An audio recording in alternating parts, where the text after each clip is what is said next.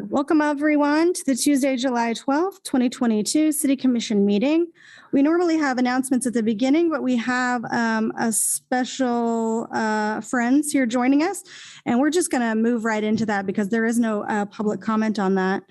So we'll move on to our joint city-county work session. Sarah, would you like to begin, or Jill?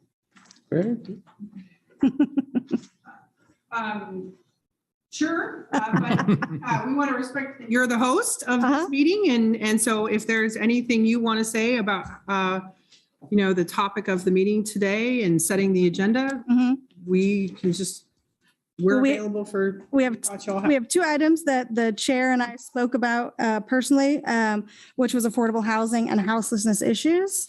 So if you guys would like to start that off, because these were mainly they're obviously all of our concerns, but they were the top of your list, and I wanted to give you that space. So Jill, or you would like to start off with what you've sent us? Well, I can let Jill prepared the memo, so maybe we can have her get to a microphone, but we don't want to read it to commissioners. Sure. Really, what we've just prepared here is just an outline of some of the initiatives the county has put into place related to homelessness issues and supportive housing issues over the last couple of years. So it's really just to sort of update the group as to some of the various initiatives that have been underway.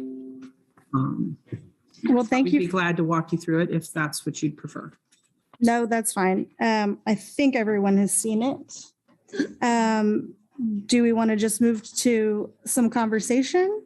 Sure. Mayor Shipley, this is Commissioner Reed. Is the microphone picking me up? I'm used to pressing a button at our meeting, just making sure. This is County Commissioner Shannon Reed, and I really appreciate y'all hosting us today, and know that we're on the beginning of your meeting and you've got a regular agenda ahead of you. I really had hoped for us to be able to have some kind of summary conversation and a bit of a check-in as both the city and county commission on the issues of homelessness and affordable housing and the interconnectedness of those issues, which we all know is very complex and takes a multi-pronged approach. We have committed between our two organizations to ending chronic homelessness. And I think that we're making some progress, and some important investments have been made in recent years and agreements since we made that resolution together. So I was excited for the opportunity to just highlight some of those for the public and kind of give a bit of a status update about what the county's investments are thus far, what the city's investments are, and sort of what each of us might see as some next steps moving forward for how we continue to work at achieving that goal. This is County Commissioner Portillo. It may be helpful if we kind of have a broad conversation about what we see as the county's responsibility in discussions of houselessness and supportive housing, and then how, if we could hear from you all about how you see the city coming into this. Part of what staff have highlighted in the memo is really a focus on behavioral health and supportive housing. And so we really see the connection around our work in this area as focused on some of those public health goals at the county level, and then also being a supportive partner when it comes to emergency housing support.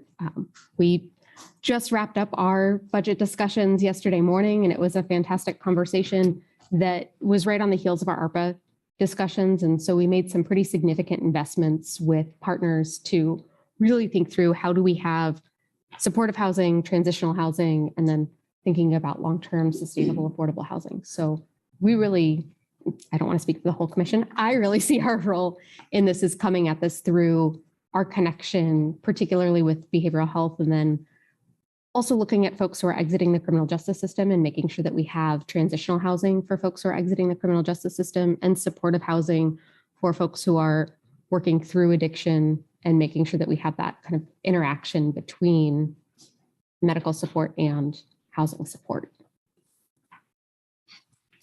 Just Commissioner Kelly, just maybe to add on to Commissioner Portillo's comments, I think in the county's role, we really understand that there's a lot of different expectations or hopes around.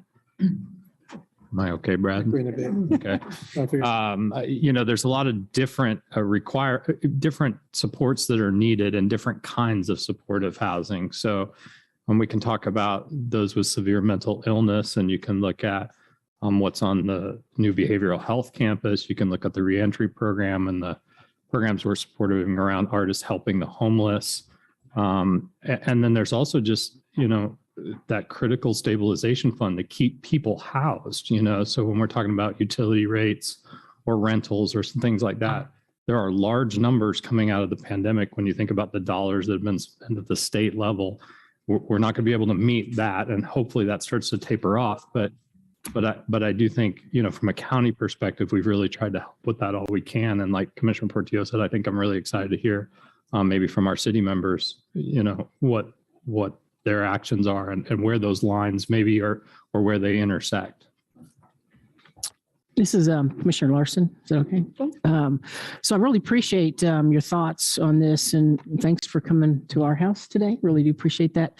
And this memo that Jill put out, I've just had a chance to kind of peruse through it a little bit, and it's really got some great information on it.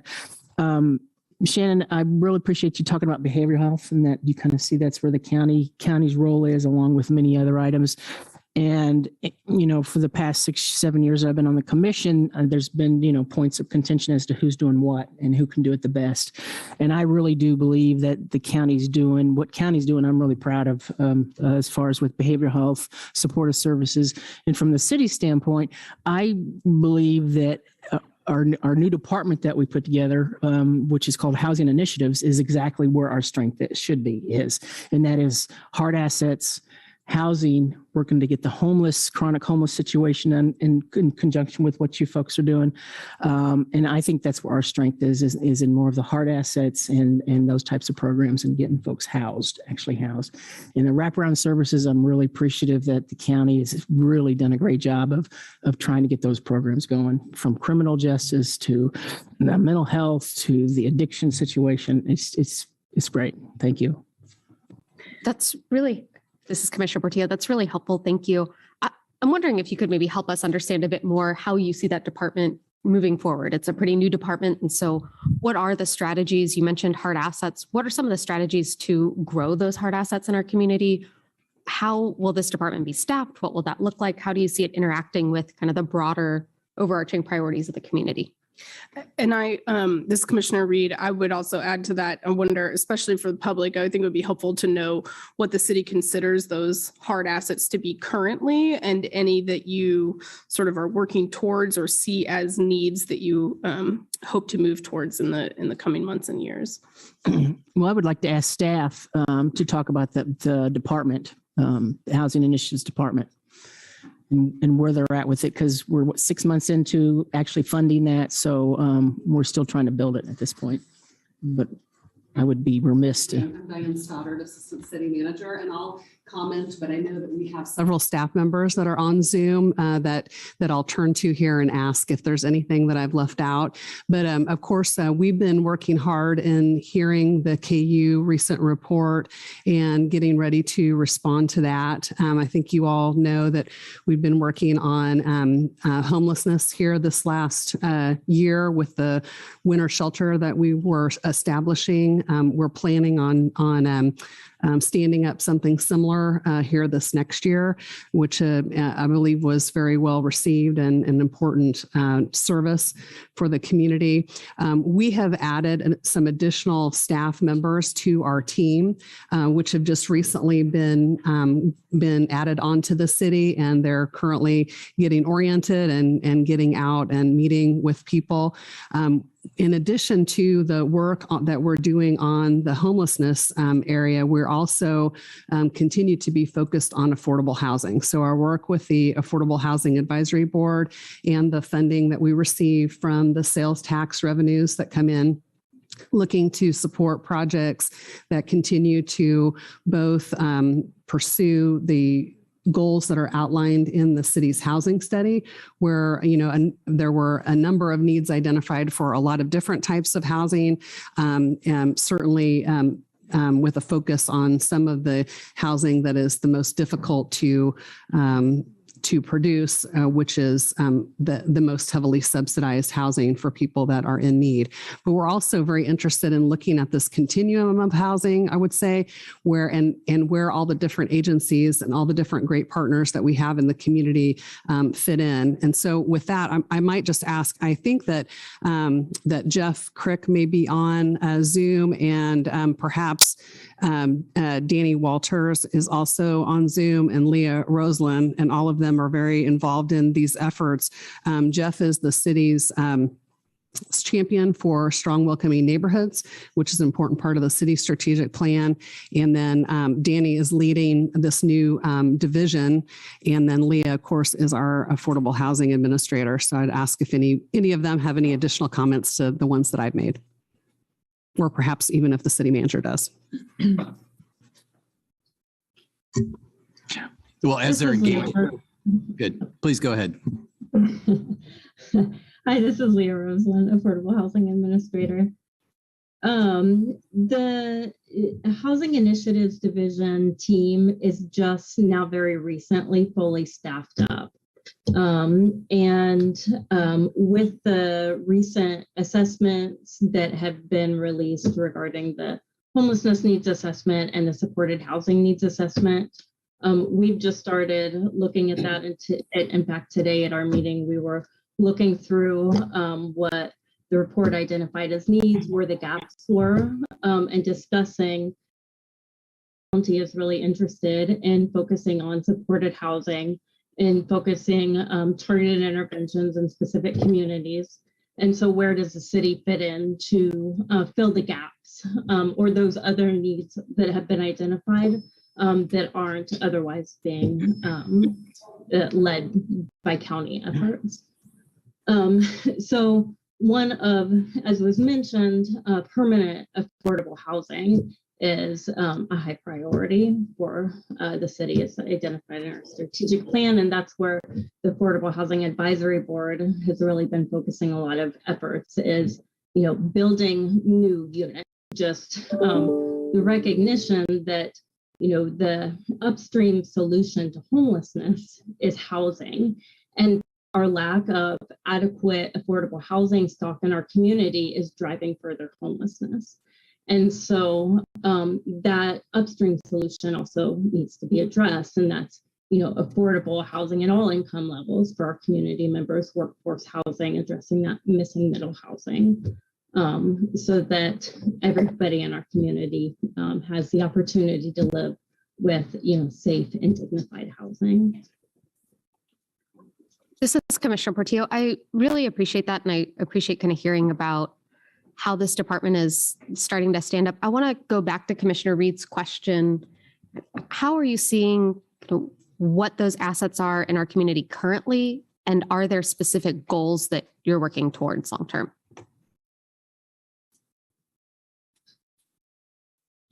Yeah, absolutely. We have an online dashboard of the projects that have been supported through the Affordable Housing Trust Fund and other city efforts in support of affordable housing.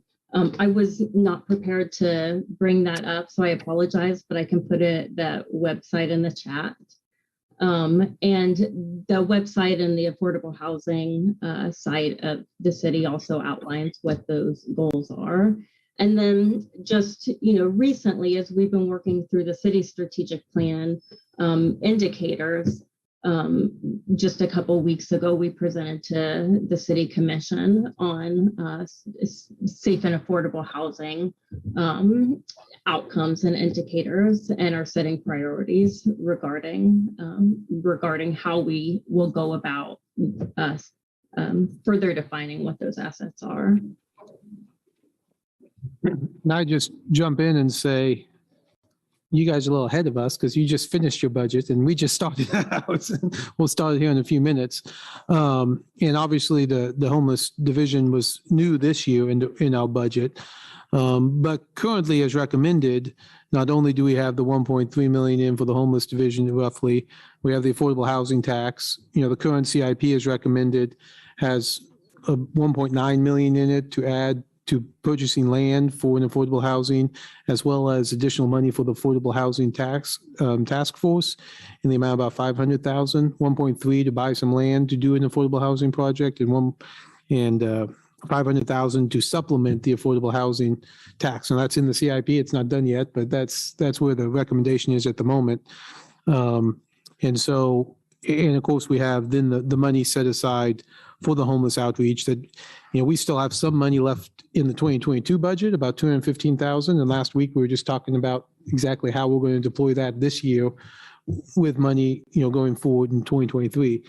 I do think, some of the things I see at least is, your guys' supportive housing, study was helpful, and you guys are funding it. And again, something, we might have some ARPA dollars at the end of this budget season, and we might join you in that. We might do something relative. We don't know yet. But there is, I think, about 9.1 million at the moment in the recommendation of ARPA funds that we have been holding, but now looks like we can spend on projects. Where we spend that, if it's internal, if it's on streets, I prefer that we spend it on housing. But, that's a discussion we are going to have. I do think, as we go towards the housing first, we have the KUCCR report as the background data, but we still don't have a great plan going forward. And I know that's been a presentation to us about spending some money on creating a plan to help guide that.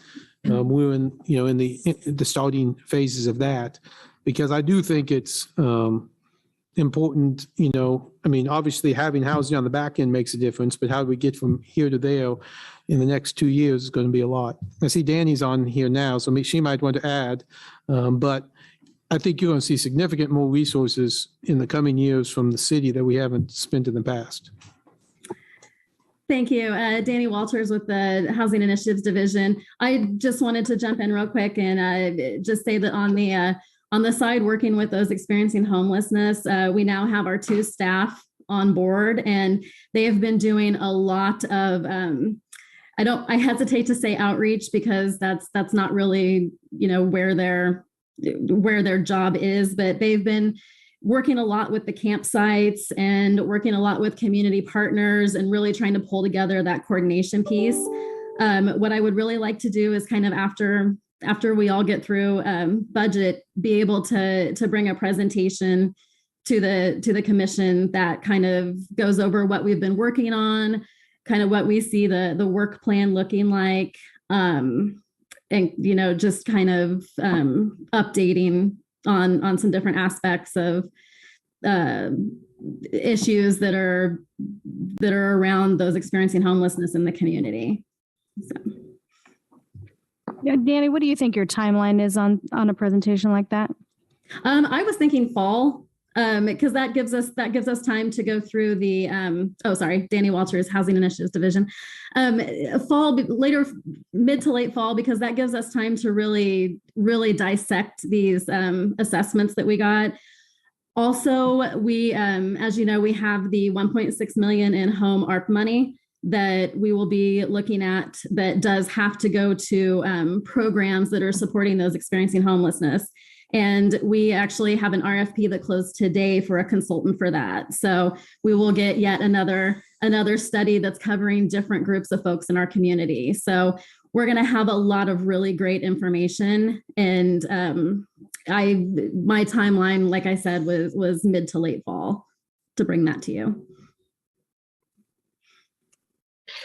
This is Commissioner Reed. I really appreciate the overview and sort of preview of what's to come. And to Commissioner Finkeldye's point, I agree that we need to figure out what a comprehensive plan moving forward is and some real action steps. And I believe that we've collected a lot of data that gives us good information about some directions to focus on. I wonder if I'm trying to catch Jill Jolliker's eye.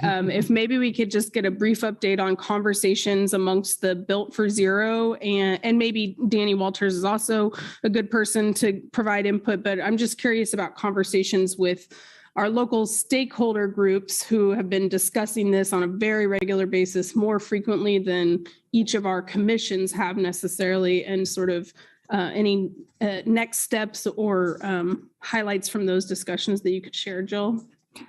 Sure. Jill Jolliker, Assistant County Administrator for Douglas County.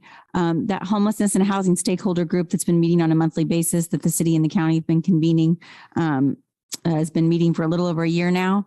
The plans are for the Douglas County Regional Homeless Coordinator, who's David Tucker, and the I am not going to get Jen Woolsey's title correct, but she's the homeless programs manager that one of the most recent hires of Danny's new division that she's managing. Those two individuals to co-facilitate that group moving forward and to together identify what are the short and the long-term plans that that group can tackle as a team. How do they take into consideration the needs assessment from KU, the needs assessment from Corporation for Supportive Housing, and take into consideration the opportunities like the home art funds that are going to come to the city of Lawrence, but also there's, I think, close to $23 million that are available at a state level that Douglas County will be able to apply to for home art funds as well. How do we team up and create a short and a long-term plan that takes all that into consideration? That's going to be the work that we're going to look to those two individuals to help sketch that out, bring it back to the group of stakeholders, and continue to try to make progress. We'll certainly be using teams like the Built for Zero group that meets on a monthly basis. That's really kind of a systems level thinking. We're also going to be using existing groups like the Supportive Housing Work Group that Shannon Oury is a member of, and our Director of Behavioral Health Projects is a member of, that really will kind of take more of a precise focus on how do we continue with our current investments on support with regard to supportive housing, like Artists Helping the Homeless, the Housing First pilot, but then also how do we have provide some strategic direction support for the new supportive housing investments that are going to be coming online with the American Rescue Plan Act funds that are identified on the final page of the memo. So again, I think we're just going to keep trying to make progress within that group and report back to the city and the county as we hit some milestones. Thanks, Jill. I appreciate that. And you made me think of another piece of this conversation. That, as we all know, it's a complex issue with multiple layers of interventions needed, types of housing, a real spectrum of needs exists, and that's been hit on by multiple commissioners this evening. And I think that it's interconnected to these other sometimes less obvious issues also, such as workforce development and economic development in our community, and in one instance, the ability to provide living wage jobs and the ability for upward mobility for folks in our community, as well as the need for more of a care workforce as we expand these services. And in particular, looking at the $10 million of ARPA investments that Douglas County has made that's going to bring new housing units online. All of those things will come with supportive services. And so I think we have a workforce issue on our hands, which is not news to anybody in this room. I think it's particularly acute in the care field and the different types of care workers that we needed. So I'm hopeful about some ongoing conversations with our economic development and workforce partners in the community that both the city and county work with to figure out some of those, what those roles are and how do we grow and stabilize that particular element of our local workforce to support these ongoing investments that I think are going to make a lot of generational change in our community, but we've got to create a really strong foundation. So I just, I appreciate that the focus on assets from the city, and we've heard about that tonight, and I appreciate that. I'm interested to hear a bit of our discussion between the two bodies. I seems like months ago, Commissioner Larson, you and I met over coffee, and we talked about neighborhood revitalization. And I'm not sure if the city commission is aware, but the county commission worked with the city of Baldwin and looked at some possibilities of looking at a revitalization area, and it turned out to be the entire city of Baldwin and all annexed property. So, but I'm interested if there's ways that certainly we need to come up with a plan. I mean, that's good. And we need to look at what assets we have and how we can work together on those. But is there anything more that we can do as a city and a county and even a school district? So if we were looking at a neighborhood revitalization, we would have to involve the school district as well. Is there anything else that we could do in that space to think about? You know, we can put funds into the system through property tax, but we can also do some relieving tax burdens, you know, maybe if something is permanently affordable or something like that. I don't have all of this worked out, and I've talked to a few of you about that, but any thoughts on that? Yeah, we did. It did come up in our conversation at one of our meetings here a few weeks ago. I think it was during the housing study presentation, and I did bring up the NRA possibilities for NRAs for the neighborhoods, and either doing a pilot, try some neighborhoods, or like Baldwin did, they wound up doing the whole city, which is great. And I think the idea of what sort of incentives could be given or could be added to that whole process, I think it's a matter of having staff look at all the possibilities. You know, whether it is, if it's permanent affordable, they get so much tax break. I don't know. I mean, I think that I would have to rely on staff to come up with the various ideas that are possible out there. But I don't think we should limit ourselves. I think we have to think outside of the box on this, because we have never used the NRA for a neighborhood in Lawrence yet. We've used it for other types of tax incentives from an economic development standpoint, but we've never actually done it for a neighborhood area, which is, if you read the definition of it, that's really what was set up for. And so I'm excited about the prospect of doing that. And I know staff heard what we talked about, a few weeks ago, and that's part of what they're looking into. But we've definitely got to get something going on that. I think that's another tool, so to speak, that we can use. Well, I certainly think it's a good tool. And again, something we're talking about, two of those kind of related points. One, we did also talked about an idea of a vacancy inventory and trying to get some of the vacant houses. And I know tenants homeowners, you guys have supported that with some of the housing they work, but how do we move that to a bigger scale within the city? And then, of course, bigger than that is our new development code that we're going to be working on. And what does that new development code, when it eventually passes, what does it say about housing and how to make housing more affordable and how to have more density and how to have more density by right?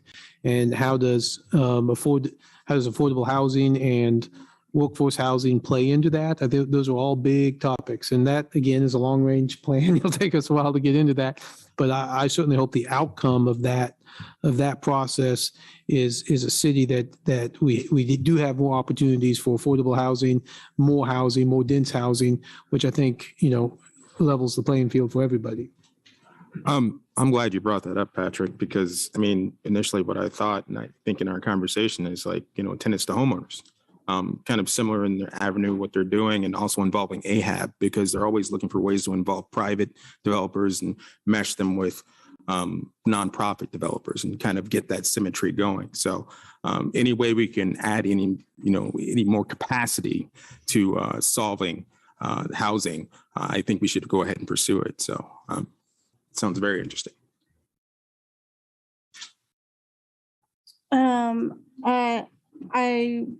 I do see some partners. We are not planning to have public comment, but I do see Shannon Ori. I want to make sure she doesn't have any comments. She's just here for enjoyment. Okay. Okay.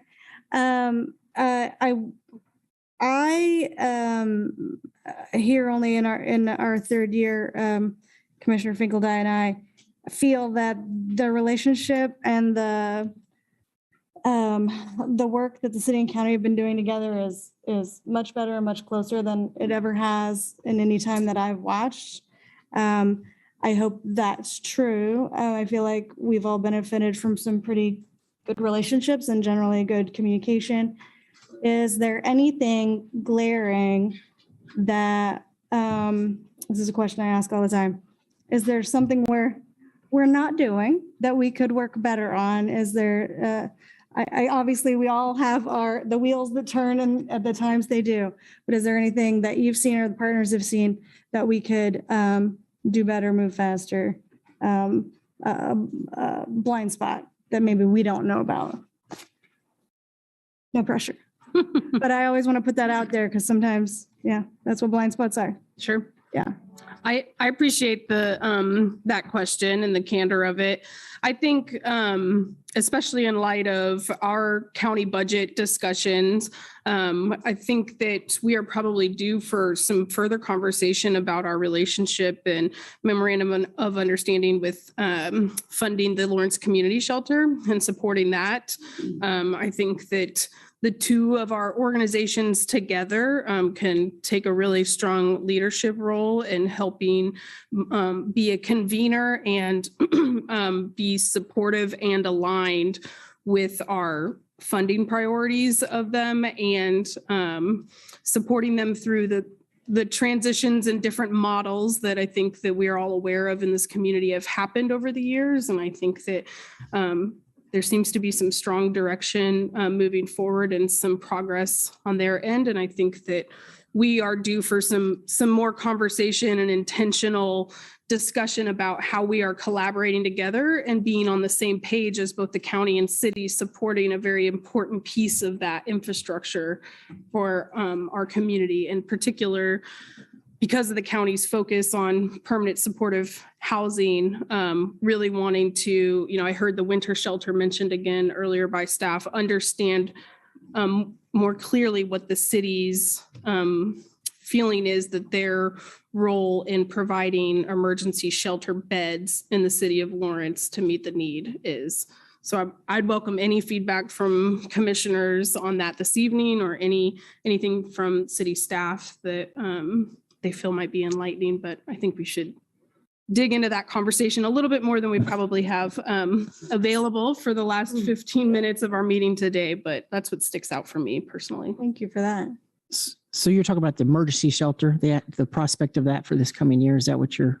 Well, yeah, I mean, specifically our support of the Lawrence Community Shelter, which is the primary emergency shelter, but given the sort of progression and of the winter shelter development for the city over the past couple of years, I'm a little eager to know what the plan is moving forward, as we're coming up on those seasons again, and how that plays into the year-round 365-day plan to meet shelter bed capacity. Go ahead. I was going to say, well, we did have LCS was here last week. Right. It gave a good presentation. Hopefully you saw some of that and heard some of that. And so, again, like you said, I do think that's something we can continue to work on and continue to strengthen with them. As for the winter shelter, I know there's been some talks, and maybe someone from staff can jump in. We've had some discussions with LCS, and I know LCS mentioned in this presentation that they might be partnering with Burt Nash to maybe make a proposal to run the winter shelter rather than have it be a city-run operation. I'm not sure. I heard that. I'm not sure any more details. I don't know if Danny or anyone can jump into that and where we're at on that. Yes, Danny Walters, Housing Initiative Division.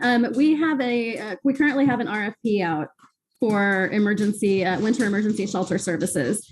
We had given an option of a preference, I should say, of an agency utilizing their own building, but then we also gave an option that if we needed to provide the building, finding an agency that could staff it. So we are in the I hate to say the wait and see who responds to the RFP on that, but that is where we are at right now. And what's the deadline on that? What's the RFP response date? Oh, I believe it was 30 days, and I think it went up on the 4th.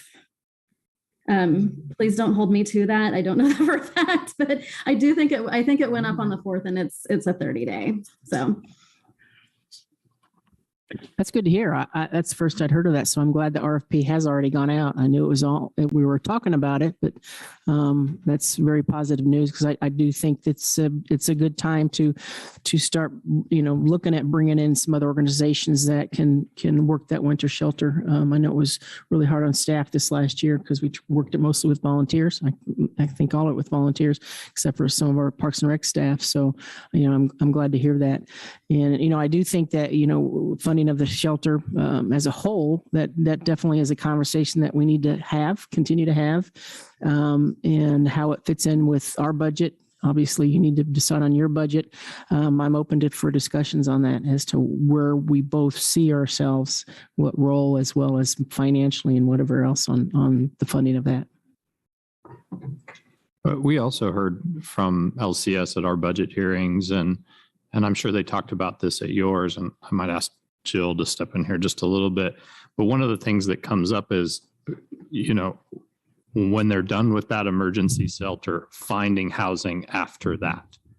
How does that happen? And that seems to be a bit of a gap within our system that we need to address. We are really building up, and one of the things we haven't talked about at all is senior housing, and the need for affordable senior housing. But how do we get folks from the shelter to find that next place so they're not, when they've hit their 90-day, where do they go next? Jill, can you talk just a little bit about that need and how the partners are sort of responding to that need as they come out of the shelter?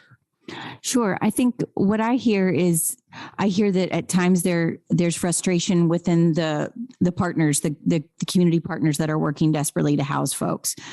There's frustration that, rightly or wrongly, that LCS doesn't have enough capacity, isn't able to serve folks when they most need them to. But I think also what you hear on the conversations in the coordinated entry team, and I know Danny's on those with me as well, are that LCS has some complicated folks that have nowhere else to go. There was an individual that was recently highlighted in a conversation that had been there for well over 5 years, and they were a senior, and LCS was very compassionately trying to figure out a game plan with the area providers on how to exit a person that refuses to engage in services, but also has nowhere else to go. And there isn't sufficient housing. There isn't nursing home beds available. A lot of folks need nursing home beds. That's kind of an overarching challenge that I think we have to try to advocate more greatly with our partners at the state on. But yes, the exit strategy is very difficult for a lot of those folks. And I think at the end of the day, LCS, again, rightly, wrongly, who knows, they get blamed for a lot of that, but there's a lot of challenges that they have in exiting folks. I think that highlights, one, how complex this problem is, right? And we all know that, but I appreciate the example, Jill, because I think how we work together is so important when we make that handoff from emergency shelter to supportive housing, or even from emergency shelter to affordable housing. And I think that's a place where, since you asked Mayor Shipley, that we could continue to work on together and figure out how that works. And that's why I think the supportive housing study you guys did make such a big difference. And someone knows better than me. I think it said we need 450 something beds, 400 beds. It looks like, from the report you guys used your ARPA funding to fund approximately 182. I know not all of those are supportive, but quite a few of them are 182. And, I think, hopefully as we get through our budget session, we might be at a point where we're also working towards adding to that. But I agree that, for LCS, for Boat Nash, for our homeless outreach team, for Family Promise, you have somebody, you want to find them a place to stay. Obviously, that's housing first. And you don't have a place. That's the bottleneck. And that's something we have to work on across the board. This Commissioner Reed, I think I really appreciate this conversation, and I want to take the opportunity to acknowledge to our shared community and the folks that are watching and engaging in this conversation with us that we need both systemic solutions and community support of those solutions. And I think that looks like a variety of ways. We heard mentioned the need for volunteers to make increased winter shelter capacity work, that's been necessary in the past, and also know that that's a shaky foundation to rely on, perhaps. And so, there's a place for it. But we need an engaged community, I think, in a variety of ways. That also includes, we need more property owners and landlords who are willing to step up and have conversations about how to make their units more affordable and accessible, accepting vouchers. We've heard significantly from the Lawrence Douglas County Housing Authority in recent months, recent years, but especially in recent months, how many voucher accepting landlords we are using. It's not a matter of a lack of vouchers, which helps a lot of people, not all people experiencing homelessness, but a lot of people. But we don't have the supply, and we can build some of it. And we also know that there is available supply in this community. And I think we need to build more partnerships and engage more community members in this work also. And so I'm looking forward to, as we figure out our sort of next steps and a more comprehensive plan for what to do with all the data we've gathered, how to give tangible opportunities and encouragement to engage more of our community members in the work alongside of us. I appreciate that comment. You and I were in a meeting with a group where we both suggested probably there are people that are landlords in your group, as there's some way you can reach out. And that's something I kind of hope some of our partners can consider. I think there's some misunderstanding and misinformation about what vouchers guarantee. And I really wish some of our partners would work with us to identify landlords and dispel some of those biases about vouchers and the value that they have for landlords. We certainly have no shortage of empty units in this town, but it seems like a shortage of people who are willing to accept vouchers. So I appreciate you pointing that out. I would like to add to that. I know the Lawrence Douglas County Housing Authority has a specific program that they are working on right now to engage landlords. And there's going to be a seminar in a few weeks at the end of the month that is inviting landlords in to speak to talk with the housing authority as well as some other community partners on how we can better serve and how they can participate and be part of the solution, and to talk about the voucher program in more detail. And so I'm excited to be a part of that program at the end of the month, and I'm looking forward to engaging the landlords more and helping them to understand they are really part of the solution, and we want to work with them. And helping to understand how we as local governments might incentivize them to take those vouchers, and it doesn't necessarily have to be dollars, but, as development projects come to our bodies, how can we say, will you accept these housing vouchers? Because if they're asking for certain benefits, we have to see a community benefit in accepting those housing dollars as well. Right. Correct. Ensuring that we don't have income discrimination, because Yes. those vouchers are part of that. And those are policies that our local governments can put in place. And so I think what is part of the policy solution from our governing bodies, as well as those engagement plans. And I think we have the engagement there. We're seeing a lot of really great work out of Lawrence Douglas County Housing Authority. And how do we have the policies that help support their work? Yeah. Absolutely. This Commissioner Reed, thank you for that, Commissioner Portillo, and reminds me to ask, maybe city staff can give a brief update on the progress of the source of income non-discrimination. I believe it's still maybe working its way through the HRC. Leah's jumping. Leah, okay, thanks. Hi, this is Leah Rose, one affordable housing administrator. To my knowledge, the HRC is finalizing sort of a draft recommendation of what a source of income non-discrimination ordinance might look like. They will be looking at that and taking public comment and discussing at their August meeting. I'm sorry, I didn't have the meeting date in front of me, but that's okay. Thank you. A Quick progress update to tune in to their August meeting.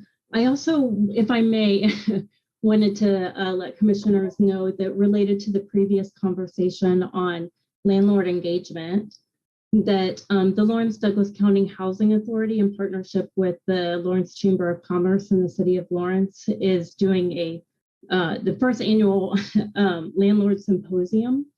And so that's, an opportunity to positively engage landlords and how they can be solutions to the issues we're discussing. And so that will be on Thursday, July 28th at the KU Innovations Park. And look for more information about that. To put a fine point on it, we heard in our recent budget presentation from the Housing Authority, Douglas County and Lawrence has lost 1,000 units of that will accept Section 8 vouchers over the last few years. 1,000 units. Yeah. Thank you. That's a lot of ground to cover. Mm-hmm. Mayor, anything else? I know that you've got a full agenda ahead of you and want to respect your start time, but. Thank you so much. I just want to make sure you all had your questions and comments. I appreciate you all for being here. Again, I think we all enjoy positive relationships among us, and that is really fruitful and helpful. I hope it continues in that manner. Of course, if there's anything you need, you know where we are. I want to thank Sarah for being here and Jill as well, and Shannon, and Leah, of course, Danny, and I'm missing someone. Oh, Jeff, but he didn't say anything. He got off the hook there. Well, thank you again so much. I think we'll give us 10 minutes to allow them to exit and us to get ourselves put back together here, or 9 minutes maybe is more appropriate. But thank you again all for being here. I appreciate you. Thank you. Thank you for having us. Thank you. Thank you. Good luck.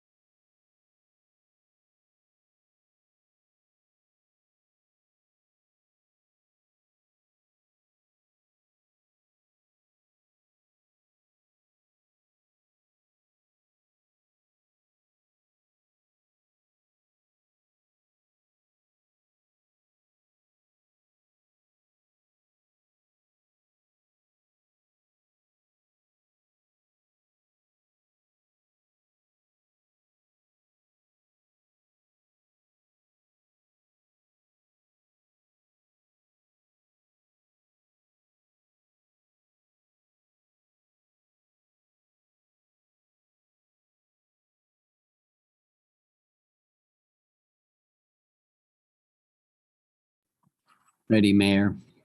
And just a few more seconds here.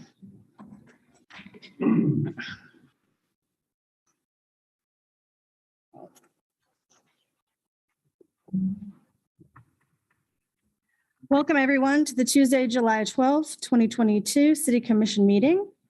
We've had a joint city-county work session, but we didn't do our regular announcements at the beginning. We'll do that now since we have a lot of visitors. Thank you all for coming. We will start with Porter Arneal. Thank you, Mayor. Good evening, everybody. I just have a few housekeeping items for this Zoom meeting and want to remind people that we have a lot of people here, so being quiet will be important so everybody can be heard clearly. This meeting is being recorded and broadcast on the city's YouTube channel and cable channel 25. Please remember to mute yourself during the meeting unless you are speaking. The chat function for this public meeting is disabled. All chats will go directly to me. Unless you are participating during the meeting, please turn your video off. This allows the active meeting participants to be seen on screen. You will still be able to hear the meeting. When you are participating in the meeting, please turn your video on. If you have any trouble, you can send me a chat. The city reserves the right to mute people or turn individual videos off to minimize distractions during the meeting. And now I'll turn the meeting back over to Mayor Shipley. Thank you, Porter. Now we'll go ahead and do, everybody might want to listen up to this because it's partly about public comment and how public comment operates. Cheryl will kind of give us a little explanation. We'll review later when we get to the public comment part, but I want to let her go ahead and explain. Thank you, Mayor. When the mayor calls for public comment, individuals attending in person should approach the podium to indicate they wish to speak. The podium can be raised and lowered, and we encourage you to use this feature to ensure your comments are heard. Please remember to state your name before speaking, and there is a sign-in sheet. Individuals participating via Zoom should use the raise hand function to indicate they wish to speak. Please do not wait until the previous speaker has stopped before raising your hand. As soon as we call for in-person public comment, please use the raise hand function to indicate you wish to speak. We will call on individuals in the order that they appear on the meeting host screen. I'm sorry.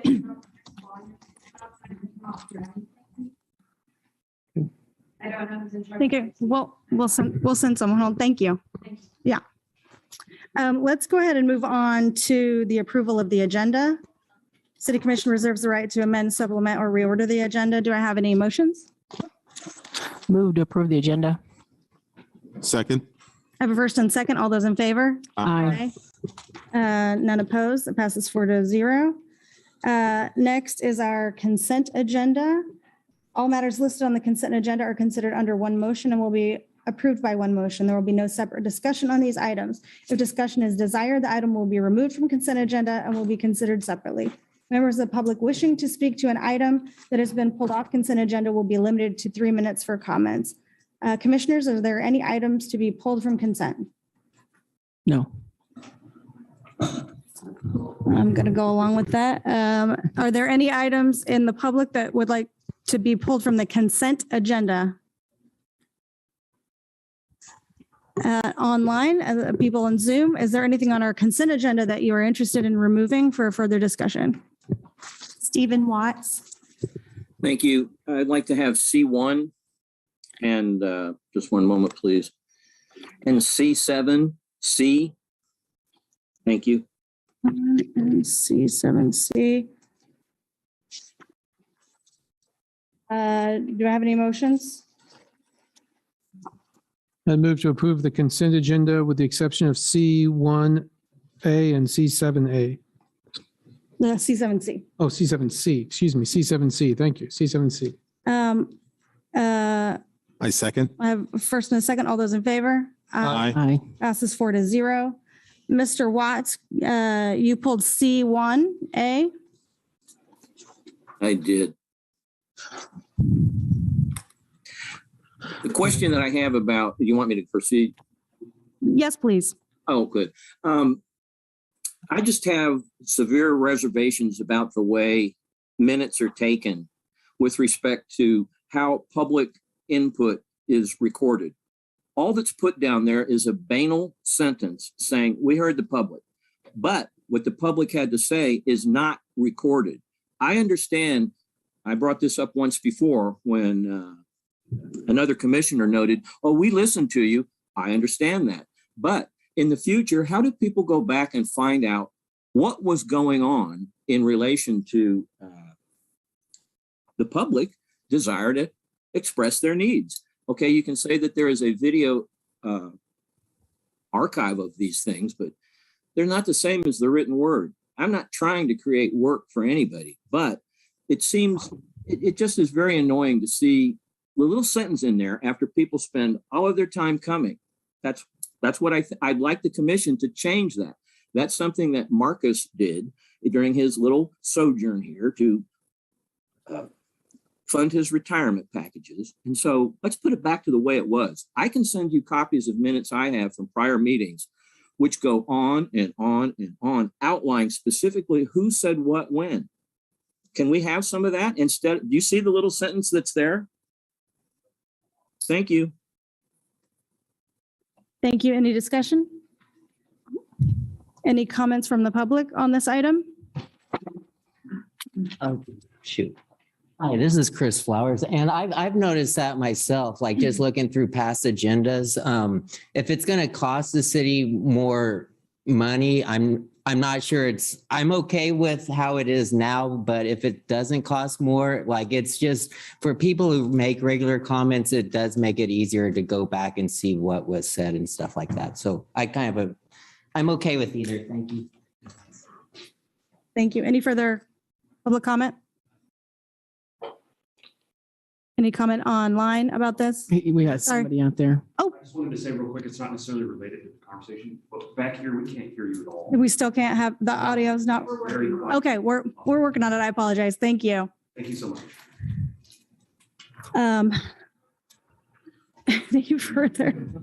Any further comment on this? Commission, any comments? It's not the moment. Any motions? I don't think we need a motion on this because Yeah, it's just Oh. Since they're your minutes, instead of just receiving them from a board, you will need to approve them. Yeah. Okay. Okay, I'll make a motion to consider approving this July 5th, 2022 City Commission meeting minutes. Second. I have a first and a second. All those in favor? Aye. Aye. Passes 4-0. That brings us to C7C. Mr. Watts, go ahead. Thank you. You know, this 90-day extension of 2013 Recyclables Processing and Marketing Service Agreement with NR Ham Quarry LLC is now more than 6 months late. There have been 2 extensions from what I can see, and this will be the third one. It says a 90-day extension of the agreement to October 11, 2022 under its current terms will allow city and contractor to continue discussions. What discussions? What are the agreeable amendments?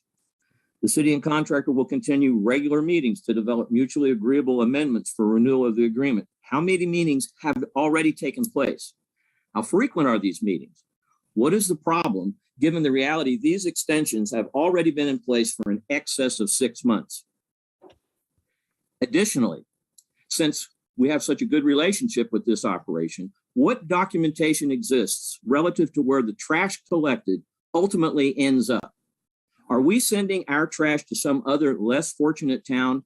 And I want the city to dig a little bit deeper than just taking the word from whoever the vendor is.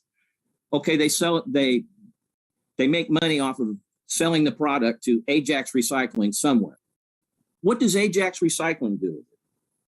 Those are the questions that I have rather than just simply granting a blanket extension for an agreement that was supposed to have been made 6 months ago, if not sooner, or if not longer. That's what I have to say. Thanks. Thank you. Is there any public comment on this item? Any comments online on this item? Oh, they got the sound. There's no public comment online. Okay. Commissioners, discussion?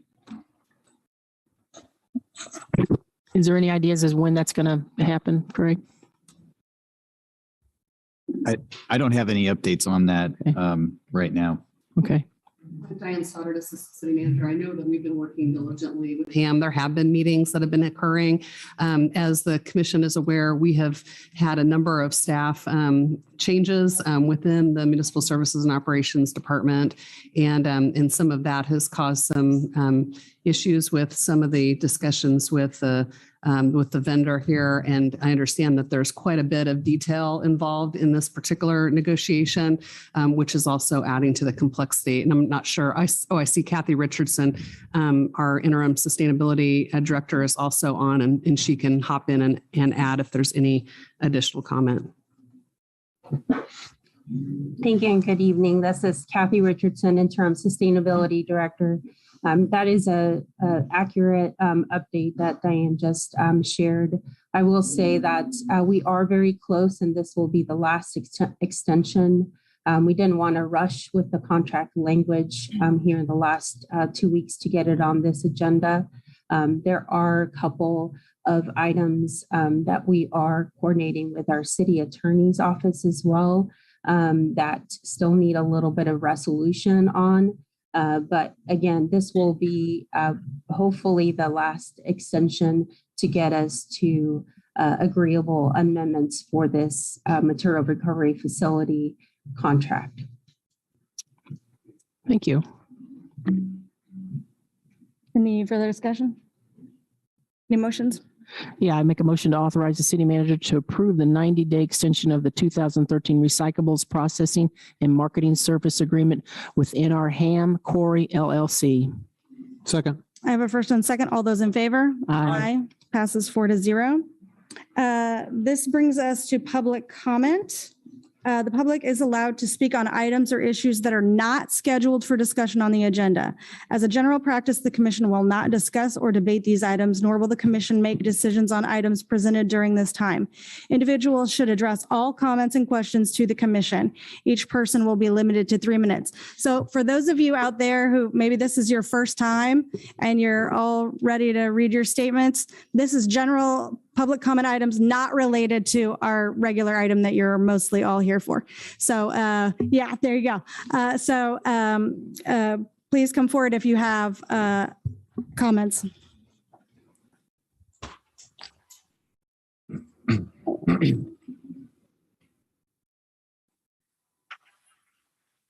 Bob Marley once said, "Don't get so busy that you can't check out the truth, and the truth is always there." My name is Dr. Justin Spees, and I'm running as a Republican candidate for Douglas County Commissioner District 1, and the seat is currently held by Democrat Patrick Kelly. In addition to his $41,000 salary as County Commissioner, Patrick Kelly makes $122,813 a year as a USD 497 School District Administrator, and recently got a raise of $12,875 a year, while at the same time the school district burns to the ground over lack of funding. Libertarian County Commission candidate Steve Jacob recently took to social media to say he has no issue with Patrick Kelly's salary and can't understand how Patrick's salary or any other administrator's salary for that matter contributes to any part of the financial nightmare the school district is in. Steve holds these views because Patrick and Steve are both cut from the same Democratic Socialist ideological cloth. They are the same candidate. One's a Dem and one's a Libertarian, but they both share the same crazy lefty weirdo opinions, beliefs, and worldviews. They both love killing babies. They both love putting masks on you, your family, and your kids. They both love giving your tax money to socialist programs here in the county. They'll both lie to you and say they are none of those things. They are both weak as hell. Patrick Kelly and Steve Jacob are one and the same. Patrick Kelly's job title at USD 497 is Executive Director of Curriculum and Instruction, which puts him in charge of all school district curriculum that our students get exposed to. And this includes sex education beginning in kindergarten and going all the way through to 12th grade. So Patrick Kelly supports adults talking about sex with kids as young as 5 years old. Go online and look up the sex education curriculum Patrick Kelly believes in and indoctrinates kids into. It's called Health and Sexuality Curriculum and Gender Identity. Here are some examples of topics adults talk to kindergartners, 5-year-olds about in the USD 497 school district classrooms. Example 1, anatomy and physiology. Use proper names for body parts. Example 2, identity. Describe differences and similarities in how boys and girls may be expected to act. Provide examples of how friends, family, media, society, and culture influence ways in which boys and girls think they should act. That sounds like grooming. Why does this need to be in the curriculum? What happened to school being about the 3 R's? Now, some of you lefty weirdos out there probably favor adults talking with kids about sex, but for all you normal people out there that find this at the very least questionable, then ask Patrick Kelly in the school district why they would ever even think of wanting to talk about anything related to sex with kindergartners, first graders, second graders, kids that are 5, 6, 7 years old. In part, it's an attempt to normalize talking about sex with kids here on the local level, and it's also the Democratic Socialist macro level attempt to normalize talking about sex with kids. It's not normal, but they're trying to make it normal. Don't let them change the definition of what normal is. Again, keep in mind, as I stated earlier, that Patrick Kelly and Steve Jacob are one and the same on all issues. Get out and vote yes on August 2nd to put an end to baby murder in Kansas. And just remember, there's no such thing as safe abortion, since it always results in the murder of an innocent baby. Don't let them fool you. When murder is involved, it's not safe. That's called having basic common sense and fundamental moral decency. I mean, if you don't know and understand that murdering a baby isn't safe for the baby being murdered, then I think you got shit for brains and an empty heart. Clearly a deadly combination. Join our pro-life Value Them Both rally July 30th at 4 p.m. at the gazebo in South Park, and check out the Kansas Constitutional newsletter on Facebook and Substack. The newsletter focuses on balanced news reporting and was founded by local journalist Ian Brannon.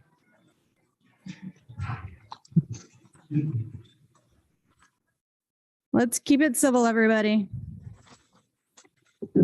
I did it, I'd be arrested. You know it. Sue. Hi, my name is Sue Herrick. I live here in Lawrence. I want all of you to take a look at Dr. Spee's sign over there. That sign points out the elephant in the room here tonight, as well as the sense we all have everywhere we go. Something isn't right around here.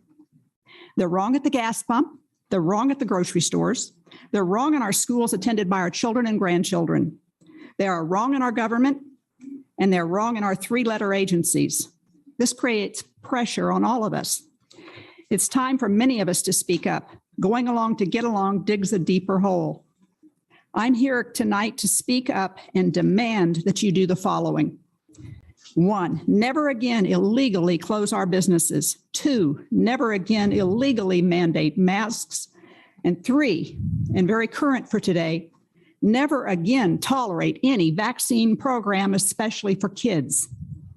Dr. Peter McCullough, the most published cardiologist and epidemiologist in this country, said the FDA is intentionally, willfully blind, and the CDC has overstepped its powers.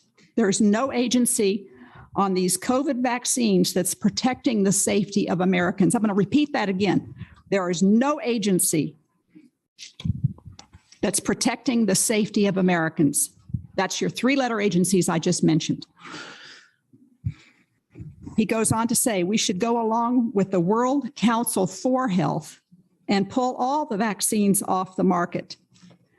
Please, just once, speak up and let us know you've heard us. And vote for Dr. Spees, because he's right. Something isn't right around here. Thank you.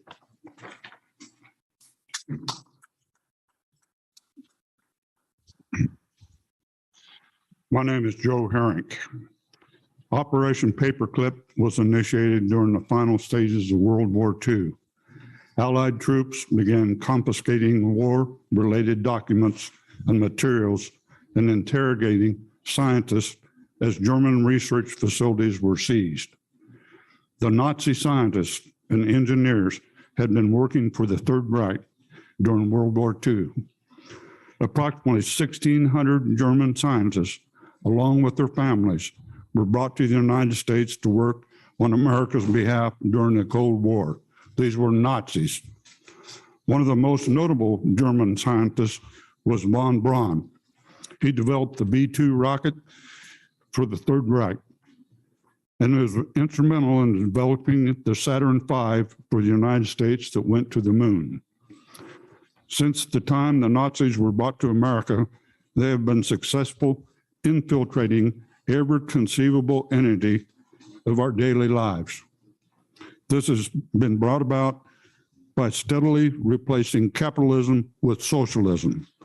Socialism makes slaves out of its citizens with the expansion of government and increasing taxes. The most insidious tax of all is inflation. Lawrence, Kansas is a poster child for socialism. Rather than looking at the data our city and county commissioners choose to follow propaganda dogma. We recently witnessed unconstitutional, illegal mask mandates and lockdowns that destroyed countless small businesses. If families have no paycheck, they can't feed their families. During the same time period, local government expanded and no government employee went without a paycheck. Today, we find ourselves in a recession with inflation at the highest level in decades. Real world inflation is probably 20 to 25%, while the federal government states inflation at 8.3%. Who are you going to believe? Your eyes or the government? Today, our city manager is proposing a budget that keeps the mill levy flat. This would translate into a 15 to 20% increase in real estate taxes. We, the people, didn't ride in on a load of watermelons.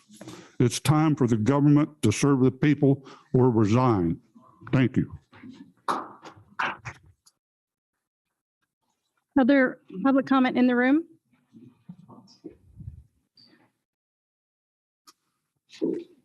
Hi, everyone. My name's Yoav. I'm local here. I wanted to say that today is July 12th, the voter registration deadline for the August 2nd primaries.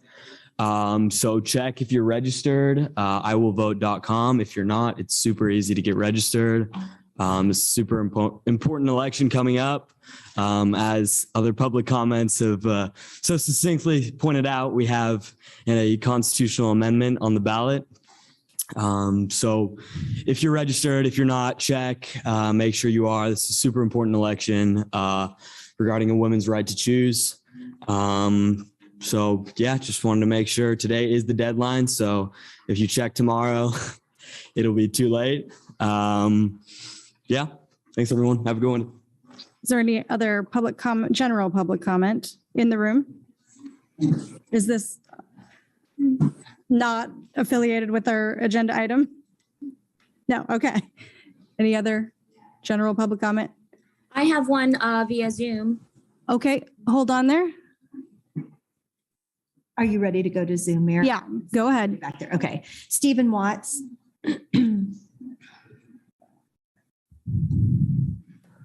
Go ahead, Mr. Watts. Thank you. I had to adjust this. I hope my video is showing. I'm just looking at this. You know, the June 9, 2022 Police Review Board meeting at 1 hour and 28 minutes and 32 seconds. A complaint was filed stating the police civil servant threatened to arrest the citizen in order to gain compliance with something the police civil servant wanted done. The chief of police stated during the course of this Police Review Board meeting, quote, "The threat occurred, but it was not a violation of policy," unquote. A question from board member Bickford right after that, quote, "Is that a common tactic?" Unquote. Response from the chief, "It is. Yes, I mean, close quotes, a common tactic." Ms. Bickford continued, quote, "Without the details of what charges were being threatened in order to gain compliance of what compliance you were looking for, without a lot of detail, it's difficult to understand." Oh, sorry. Someone may not be on mute on your Zoom. Please mute. Sorry, Mr. Watts. That's Carry all on. right. Yeah. What I'm thinking is, I'm supposed to respect an organization that openly states threats are a common tactic to compel compliance. It is very clear, if it is not specifically written down in the police procedure manual, the police department will do as it pleases. An example is any policy requiring police civil servants to identify themselves upon request. There is no specificity as to when the data is supplied. It could ostensibly be provided 2 weeks after the request. And the way this process is working, if anybody complained that they didn't get the name, they'd say, well, we provided it. When the information is not quickly and willingly supplied, it underscores the cabal orientation of our local police civil servants. I sent an email to Chief Owens and Chief Lockhart on June 21st requesting data on what function the BriefCam software, which was mentioned in that June 9, 2022 Police Review Board meeting, software that was started by Israeli intelligence service, which impacts our quality of life. When will there be a public forum to discuss the use of these privacy invading potentials, biometrics, drones, all of this new stuff that we have, good stuff, but the public need to be controlling how it is used. That's why our Police Review Board, and I go back to 1976, struggling to have a community police review board.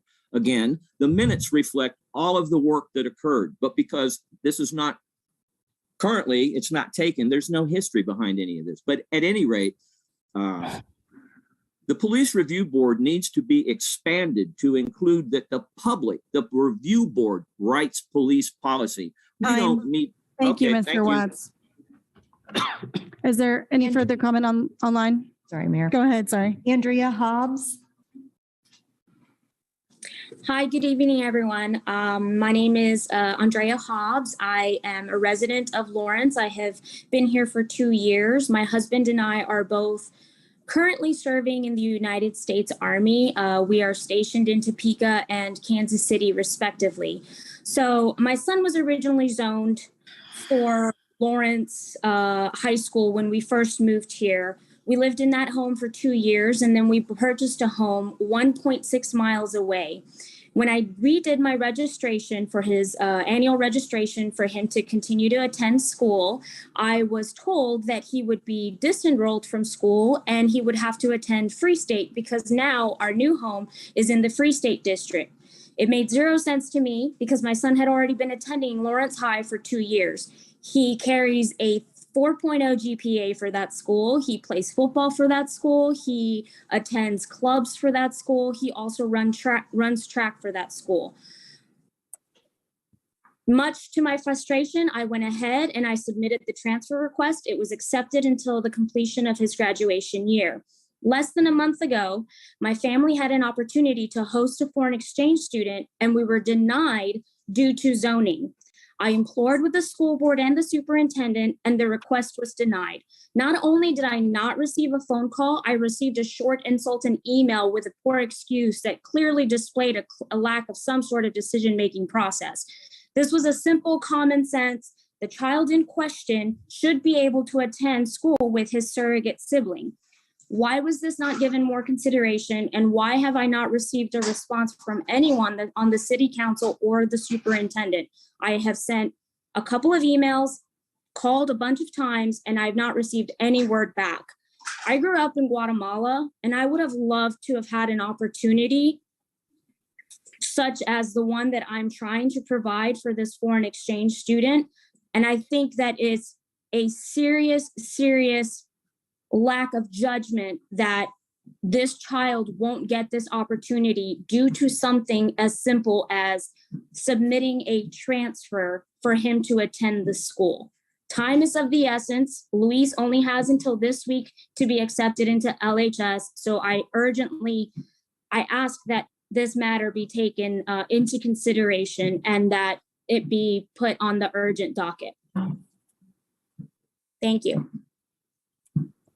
Is there any other general public comment online? No, Mayor. This is general public comment. I'm not sure. I couldn't quite understand your initial instructions because I'm hearing straining The double. you live, and Yeah. I'm hearing your voice 1 or 2 seconds delayed coming from the monitor. If you're here to speak about the Nature Center or the Humane Nature- Society, please wait and we'll, Under the okay. Thank you. That, I believe, brings us, Sherry, I'll double check with you one more time.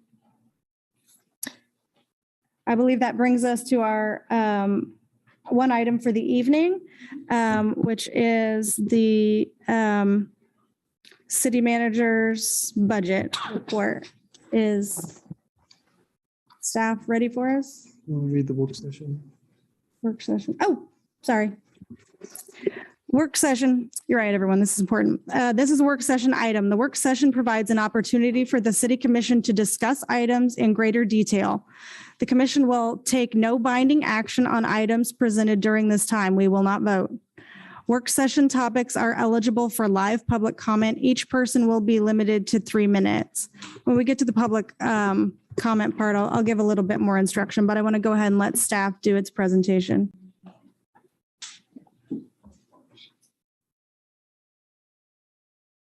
Ready? Good evening. I'm Craig Owens, City Manager.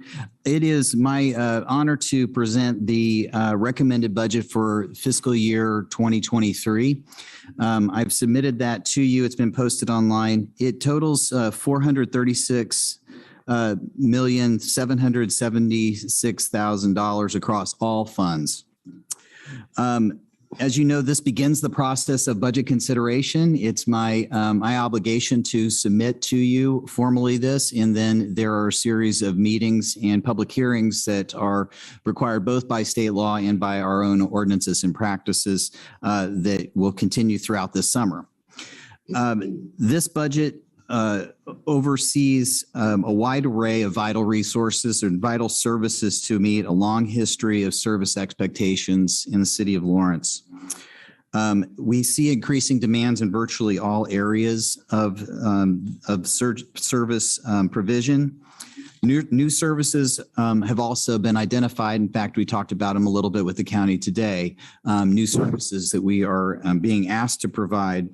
And these are outlined in the city's strategic plan, which we are in the first year of funding in this current fiscal year. The strategic plan was adopted in 2020, and this current year that we're in was the first one that guided the expenditures. The proposed budget before you will be the second year of the funding of that.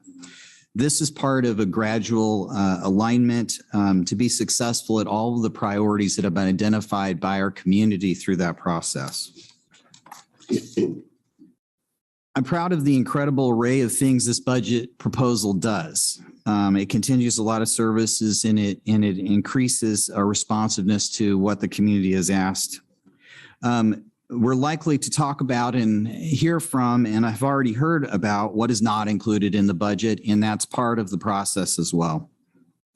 In May, the City Commission charged me to bring you a budget that was did not raise sales tax or property tax, and that would eliminate what we've identified over the last couple of years as an $11 million structural deficit. This was a challenge. This meant that where a structural deficit, it means that it will continue year after year unless we change the trajectory of it. That means that one-time fixes don't satisfy this, but except for 1 year. One-time revenue should relate to one-time costs. Ongoing revenue and ongoing cost reduction are the only ways to address structural deficits. So this was a very large challenge for us to undertake. Nobody enjoys reductions. This is why it's so challenging. Most all of us get into whatever our fields are to try and provide a better community and to try and improve the community. So when we're asked to pull back and we're asked to address something because it's necessary, it is very challenging. And I think we'll understand that tonight. I'm confident that this budget process that that starts tonight will get us where we need to be as a community. The public hearing process, the questions and answers that the City Commission engages us in, and the ideas that we will get through this process will only modify and make better whatever proposal that myself and the dozens of team members that have spent hundreds of hours developing this proposal have started the process with.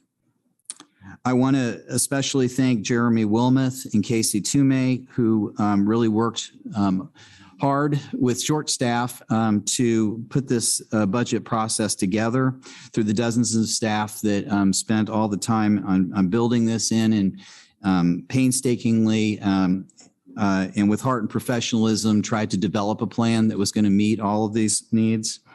And I want to thank you for giving us the guideposts in May that you did to help steer us in the direction that we needed to do it.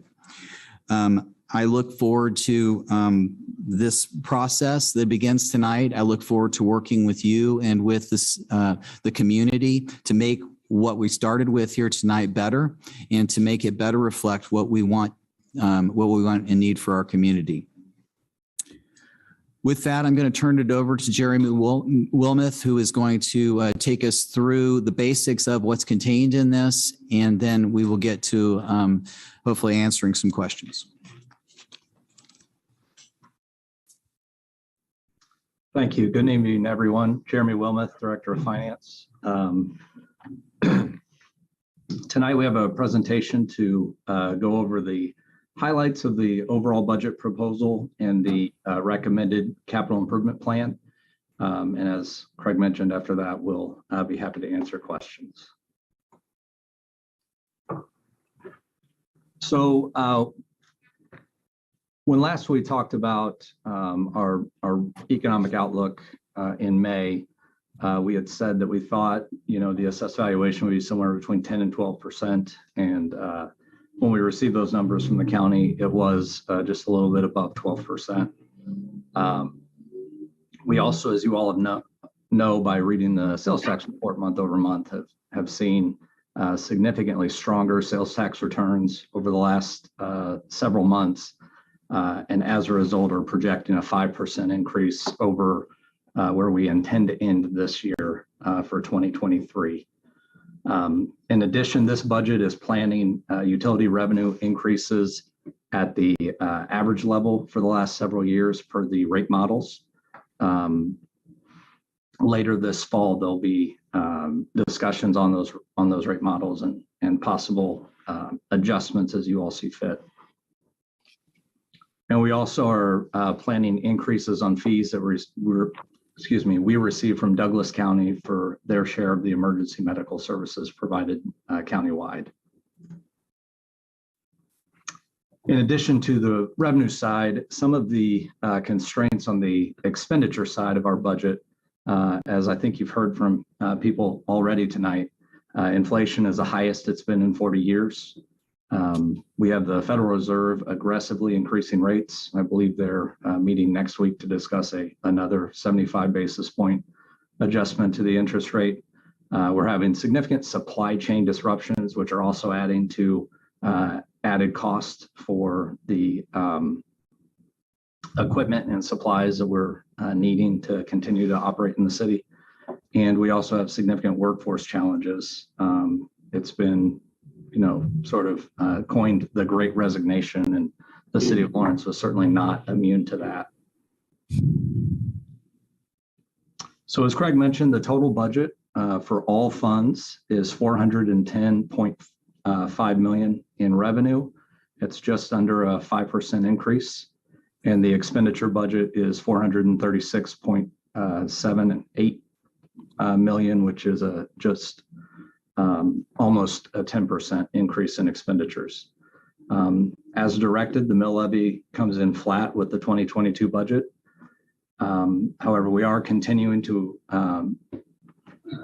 provide investment into a competitive compensation plan as we started last year. We are addressing the final recommendations from the 2018 study. There's a $4.2 million net increase in compensation and benefits in the budget. We have step increases and scale adjustments planned for the primary pay plan. We've also got the full terms of the agreements with the various labor unions in the programmed into the budget as well. As you all know, we made a pretty significant investment in housing security last year, and this budget continues that march forward. There's a little over $6 million in total in the budget for housing security and housing initiatives. The general fund is supporting that program by $1.6 million. The $350,000 transfer from the general fund to the Housing Trust Fund is a continuation of a program that started many, many years ago. However, we've added an additional $350,000 to the capital improvement plan from the general fund for housing initiatives, as we discussed during the CIP.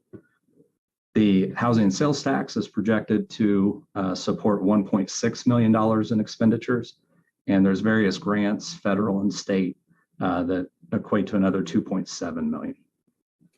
The capital improvement plan that we'll be discussing a little later on is at $408.21 million for the 5 years. And one of the things we wanted to highlight in the budget as well is an additional 20% has been added to economic development partners. There's in the 2022 budget, we had $200,000 for the Chamber and the Economic Development Corporation. We had $20,000 for the Small Business Development Center. We had another $200,000 for Peasley Tech and $295,000 for the KU Innovation Park. The 2023 budget proposes an additional $143,000 to help strengthen the commercial and industrial tax base in our city. As you can see from these charts that we've shown, the lion's share of property taxes generated and collected in the city are residential. And what this budget is proposing and what we intend to do through the strategic plan of economic prosperity is grow the industrial and the commercial sector, which is currently at about 12% of the value and about 26% of all taxes generated.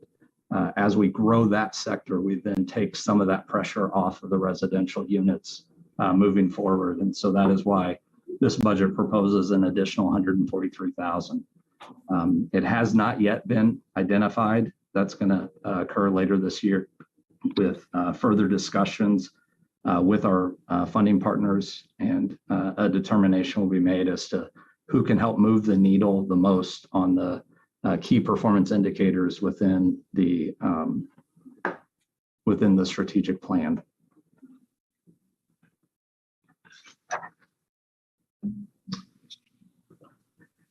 As we mentioned, the mill levy is recommending to stay flat with the 2022 budget at 33.29 mils. The total property taxes, however, are projected to increase about $4.6 million, which is a little over 10% based on that increase in assessed valuation. As a side note, 1 mil of property tax generates $1.3 million in revenue annually. The sales tax at just under 5% is about a $2.5 million increase over the revised 2022 budget. And we also think this is important. All funds in the proposed budget are meeting the projected fund balance requirements per the policy that you all adopted earlier this year.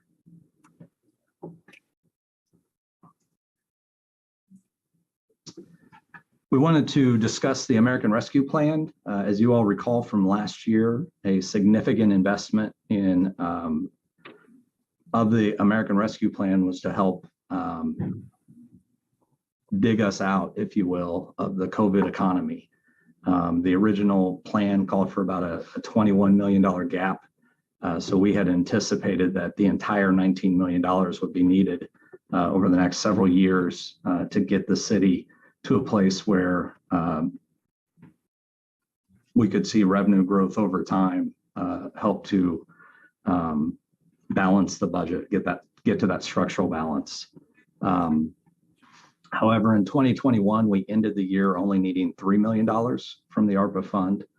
We're currently projecting that we'll need a little over $6.2 million in ARPA funding for this year.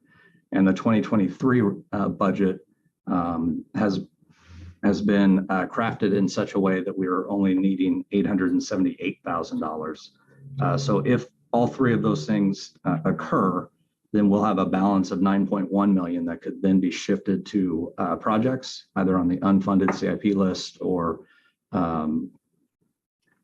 projects that we had indicated for potential grant funding, rather than providing that revenue support. So to show graphically what I'm discussing, this was the chart that we showed last year. You can see the structural imbalance with expenditures well exceeding revenue over the next 2 years. When we had started the budget process, we saw that increase in revenue in both property and sales tax. That gap narrowed to about $9.1 million, which is where the city staff really began its work in earnest on the budget. And so, as we mentioned, we intend that the ARPA fund will cover $6 million in 2022. But we wanted to share with you how we closed that gap, if you will, in 2023. And we have two recommendations in the recommended budget. One is an increase in park fee revenue of 1.2 million. It's not been yet identified the exact revenues that would increase. That more work will be done on that. This was more of a target for revenue, and the goal is a better cost recovery for all of the park programs. Currently, some of the park programs are only recovering around 50 to 60% of the cost, while others are covering a far greater amount. And some are recovering even less than that. So there'll be discussions between the park board and staff to develop a recommendation of increases to existing fees and or new fees to help close that gap and to generate about 1.2 million in additional revenue. We do think it's important to note that we've also set aside additional funds for scholarships so that we can address those financial disparities within the community. In addition to that, the fire department is proposing a false alarm fee. This fee is predominantly for alarm companies and alarm systems that are in 2021 had sent us on 1,500 false alarm calls. So the ultimate goal, we believe, is to narrow that gap so that we don't have an excessive use of staff going to calls that are phantom calls. And the way we're proposing to do that is through a fee program. That fee program will be presented on this year if approved, if you all approve that. You know, in early discussions with the fire department, there's discussion about obviously providing a grace, you know, 1 or 2 calls per year where it's a warning rather than an actual fine, and then fines would escalate from there. And so based on their preliminary estimates of where they think the fee would fall, they're projecting a $250,000 increase in revenue for 23 if this is approved.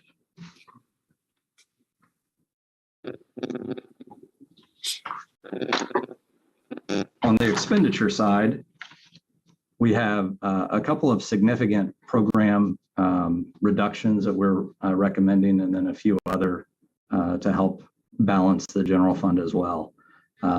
Most notably, of course, is the recommendation that we close the Prairie Park Nature Center.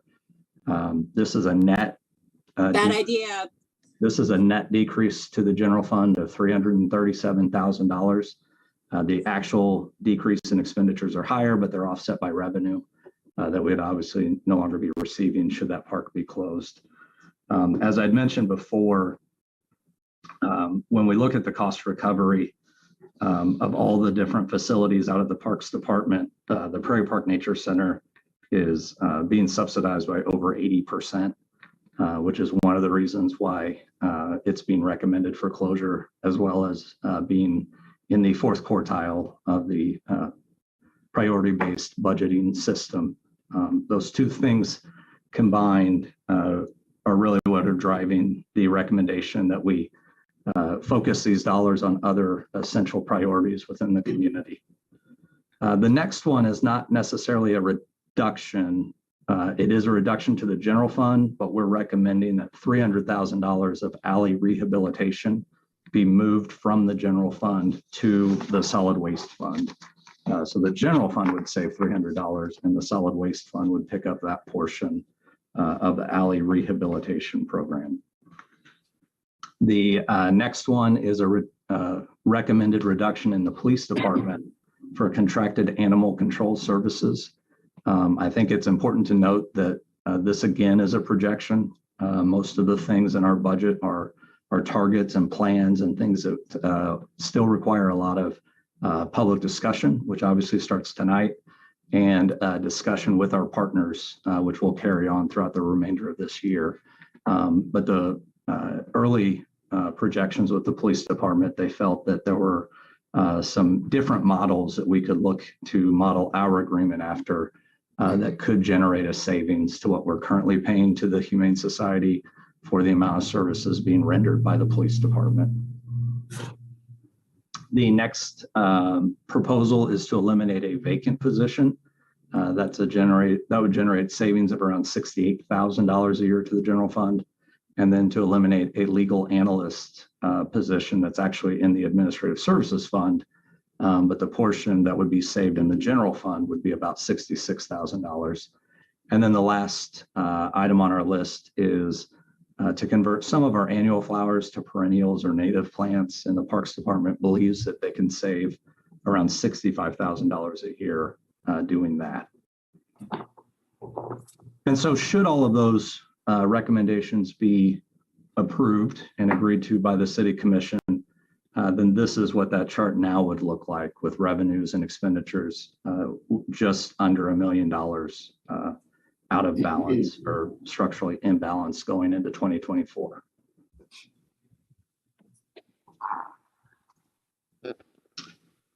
So we wanted to just show some of our revenues and explain where the projections are coming from.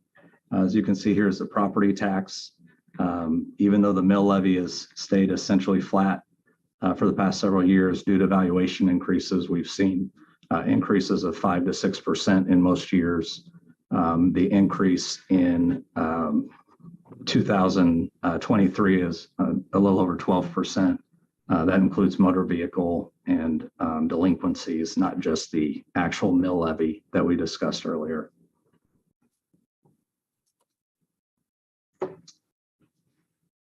We also wanted to show the mill levy. Some people may not be aware that the city's property taxes are actually 3 separate levies. We have a general mill levy that's for the general operation of the city. We have a bond and interest levy that's for the payment of principal and interest for long-term general obligation debt. And we have a mill that goes to the library for the operation of the library. So when you compare 2022 to 2023, it is flat, as you can see. However, the library has requested to increase their mill 0.077. And as a result, the city has reduced its mill 0.77, which is around $99,000 in property taxes to keep the mill flat as requested. I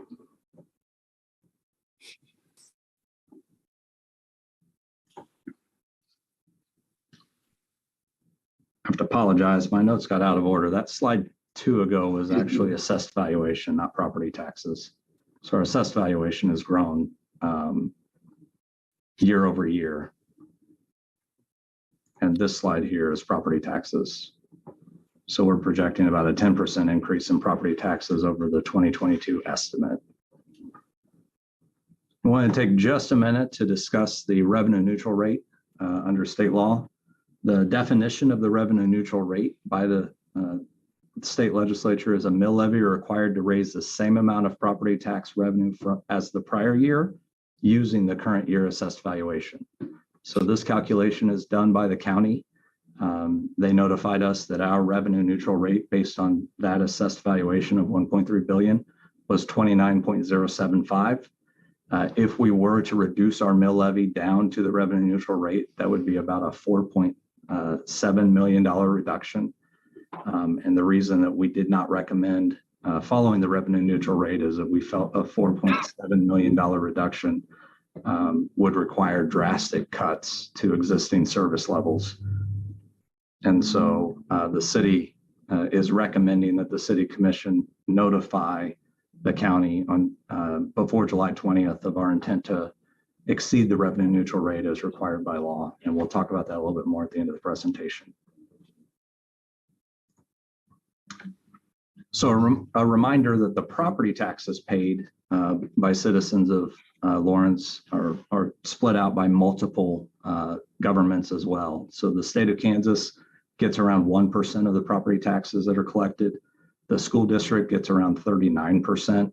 The county gets around 34%, and the city gets about 25%. Of course, this will all change as new levies are set, but this is based on the 2022 property tax levy.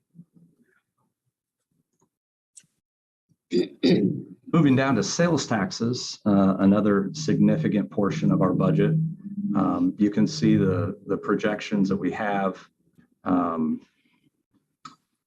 Obviously, sales taxes took a significant turn in 2000, the first reduction that I think the city has seen at least in the last decade, if not longer. But the good news is when we were putting together the 20 budget and the 2021 budget and even the 22 budget, we really took a very conservative approach. And so part of the reason why you're seeing these large increases over budget projection is that we're actually seeing a trend line that's getting much more in line with where we had been historically. So while the increase of 5% seems like it's higher than what we've seen in the last several years, it's 5% over the actual amount of revenue, not a 5% budget to budget, if that makes sense. Given the COVID years, we really felt that looking at what we actually brought in is more important than what we thought we would bring in, because as you can see, we've had significant swings over the last several years. And some of that was our own doing. Some of you will recall that as COVID was starting to happen, we had discussions with the city commission about, here's where we think sales tax is going to go, with a very pessimistic, a less pessimistic, and a most optimistic perspective. And overwhelmingly, the city commission agreed that the most pessimistic was the most fiscally prudent position to take. And so as a result, our budgets have lagged actuals for the last several years. This budget is back in line with where we think sales tax actually will end, given where we are currently within our trends. So when we look at all funds, we've discussed property tax and the sales tax. They're obviously two of our largest revenues. The charges for services are predominantly the water and sewer fees, the solid waste fees, the stormwater fees, parking fees, and then the fees that we charge the county to provide EMS services.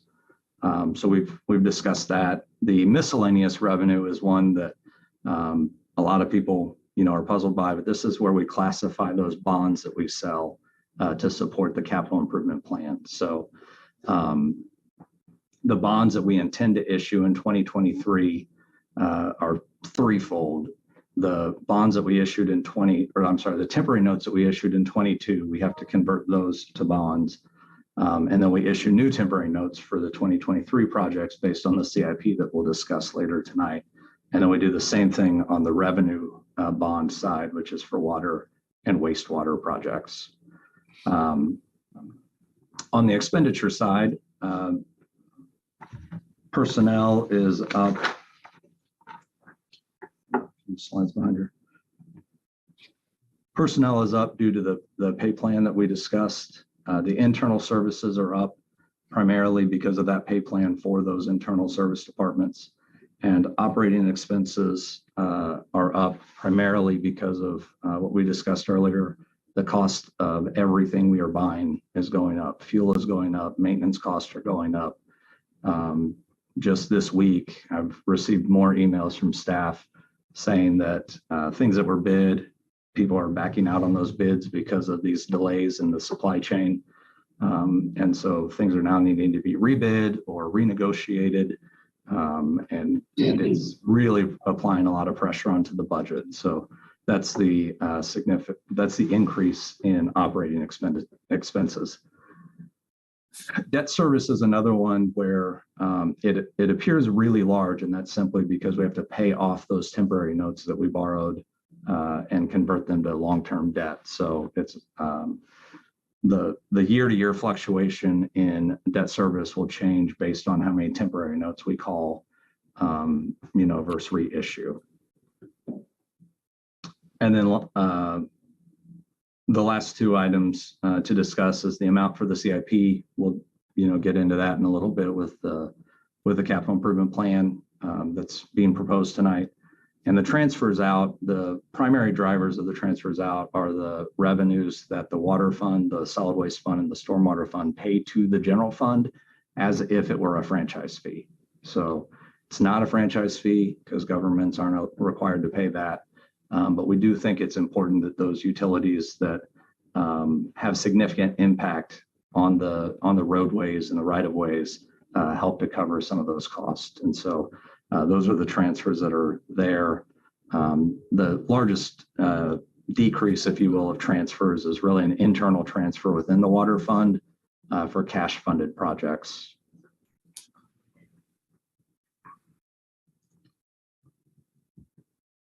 So this is just another slice looking at the revenue. This is another slice looking at expenditures.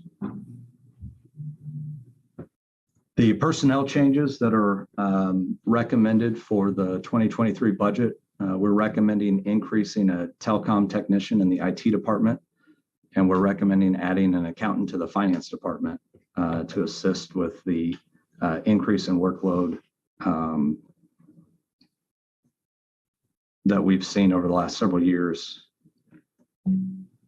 Some of the deletions that we have recommended into the budget, as we mentioned earlier, predominantly are the Prairie Park Nature Center, as well as the Vacant Recreation Programmer and the Vacant Legal Analyst. I think Craig mentioned this earlier, but I think it's important to reiterate that we don't intend to lay anybody off in this budget plan. Anyone who has a job, if that job is to be removed, we're committed to finding spaces within our existing workforce for them, so that no employee should feel that they won't have a job should this budget be approved as presented.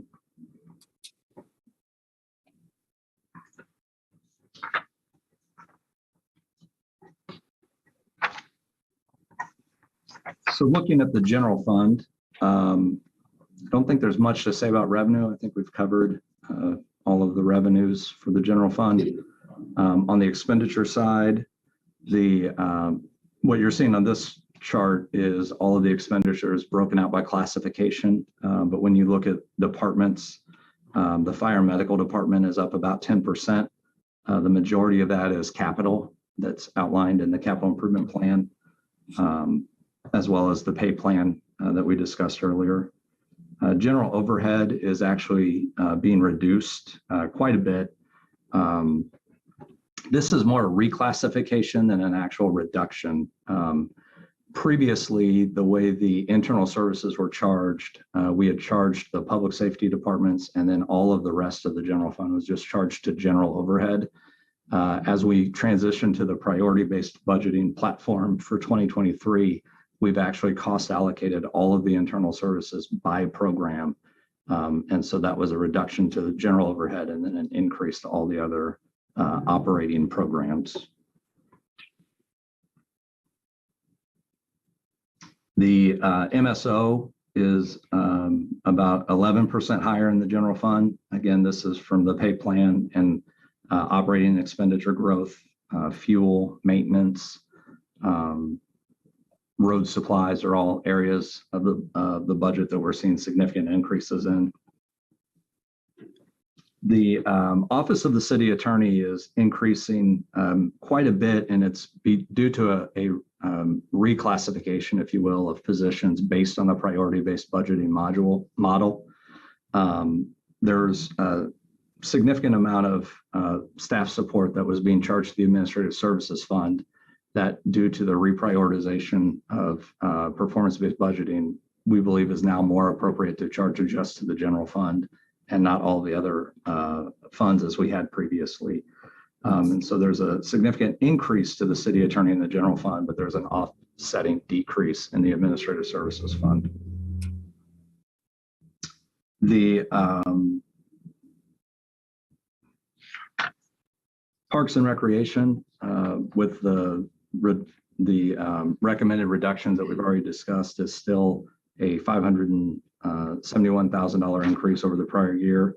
That's due primarily to a 26% increase in maintenance costs.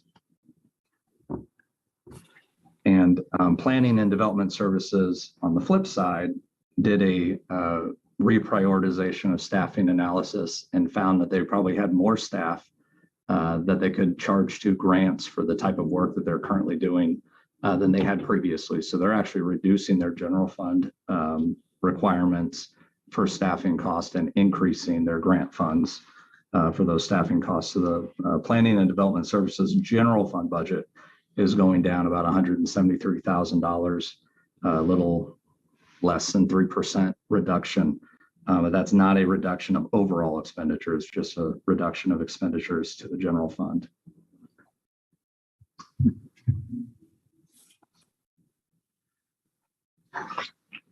Everything I wanted to there. And looking at the other significant operating funds, the Water and Wastewater Fund, there's a reduction here actually of salaries. This is another change in philosophy, if you will, that we need to explain. In the 2022 budget, we really tried to do this process where we just charged an employee to one spot, and then any of the work that they did throughout the year to support a different fund. For example, the solid waste fund for the water department or the stormwater fund, then those entered into that one budget as an operating transfer. So you can see we had a $453,000 operating transfer into 22 from solid waste and stormwater. And then those salaries were showing up in the personnel line.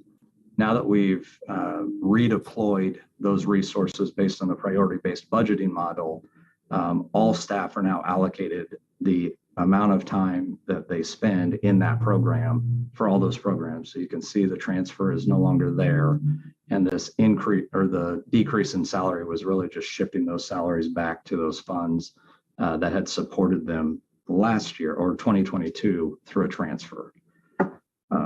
The confused and puzzled look on your face is one of the reasons why we're no longer doing that. It's one of those things that we thought might make it easier to explain, but it really just left us transferring money in and out. And a lot of people have had a similar expression that it was too confusing. So we're backing away from that. We're going back to charging each department to each fund based on the priority-based budgeting model. And so you'll see the personnel costs for the Water and Wastewater Fund technically are going down, but really that's just a reallocation between employees and where their work assignments are. On the operating expense side, we see a $3.8 million increase in maintenance. Some of this is due to the fact that in prior years, maintenance was part of the CIP. To streamline the CIP, we really pulled all those maintenance projects out. So as we'll discuss when we get to the CIP, unless there's a significant dollar impact to the project, it's not a part of the CIP anymore. We're no longer looking at the overall dollars spent. So like water line replacement, it may be $10,000 or $15,000 per part of the water line that gets replaced, but we may replace, $500,000 in all. That's really just maintenance of the water line system. We're not going to add value to the water line system based on those replacements under generally accepted accounting principles. And so to clean up the difference between maintenance projects and what's actually in the capital improvement plan, we really wanted to make that distinction. And so we see it, the increase in operating expenses. This will be more comparable year over year as we continue down this priority-based model. We also have a $500,000 increase in chemicals, which is about a 23% increase year over year. On the solid waste side, again, you see the salaries going up, but the transfers out going down. That's that shift from refunding the water fund, if you will, for work done versus having the staff allocated to the solid waste fund per the priority-based budgeting model. As far as the operating budget for solid waste, you'll see there's about a $548,000 increase in maintenance. $300,000 of that is that transfer I mentioned earlier from the general fund. Fuel is up about 34% based on where we're projecting costs to go, about $227,000 increase there as well. And then they did have some reductions just in their normal course of business, professional services and disposal fees and the operating expenditures for the utility based on their rate model.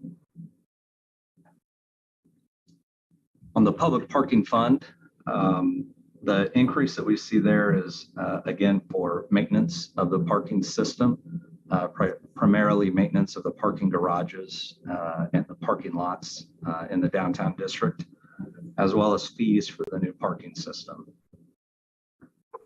There are offsetting revenues for those fees as well under miscellaneous revenue.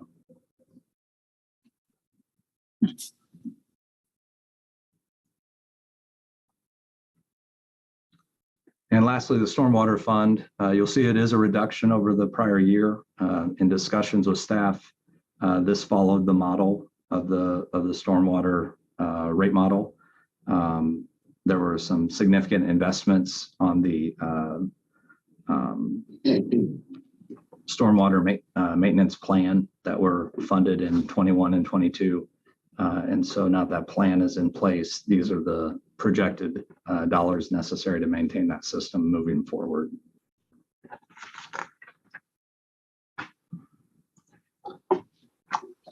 So as I mentioned, I thought it was beneficial to once again discuss what's in the CIP and more importantly, what's not.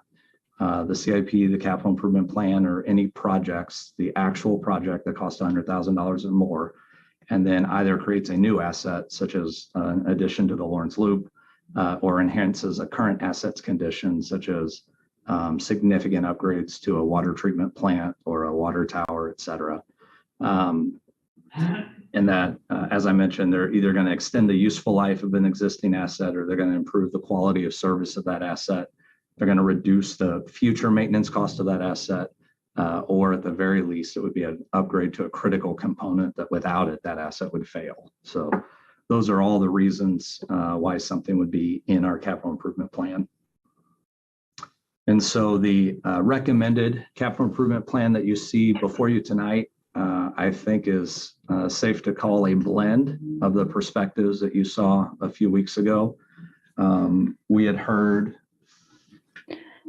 during that discussion with the City Commission that you all were very interested in ensuring that we had funding for affordable housing, that we had funding for the electrification project infrastructure, that we focused on finishing the loop, and that we delivered on the skate park and the splash pads. And I think you'll see in the recommended CIP that we've addressed as best we can all of those concerns.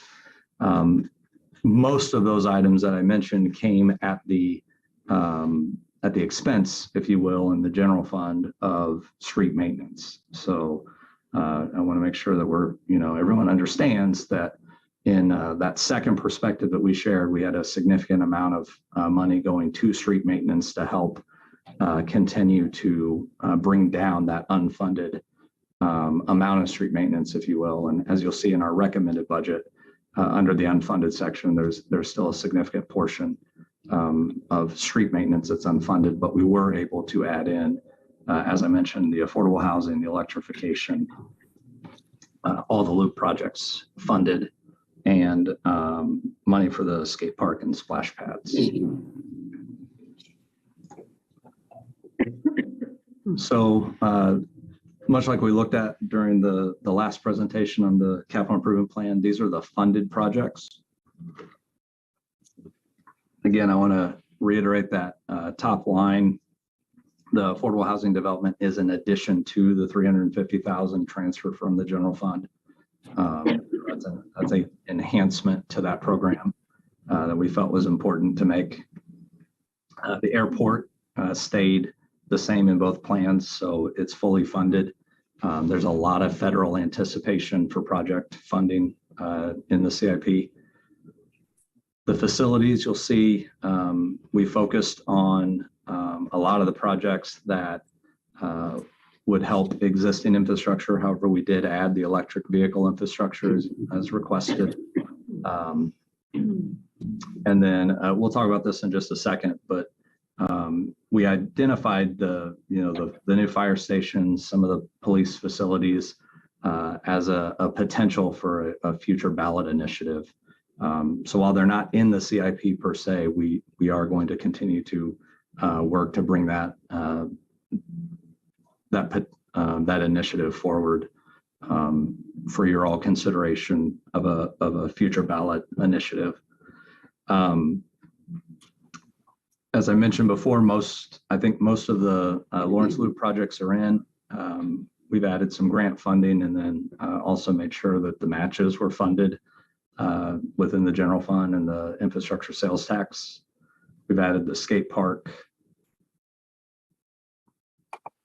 We added a few other park amenities as well. And then the road and bridges. We took a few of the roads out. I think the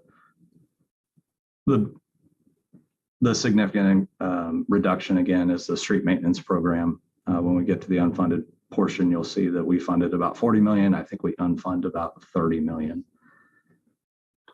And then the vehicles and equipment, a lot of these are grant funded. And then the new equipment that the fire department is requesting is being added to that ballot program. And then finally, the water and wastewater projects are the ones that are included in the current rate model.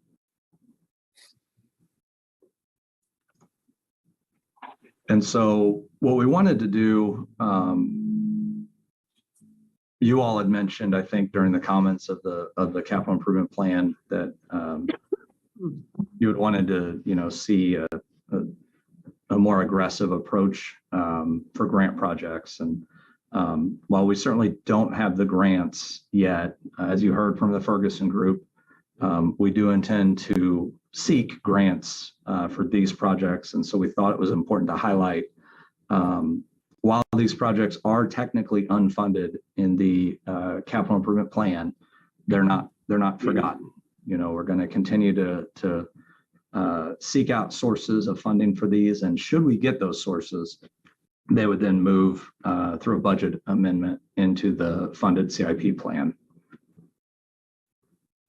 In addition to that, as I mentioned a little bit ago, we have quite a few public safety initiatives that we intend to continue to work on to bring forward a possible ballot proposal for your consideration, ultimately for the public's consideration. While I'm not saying that it necessarily will be a property tax or a sales tax or a blend of both, for context, we thought it was important to just point out that should we fund all of these projects through a general obligation debt, the debt service on that for 30 years would be roughly $4 million. The operating cost for those two new fire stations and the equipment that goes along with them would be an additional $6 million a year. And so at the current mill levy rate, that would require an increase in property tax of 7.65 mils. Of course, a lot more evaluation is needed before the formal plan will be presented, but we just wanted to, provide a little context of what we were thinking. And then finally, the unfunded, as you can see on the street maintenance side, it's 21 million, excuse me. There's 21 million unfunded in street maintenance. So that number obviously is a burden for us to get to the lowest cost of ownership, which our strategic plan calls for. So we're also very focused on trying to find new ways to help fund the ongoing street maintenance of our system, as well as these other projects that have been identified by the public or staff. And so this slide is really just a reminder from the last discussion about the CIP. The amount of debt didn't change significantly, so these numbers don't change significantly either.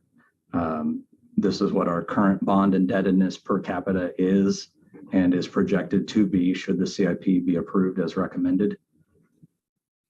And we think this slide's important as well. The current CIP is feasible within the current debt levy of the bond and interest debt levy, meaning we don't need to raise the debt levy to cover the current level of debt needed to fund the CIP. We can get, we'll get, within a day or two of policy, but based on our projections, we feel that there's significant reserves to cover the proposed capital improvement plan through the general obligation debt. And so just a few slides left. Wanted to remind everyone of the Truth in Taxation bill. This was essentially the revenue neutral rate bill that went through that replaced the property tax lid. If the city chooses to exceed the revenue neutral rate, we must notify the county.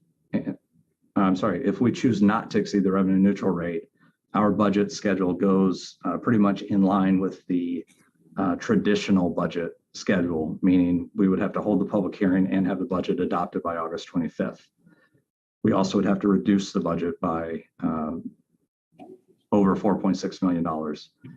If the city chose to exceed the revenue neutral rate, then we have to hold a hearing.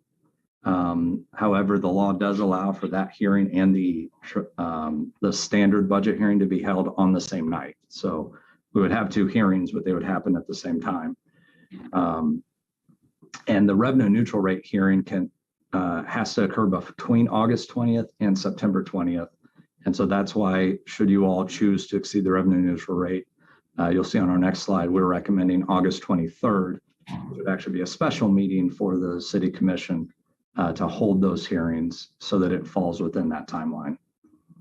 And then if the city follows all the procedures under the state law, then we're allowed to have the budget certified to the county clerk by October 1st rather than August 25th to allow for that revenue neutral rate hearing.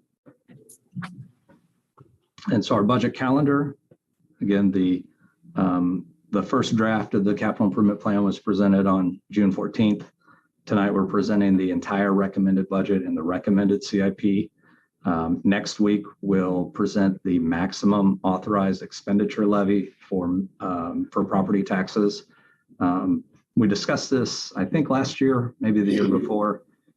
That's a cap up, but not a cap down. So you all could establish the levy that's recommended in this budget, and we can't go above that amount after next week, but you could certainly lower it if you all chose to through your budget deliberations. So you're not held to a bottom. You just can't exceed that level once you've said this is the highest we're willing to go.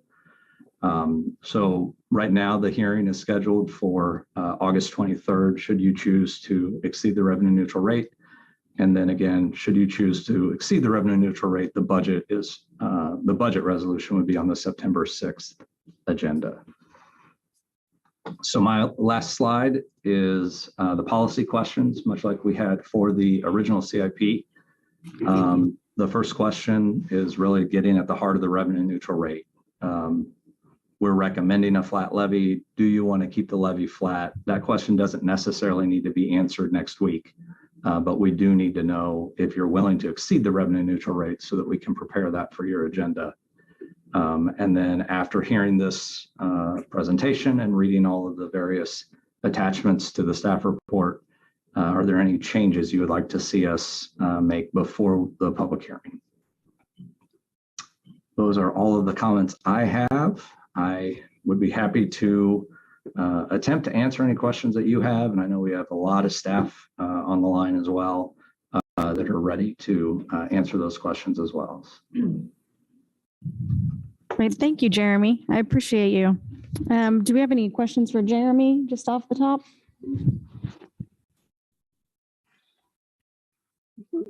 I just have a couple. Jeremy, in the budget, what are we assuming to be the vacancy rate of our employees? I know we've been running closer to 10% vacancy the last couple of years.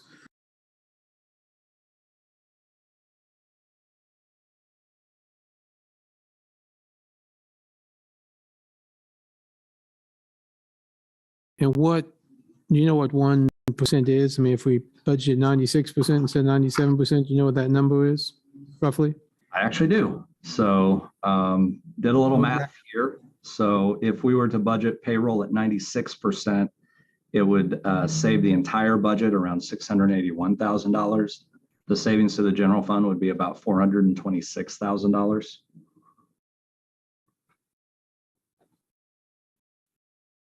If you would allow me to, I just want to say that in 2021, we actually exceeded salary budget at 97%, not by a lot, but we did exceed it. So savings elsewhere in the general fund, you know, offset those budget, the budget that we exceeded. But if we were to drop that another percent, in reality, we most likely would exceed that budget again, because even though we're seeing salary savings. The work isn't going away. And so overtime costs, are really eating into those salary savings in a lot of situations. And as I recall, pre-COVID, did we budget 100% or maybe 99%? Because we didn't have this vacancy rate pre-COVID, did we? I'm probably gonna have to defer to Craig. I know we switched it in the time that he's been here. What I don't recall is if that happened in 20 or 19. I don't know precisely either, but I do think it's likely that came in 19. Okay. Let's see.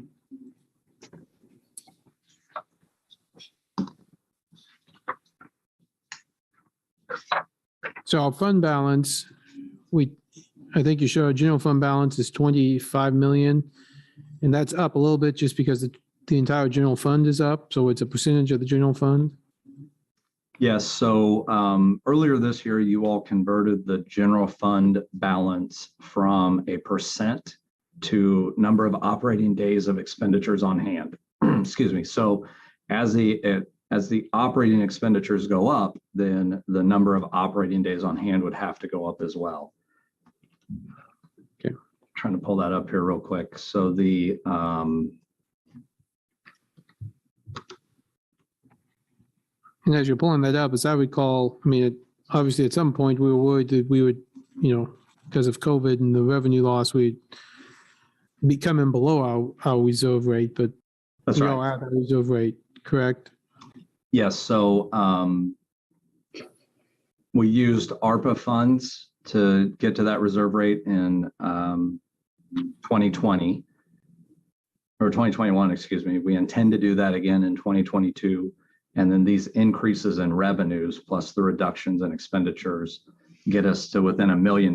So we still will need revenue loss support from the American Recovery Plan in 2023, but that's, assuming there aren't revenues that we didn't anticipate or there aren't expenditure reductions that we didn't anticipate. Being within $1 million, I think from a fiscal perspective puts us at a much better operating position clearly than we have been in the past couple of budget cycles. Okay. I think those all, I think I have some specific questions on budget items, but I think I'll save those till get to the public comment here. I got one. I just want to make sure I understand correctly. The $9.1 million for the American Rescue Plan, that's money that has not been earmarked. Is that still true? That is true. The only money that's actually been spent from the American Rescue Plan is the $3 million. Based on, our revenue estimates and our expenditure estimates for 2022, we believe that we'll spend $6.2 million of American Rescue Plans in 2022 to bridge that gap. Okay. And then based on the revenues that we presented tonight and the expenditures we presented tonight, we need an additional $878,000 to bridge the gap, which then would leave $9.1 million. A portion of that could be set aside to bridge a gap in 2024 should our revenues and expenditures not meet again. But that's getting us really close to the end of that period of allowable expenditures for the American Rescue Plan, which is why we've essentially said we really need to start targeting projects so that we can ensure we get those started before the deadline. So can you explain what type of projects we could potentially spend that on? I unfortunately don't think I can be all that verbose tonight. The American Rescue Plan is a very lengthy document. The essence of that document is anything that's going to make our community safer from another pandemic, from a public health and a public safety perspective, as well as water, wastewater, and broadband infrastructure. There's a few other categories that are allowable as well that we could consider, but those are the big chunks, if you will, of what the federal government intended for the project portion of the American Rescue Plan. Thank you. I've got more specific questions for departmental more, so I'll wait. Any general for Jeremy then? Okay. Let's go ahead and move on to public comment. Okay, this is what you all have been waiting for. I'm sure a lot of you have never been here or done this before, so I just want to say a couple things. We're really glad that you're all here. We've gotten a great deal of correspondence from all of you. I definitely read what I got. In fact, most of them I read twice. So don't feel that you have to speak if you've already written a letter. We absolutely do read those. Also want to say that, you've already sent a message by coming. I do want to point out that just in this building, I see something in the neighborhood of 70 people. And if you all speak for 3 minutes, that's about 4 hours. So that's kind of why I'm saying if you can say, I agree with so-and-so, that's also nice. You've sent a message just by being here, but I'm sure not all of us want to be here until midnight. I also want to ask, it's kind of our tradition to not clap. It makes it distracting and hard to hear for some people. I will be a stickler about the 3 minutes again, because there are so many people and also people on Zoom. So I apologize for that. I take no joy in it, but please do your best. And with that, once we do the people in the building and in the room, then we will move to Zoom and Sherry will call on those people. That way that avoids confusion. So let's go ahead and get started. Hi, I'm Linda Wheeler, Secretary for the Prairie Park Neighborhood Association, 48-year resident of Lawrence, most of it in the Prairie Park neighborhood. I'm trying to give the city manager and budget planning committee the benefit of the doubt that they did not realize what a valuable and valued resource our Lawrence community that they're trying to close. We are here today to show why this is a huge mistake and would be a tragic loss, not just to the Prairie Park neighborhood, but to the Lawrence community as a whole. There is nothing like this anywhere nearby, an inclusive and accessible facility where young and old alike can learn about nature. My role tonight. Shut the door. That echo comes in. It makes it hard to hear. Sorry. I was wondering why. My role tonight is to address the history of the Nature Center. In the early 1990s, the USD 497 was planning a new school to replace India Call Valley schools. And the City Parks and Rec Department was planning through a land donation designated for nature preservation and education purposes, an expanded nature preserve, improvements to Mary's Lake, a city playground and picnic shelter for the newly planned large expansion of the neighborhood. A comprehensive study group was formed. This group included, among others, myself, as representing the Neighborhood Association. I was Linda DeSells at the time. Fred DeVictor, Director of Lawrence Parks and Rec. John Nalbandian, City Commissioner. Mr. Langford, music teacher with US 497, a representative of the India Call Valley PTO, and the developers. Originally, the city's 100-acre nature preserve was to be separated from the new proposed 16-acre school by housing development and roads. This group met and cooperatively discussed how it could all be made better, safer, and protected. We wanted to ensure that all aspects were accessible and connected with no roads or housing development separating them. And this was ultimately achieved through a massive land swap. Fred DeVictor had the vision for the Nature Center and to have all aspects connected by walking trails. The one concern was, would the city continue to fund and care for this Nature Center and preserve? We were assured by the City Commission and Parks Department that the Nature Preserve and Center were very important, a draw for all of Lawrence, and that the city was committed to keeping these as a permanent feature. The scale of the Nature Center building was even greatly reduced to make it more feasible to afford taking care of it. This project is a perfect example of how city entities and citizens can work together. Please save this wonderful, unique resource by removing the closure of the Nature Center from the budget and make time. Thank you. Thank you. Hi, my name is Jenny Gay. I've lived in Lawrence for 20 years. I'm actually here with the Prairie Park Neighborhood Association, although I live in Holcomb Park, but I have friends in Prairie Park. So I'm here today as a mom of 3, 2 which have done the summer camps at Prairie Park Nature Center. My 8-year-old is enrolled at the Prairie Park Nature Center summer camp the last 2 weeks of July and the first week of August. You'll notice that these camps always fill up. They're very popular. For kids ages 5 to 12 years old, each week is differently themed. They get to do archery, canoeing, fishing, art, and learn about different animals and nature. There aren't any other camps that include all of these experiences, not even Girl Scout camp in Lawrence. My kids have loved this experience, and it's unique to our community. We also go out there as a family. My kids are 4 years apart, ages 4, 8, and almost 12. It's hard to find an activity appropriate for a wide age range. For example, we just visited the splash pad, and my older two weren't as into it as my 4-year-old. Prairie Park Nature Center is a place all of my kids enjoy. As a family, we've gone out there and walked around Mary's Lake, had picnics, looked for turtles and frogs, and we always stop by the Education Center to cool off and say hello to Pancake the ferret. Closing the Prairie Park Nature Center is as absurd as taking down the South Park gazebo. It's a unique feature of the Lawrence community, and it's where memories are made. The community had no idea there were issues with funding it, and I'm not aware the city has tried supplementing with other funding sources such as grants, corporate sponsorships, and fundraising. I can tell you that my family would show up to a 5K fundraiser at Mary's Lake. My daughter now would like to speak briefly on her experiences. Hold on, I want to give her time. Okay. Hello, my name is Amelie. I'm 11 and will be a 7th grader at Billy Mills this coming school year. Like my mom said, me and my brother have taken part in the Prairie Park Nature Center summer camps for a while now, and I've enjoyed every second of it. I was so proud of myself one day at camp when I caught a fish the size of my hand.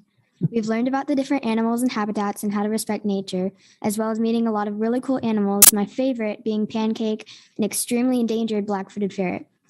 My younger sister, who is 4 at the moment, has yet to experience these summer camps. I'd be really disappointed if the Nature Center closes before she gets the chance to have the experiences and memories that me and my brother have made over the years. Thank you.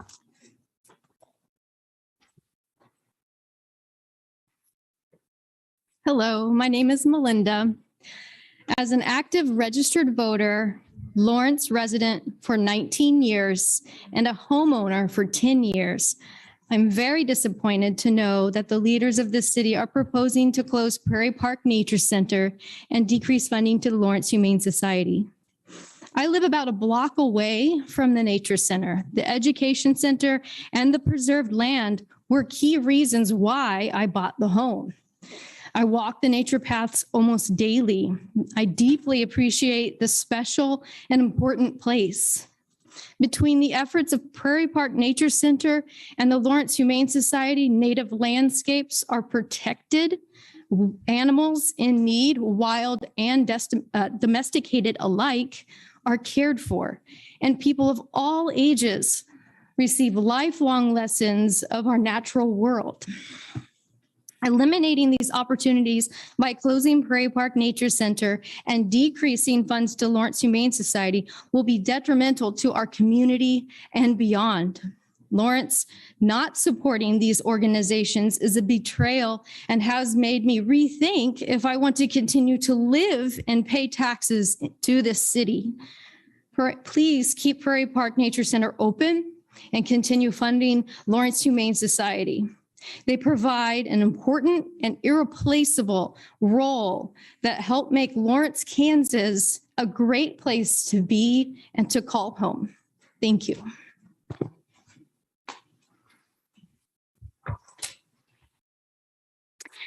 Good evening. I'm Lori Greenfield. My pronouns are she, her.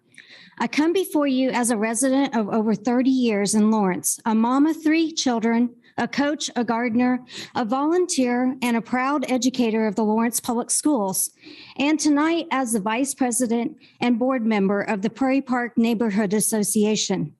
Since the public has become aware of the possibility of the Prairie Park Nature Center's closure, I know that you have heard from many concerned citizens.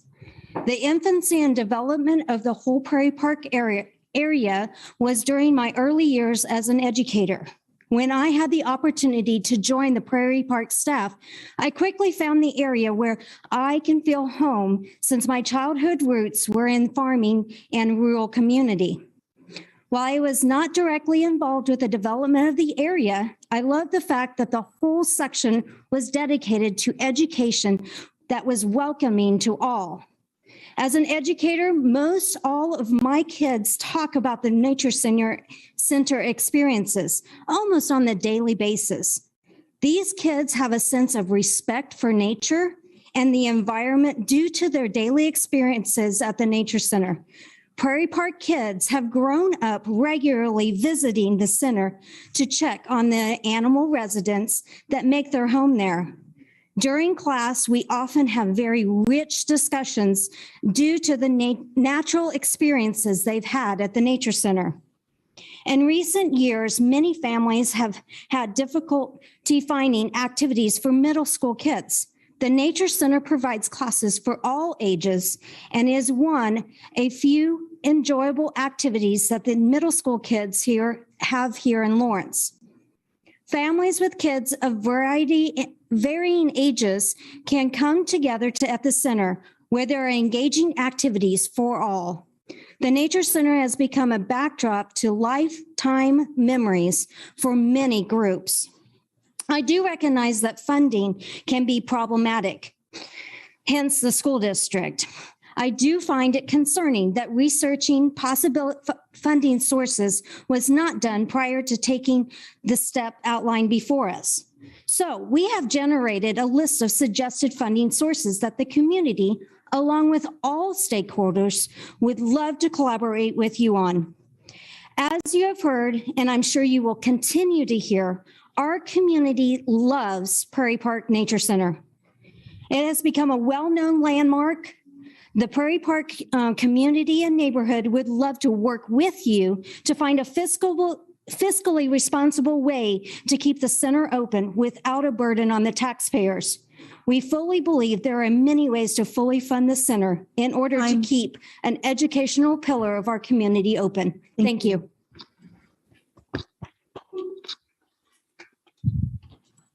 Hello, my name is Shadow Spooner. I just came here from work. A few years ago, you approved funding for a $20 million police department. Last month, you approved a $350,000 art piece to go in front of that building, a building nobody wants to enter. Not, at least part of the community doesn't want to enter at any time in their lives. You approved this building during the same year the homeless shelter was underfunded by around $250,000. You recently dropped the funding for the Lawrence Humane Society, $100,000, almost a third. In my community, the people, the working class I surround myself with, didn't want a new apartment, but you built it anyway. They didn't want a jail expansion either, which is the county, I understand. You want to call this city an enriching, innovative, progressive, environmentally caring, and inclusive community. According to your own strategic plans, but none of this is progressive or inclusive or environmentally caring or innovative. You want something innovative? Studies show a higher police budget and more police funding does not make a safer community, and it does not make this community feel safer. And it does not decrease crime. Defunding community programs and social services increases crime and poverty. You are taking the city backwards while acting like you want to be progressive. Who are you serving? The answer is not my community. One of the mayoral candidates wants to remove homeless people from the streets. If you need help finding the things you need to fund, I would recommend resigning, and maybe we can use your salary to fund something. Thank you.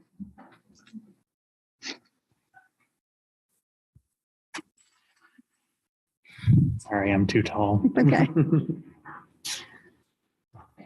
Okay. Cool. Hi, my name is Harrison Baker. I've been a resident of Lawrence for about a decade now. The first thing is that I have to ask the question, why are the areas that are the most accessible to disadvantaged individuals, socially, economically, differently abled, the first to always be on the chopping block of any city budget when they're like, we need to make up several $1 million. Let's cut $330,000 from the Prairie Park Nature Center. It's a reoccurring issue, not only in Lawrence, but across the country as a whole. So we're not unique in this regard, but we could be unique in reversing that trend and finding better sources for this money in general. Why are the police getting $2.5 million of an increase in their budget? I noticed that when the budget was ran through, that was conveniently left out. This is on pages 55 and 53 of the master document that's on your website. Between $2.4 and $3 million, depending on what line. I'm not going to lie and say that I am a financial expert, so I don't necessarily know what those lines go to, but both lines show at least $2 million increase in their funding. Why is the city manager's office getting an increase of $574,000? Why are all these other, I understand that general overhead is going up by 25.5 million. I understand that new purchases have to be made. Maintenance is getting more expensive. Gas is getting more expensive.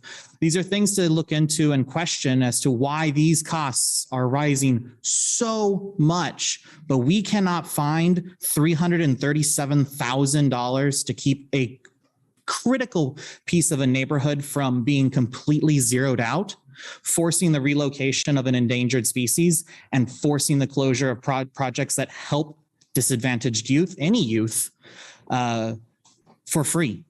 These are concerns.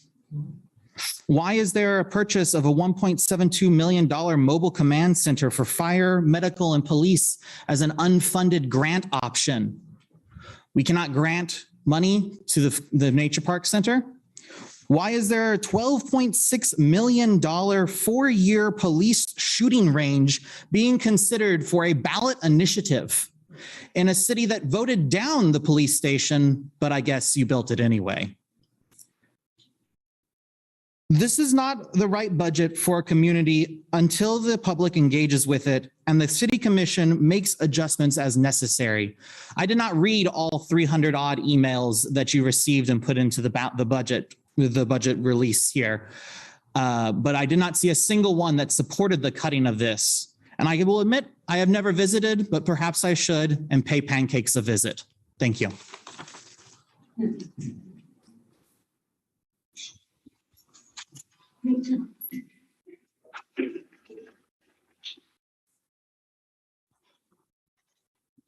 Hello, my name is Nadia and I am 12 years old. I live here in Lawrence and I have been going to the Nature Center since I was a baby. I've made so many memories there that are very special to me. The Nature Center provides so many things. I remember some of my favorite projects I did there when I was younger, like when my mom and I made bird feeders to feed the birds in the winter, or when we made fairy gardens out of all the different materials they had. I also remember riding our bikes along the trails, and then afterward, we would go say hi to the animals and play with them. If you close it, you are depriving so many other kids of making these memories, being educated, and connecting with animals and nature. The Prairie Park Nature Center is a great part of our community, and if you keep it open, I know that so many people will be happy and grateful, including me. Thank you.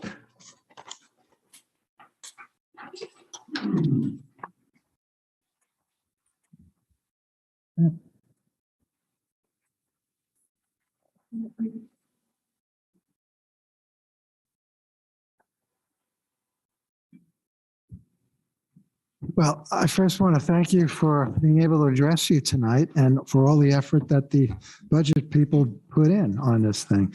There's so much minutia. Actually, my eyes glazed over a few times, but I want to offer a new perspective. My name is Hank Warisco. I've lived in Lawrence for over 50 years, and I'm a freelance biologist. I've done contract work for the Kansas Department of Wildlife and Parks, as well as Kansas Biological Survey. And as a biologist, I received a master's degree at KU in systematics and ecology many years ago. And from an ecological perspective, I want to offer a new perspective. There's something called the keystone species. And these are those species that have an outside effect on plants and animals and entire ecological communities. One example would be beavers. You're all familiar with that they construct dams and they create ponds, which have an amazing effect way beyond their own little lives. They provide habitats for a host of other animals and ecological communities. Another one's prairie dogs. Yeah, they provide also, they're also considered keystone species that provide other benefits way outside to their own individual species. Well, likewise, there are keystone institutions.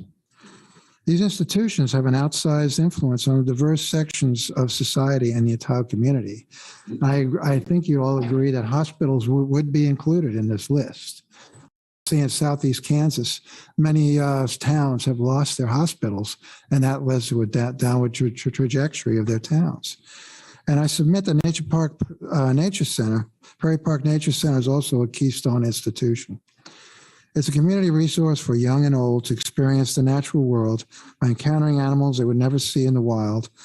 Bald eagles, golden eagles, I can go on, but everybody else will naturally point out all the different benefits, educational and otherwise. But I just want to emphasize this new perspective because of their unique status, the continued existence of keystone institutions is non-negotiable. Therefore, any budget proposal that involves the extinction of a keystone institution will invariably result in public outcry from numerous segments of the Lawrence citizenry. Therefore, I propose that we identify the keystone institutions of the city of Lawrence, recognizing their indispensable role to the future trajectory of our city and ensure their continued viability. This should greatly decrease the disconnect between the proposals of the governing body and the goals of the citizens of Lawrence. To get back to the minutia, do citizens of Lawrence want to trade the Prairie Park Nature Center for an additional accountant and one more IT person? This is a question we should ask. Thank you. It's cutting out here. Oh, the sound is coming on and off. So Thank you. We'll have someone come see. hi. Hi. Good evening. My name is Sayed Jamal, and I have lived in Lawrence in this area since 1987. And 3 children have grown up here, and they have enormously benefited from exposure to wildlife, plants, and animals, some of it at the Prairie Park Nature Center. As many have pointed out, I would briefly say that my perspective is like, and gentleman said it's happening across the US, across the world, actually. I mean, if you have a theme park where only the rich people can go, and I asked the question, where the poor will go? And one of my friends jokingly said, well, the poor can't go. I mean, so that's the whole point. And not only the poor, many people in Lawrence go to these amenities. And one of the things I want to point out is that public education is under a lot of pressure. Budget cuts, increased class sizes, teachers leaving. And as an educator, I see it every day that it's going to be really, really difficult for the public school system in Lawrence to educate children about nature, animals, plants, and these things instill in children love for the environment. They're going to be caring citizens. So I urge you to really reconsider if this is already a decision. I wish I knew more about it, but from what I can see that if it's already a decision, I mean, that should be reconsidered so that children can continue to receive education about nature. There is something called a nature deficit disorder. Many of us have. We're glued to TV and gadgets and computers. And, you should go out in nature. Many of us do. So I think children should be able to do that. And one of the best ways to do it is to expose them to these things. Thank you. Hi, my name is Margaret Kumar, and I will be short because thank you very much for taking the time to listen to us and consider what we have to say. In these times of biodiversity loss and environmental crises, a facility such as Prairie Park Nature Center, which educates the public about native prairies and local ecology, should be the last item on the city's chopping block, not the first. And I want to point out that the Prairie Park Nature Center is the closest thing that Lawrence has to a zoo. As a big sister, we were thinking about driving to Lawrence. To Topeka to go to the zoo there, but we recently attended a wonderful program for children at the Nature Center. The staff gave an excellent presentation about native amphibians, birds, and animals. Trained in biology, these staff will not be as fulfilled coaching softball or processing paperwork. Further, one of them shared with me that it will be difficult, if not impossible, to rehome their rehabilitated animals that have gone through all kinds of licensure and so forth. And a new point that hasn't been made is that in looking for ways to save money, I would like to re-examine the sacred cow of economic development. The downside of economic development is more traffic, more smog, more crime, more urban sprawl, more displacement of the creatures the Nature Center is trying to preserve, longer lines, and people becoming increasingly rude due to the stress of all these factors. Growth is not always necessary for vibrant, thriving communities that are just fine the way they are. Thank you.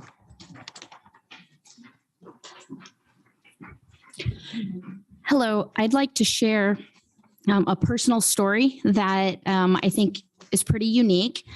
For me, Prairie Park is a refuge for many people, like they've said, particularly children. I fostered a family a couple years ago, and Prairie Park was part of our regular activities.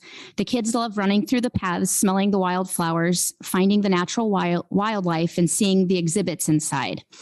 One of my fostered children had severe special needs, and he struggled in the regular classroom. As part of his new curriculum, the school social worker would actually walk him to Prairie Park to interact with the natural environments that it provides.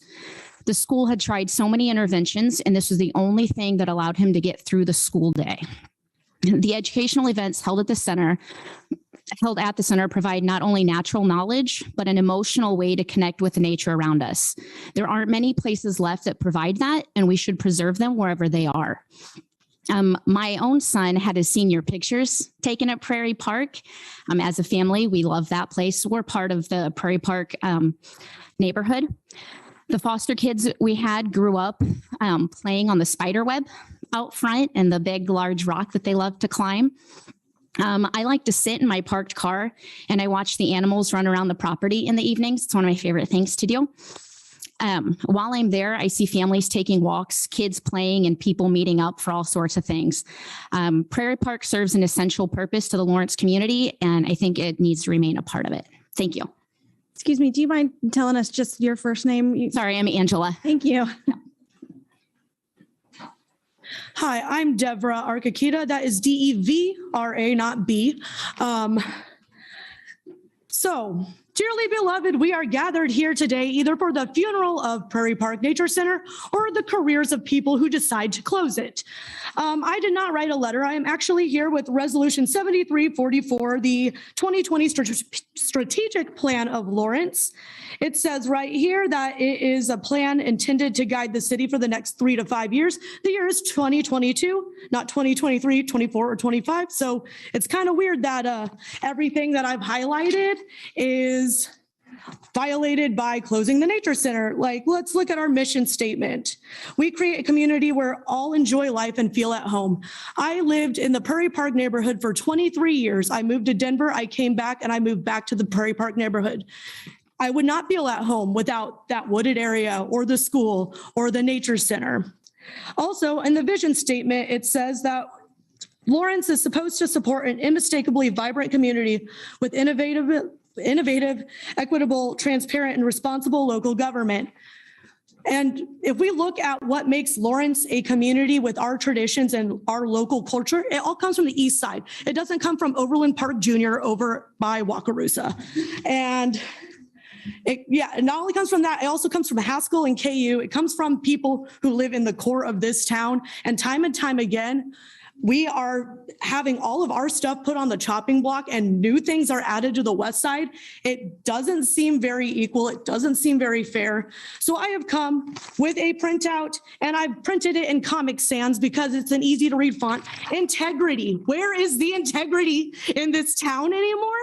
Because it's certainly not being used for the people who live on the poor side of town. I'm sorry we don't got money. Like that. I'm sorry. I'm so mad. Anyway, before I pop off, if you are over 21, come to my fundraiser for reproductive rights after this. We'll be going till midnight.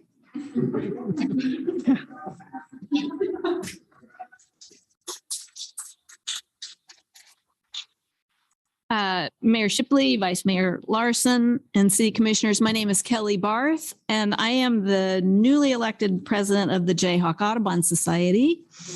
Thanks for giving me the opportunity to speak on behalf of the board and our members. We are greatly concerned about the proposed closure of Prairie Park Nature Center. First and foremost, the center is one of the city's only providers of crucial environmental education that is free to area children, adults with special needs, and the general public. For 23 years, Prairie Park Nature Center staff and volunteers have taught countless people to appreciate, understand, and conserve the natural world. The hundreds of educational opportunities offered each year often involve hands-on learning about plants and animals, not only native to the area, but also from around the world. For a reasonable fee, children can also attend nature camps, and area scouts can earn merit badge through activities there. Among the 70 plus public education animals Prairie Park Nature Center houses, it is one of the few facilities in the nation to have an ambassador black-footed ferret as part of the larger National Fish and Wildlife Service black-footed ferret recovery efforts.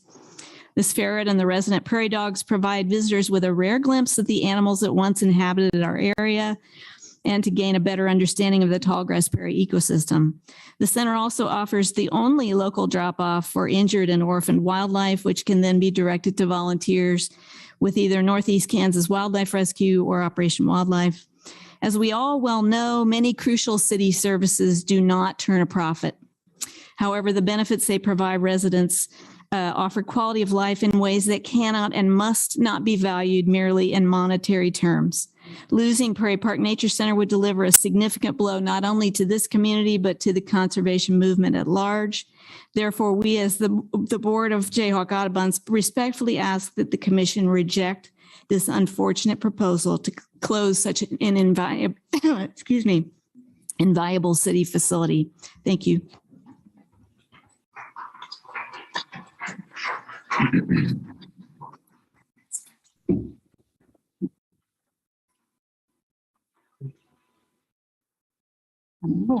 Okay.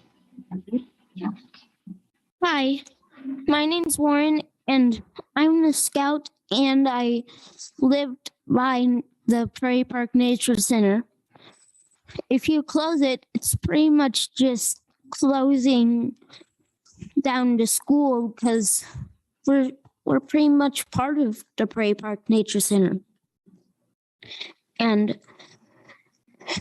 doing this would just impact us so much. We wouldn't know what to do next. So please don't close the Prairie Park Nature Center. We need this. We love it.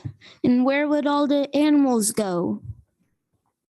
Back into the wild where they would probably get hunted? You shouldn't do this. That would just be making animals hurt more than they already are. And if we do this, how could we do any of the stuff that we want to do when we don't have anything that is adorable in range of sight? I don't get it. Shouldn't we keep those creatures where we can love them?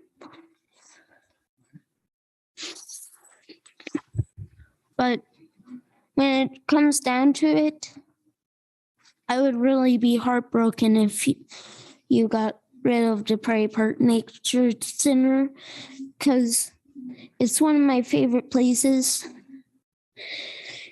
And it's connected to my old school, and it would make doing scouting pretty hard.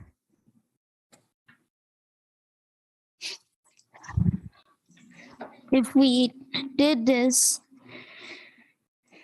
I would probably just not want to live in that area anymore, because the favorite part of being there is the Prairie Park Nature Center. Thank you. I'll join you in a minute.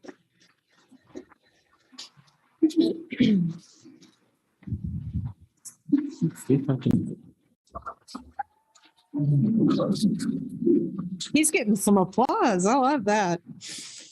My name is Catherine, and you just heard from my son, Warren. And I wanted to comment as well, though. Prairie Park is one of the reasons that we picked our home when we were looking to buy.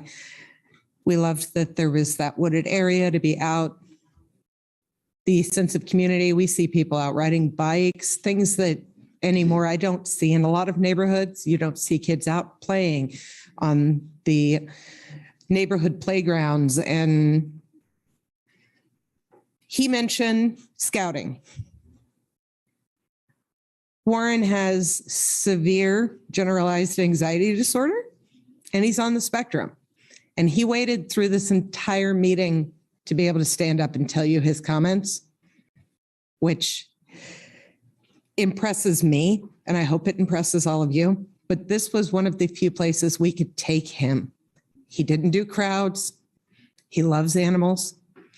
And Prairie Park is what spurred him to, as a Cub Scout, earn the conservation badge, which is something that many Eagle Scouts don't finish. He's visited nature centers all over Kansas to tell them about our black-footed ferret. And this is his home. It's a large part of what makes Prairie Park neighborhood a community. Thank you.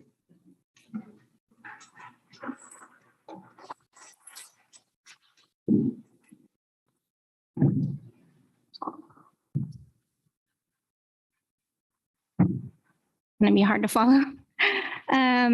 This is a photo of Nuka, just serving as a cute visual for you.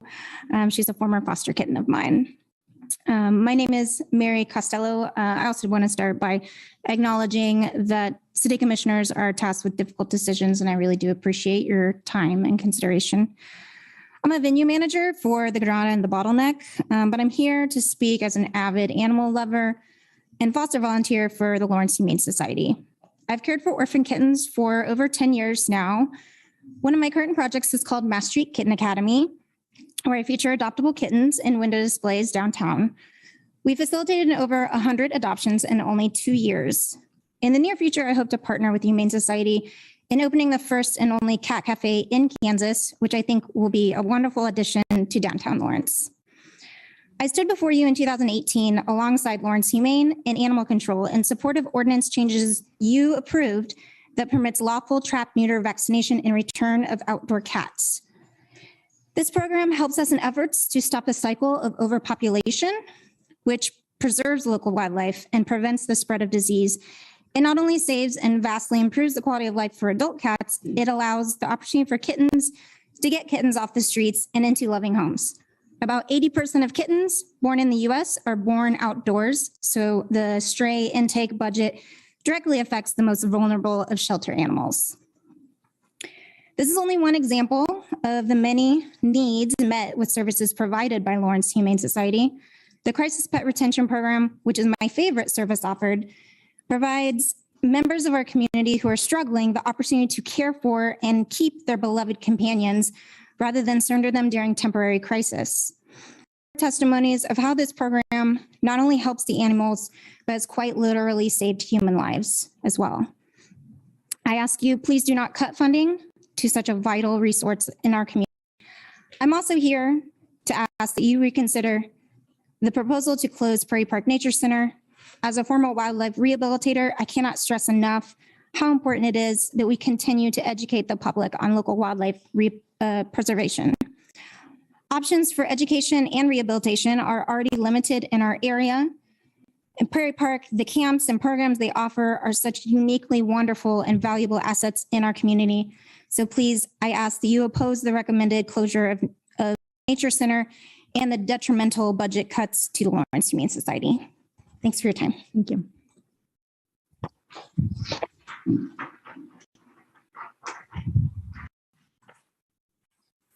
Hello, my name is Rachel. I wrote a passionate speech after I found out that you might close the Nature Center. And after just hearing everybody so far, I just want to say that, well, let me start here. Earlier today, I read a quote and it was, focus on the donut, not the hole. And I was thinking about that because I'm like, Craig, you've got to focus on the whole. And I'm so sorry that you have to do that. And Jeremy as well. You guys have done an insane amount of work, and I can't pretend like I understand how much work you guys have done. And at the same time, I think we're all here to show you the donut because it's our community and we're trying to tell you what we value. So I just want to honor everybody here and our voices. I came to Baker University and studied wildlife biology, and I worked at Prairie Park Nature Center for a short time. So I understand how much work they do every day. I also understand as a mom, I have a 2.5-year-old, and his favorite, that's like the only place he wants to go is he wants to go see Tino. And when my husband and I were talking about the possible closure, he comes into the kitchen and with tears in his eyes says, "Don't close the Nature Center." And the fact that he understood what that effect would be on his life for being so young. And also just the grief that I experienced in a short amount of time of not having that for him as he grows up. I will share a little bit of what earlier. Let's see how many, okay, I have a little bit of time. We are moving into unknown territory with climate change, with the environment.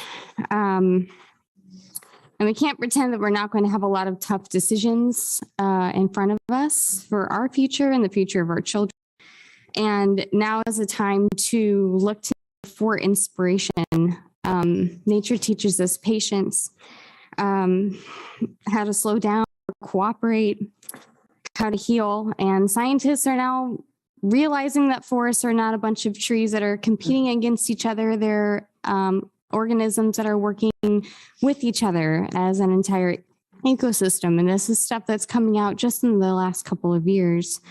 So really, we need more places like Prairie Park in our community.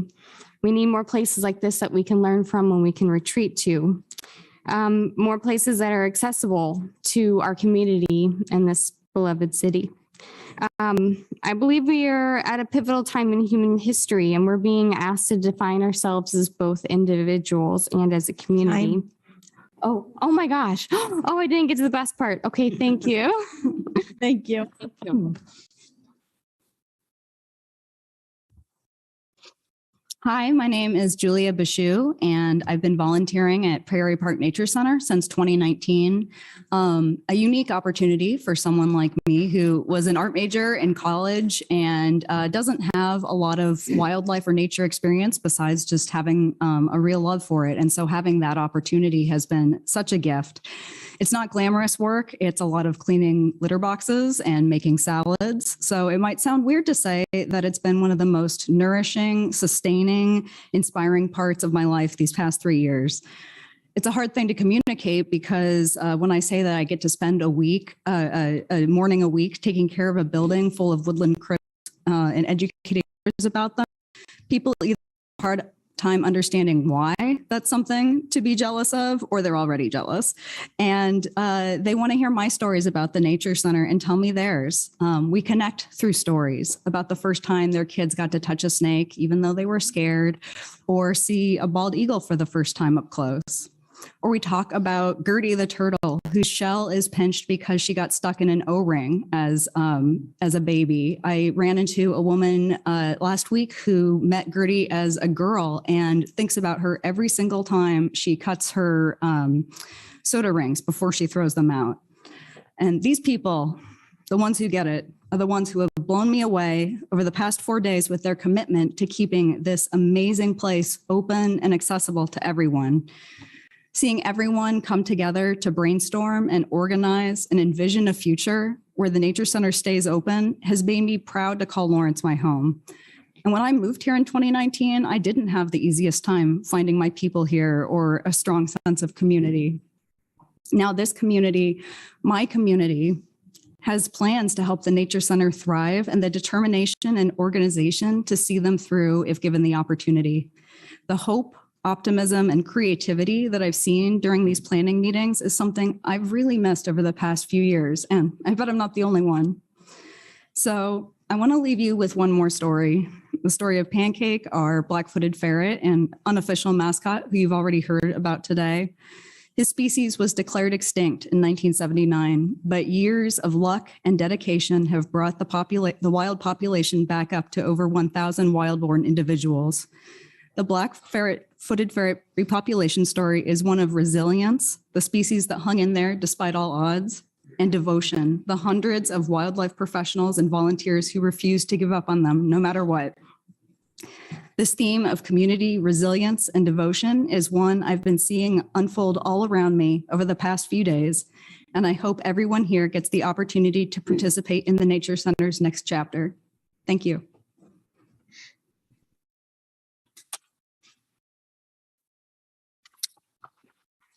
Hi, my name is Lydia, and I also came here today to address the proposal to close the Prairie Park Nature Center. I stand against this proposal, and I want to talk about my own personal experience at the Prairie Park Nature Center as a whole. I'm 27 years old, and I was born in Lawrence, and I've lived here my whole life. When I was a young child, I had a deep interest and love for biology, specifically animals and wildlife. My parents enrolled me in classes at the Prairie Park Nature Center's summer camp program when I was 7 years old until I was probably about 11 or 12. For years, I spent part of my summers at the Nature Center learning how to identify local wildlife and plants, how to fish, and go canoeing too. I also got to participate in niche activities like plaster casting animal tracks, looking at pond matter under a microscope, tagging monarch butterflies to help track their migration, and so much more. Thanks to the Nature Center, I was able to develop an understanding and respect for the wildlife around me at a young age. Not only was their summer camp program a valuable and unique educational experience for the whole, it also allowed me to make friends with similar interests and strengthen friendships I still have to this day. I have so many important memories tied to the Nature Center. These days, I still regularly walk on the nature trail around Mary's Lake. It's my favorite nature trail in town, partly because I have so many good memories here, but also because every time I walk this trail, I see wildlife that you would almost never see while walking in a suburban area or even at other trails in town. I've had the opportunity to see frogs, tadpoles, and turtles on an average walk, and there have even been a few times where I've seen deer. I usually make sure to stop into the Nature Center's building after a walk on the trail to check up on the animals that they take care of, like their possum, the black-footed ferret, and my favorite, their birds of prey. It always brightens my day to see them, and I felt lucky to observe and interact with animals that you typically wouldn't have the opportunity to see up close. I have always felt encouraged and welcomed while visiting. The Prairie Park Nature Center is an irreplaceable piece of Lawrence. Closing it down would be absolutely devastating for so many animals and people, including myself. Now more than ever, it's important to support and protect establishments that preserve nature. If we continue to fail to protect our environment, not only put the lives of animals at risk, but the lives of humans as well. And I just want to say, I'm so proud of the kids that came out here to speak today. I know it's scary, but I'm so proud of you, and especially Warren. Your speech moved me to tears. I'm just so proud of everybody. And thank you so much for listening.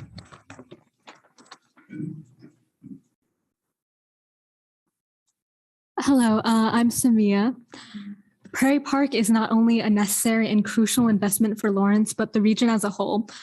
conservation of our native flora and fauna, encouraging these practices and teaching them to anyone with the time and will is crucial for our generation and the next ones. We all know the council is juggling several ways to invest their funds, but we can't treat the problems we face as if they are not complex, interconnected systems. As we recover from the effects of an ongoing pandemic that has put so much pressure on our finances, we have to realize what makes us susceptible to further public health emergencies. Any forms of ecological disruption, such as zoonotic spillover from pathogens and the widespread or sudden loss of ecosystem services, will increase human exposure to biological risks and hazards. Thus, as global temperatures rise and extreme climate-related events and ecological harm will progressively layer over existing vulnerabilities. While I understand your concerns with finances, now is not the time to pull from a pillar of our community and conservations for the state as a whole. We must do our part.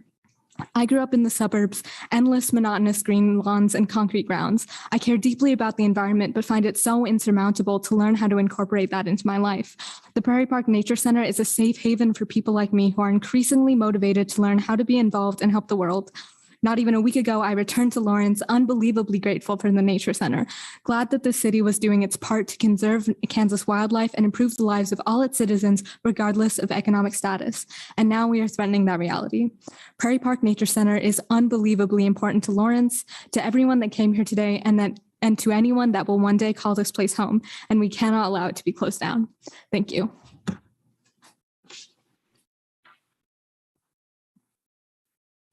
Hello, my name is Joseph. Many people have spoken about the impact to the children, and they've said it a lot more eloquently than me, so I'm going to focus on the animal aspect. Prairie Park Nature Center houses several different types of animals. You've heard about Pancake, the black-footed ferret, but they also house many raptors. These raptors are particularly important because they require federal permits to be approved by the Department of Fish and Wildlife to be moved, and presumably this closure would require the rehoming of these animals. Currently, on the International Wildlife Rehabilitation Council website, they have an eagle that has been placed up for rehoming since February of this year. Sorry about that. So these are not expeditious ventures for rehoming these birds or these animals. In very strong likelihood, some of these animals would not be able to be rehomed and would require euthanasia.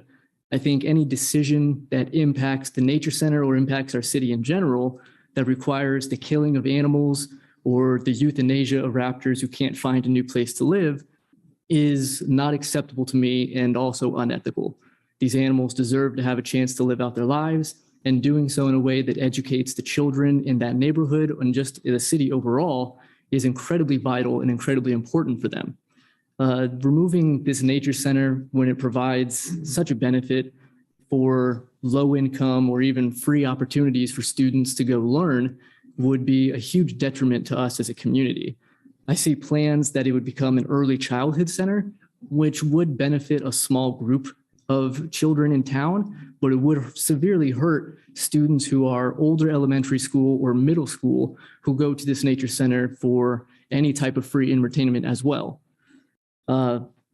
Just overall, I think that you're going to hear from more people behind me about personal impact and the benefits that they see from keeping the nature center open. But I would like for you to keep in mind that any decision about this closure could result in the killing of these animals that live there.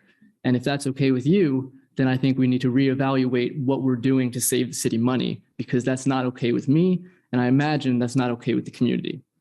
Thank you.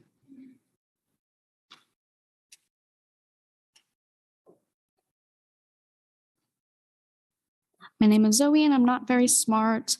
I can't talk really well. I don't understand money, but I do work at Prairie Park Nature Center.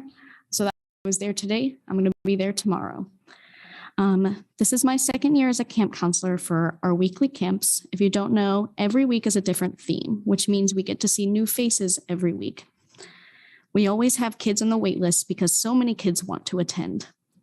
Summer till last Thursday, the other counselors and I had plenty of conversations about next year with the kids. Summer is only so long, so many of the kids say that they can't wait for next year. And I tell them the same thing. We do canoeing on Wednesdays and only on Wednesdays. So I tell them to come back next year so they can canoe with us again. The young woman who spoke earlier talked about catching a fish. Well, she was the only one the entire year to catch a fish, like the only one. And yet still all of the kids just talk about coming back next year to fish, even though they don't catch anything. I tell the kids I'm excited to look for antlines with them next year. I tell them that there'll be more mulberries to try at camp during our wild edible hike next year. And we had no idea that there would be a next year until last Thursday. I'll repeat that again. We had no idea that there was going to be no next year until last Thursday. I've been lying to these kids. The kids want a next year at Prairie Park. And this is your guys' problem. Don't put it on the Nature Center. Don't put it on the kids.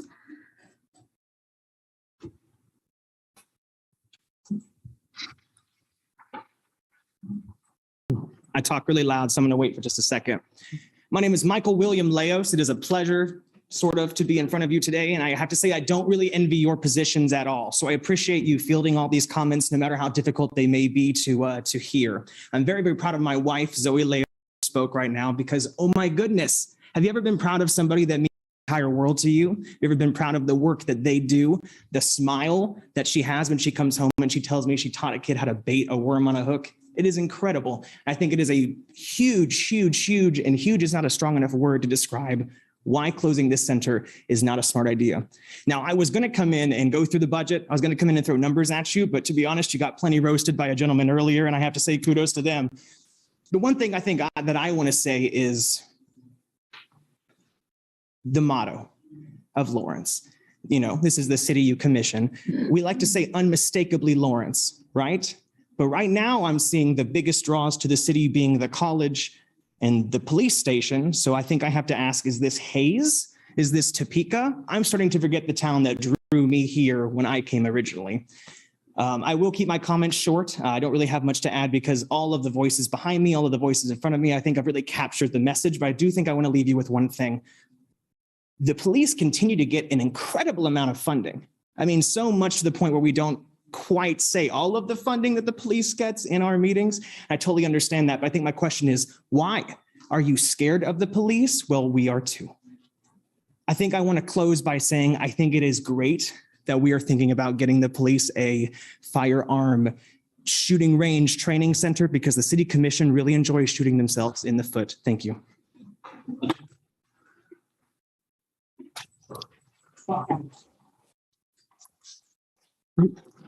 Hi, my name's Joe Sabas. My phone's dead, so I'm just going to wing it. I'd just like to talk about values and principles. On the website for the strategic plan, one of the first items is that unmistakable identity.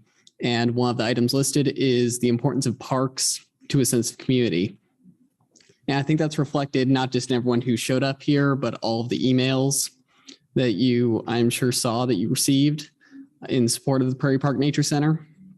There was also one that stood out to me on an expenditure to replace a water tower, which according to the consultants who sent the email, that would be an unnecessary $1.5 million expenditure and would also uproot the water tower park.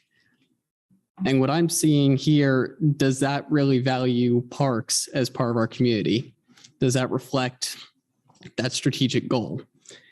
And one of the other things I saw pouring over the budget was the use of not just the pure raw numbers to justify why this park needs to be closed to save money, but also that 4-quadrant priority-based budgeting, which is a very convenient way to quantify those values, but none of the values seem to be transparent. And I want to ask, does that priority-based budgeting reflect those strategic priorities in the 3 or 5 year plan that was listed on the website? And I'd also like to add that many of the suggested uses for the Prairie Park Nature Center, where there were many suggested uses for an educational center or temporary renting, I saw was part of the terminology for those programs, and it all point to a sense of that this is a temporary, whether implicitly or explicitly, that this is just a temporary way to save money, but make no mistake, when you get rid of institutions or resources that serve an ecological purpose, it is near impossible to get them back. This would not be a temporary solution. Thank you.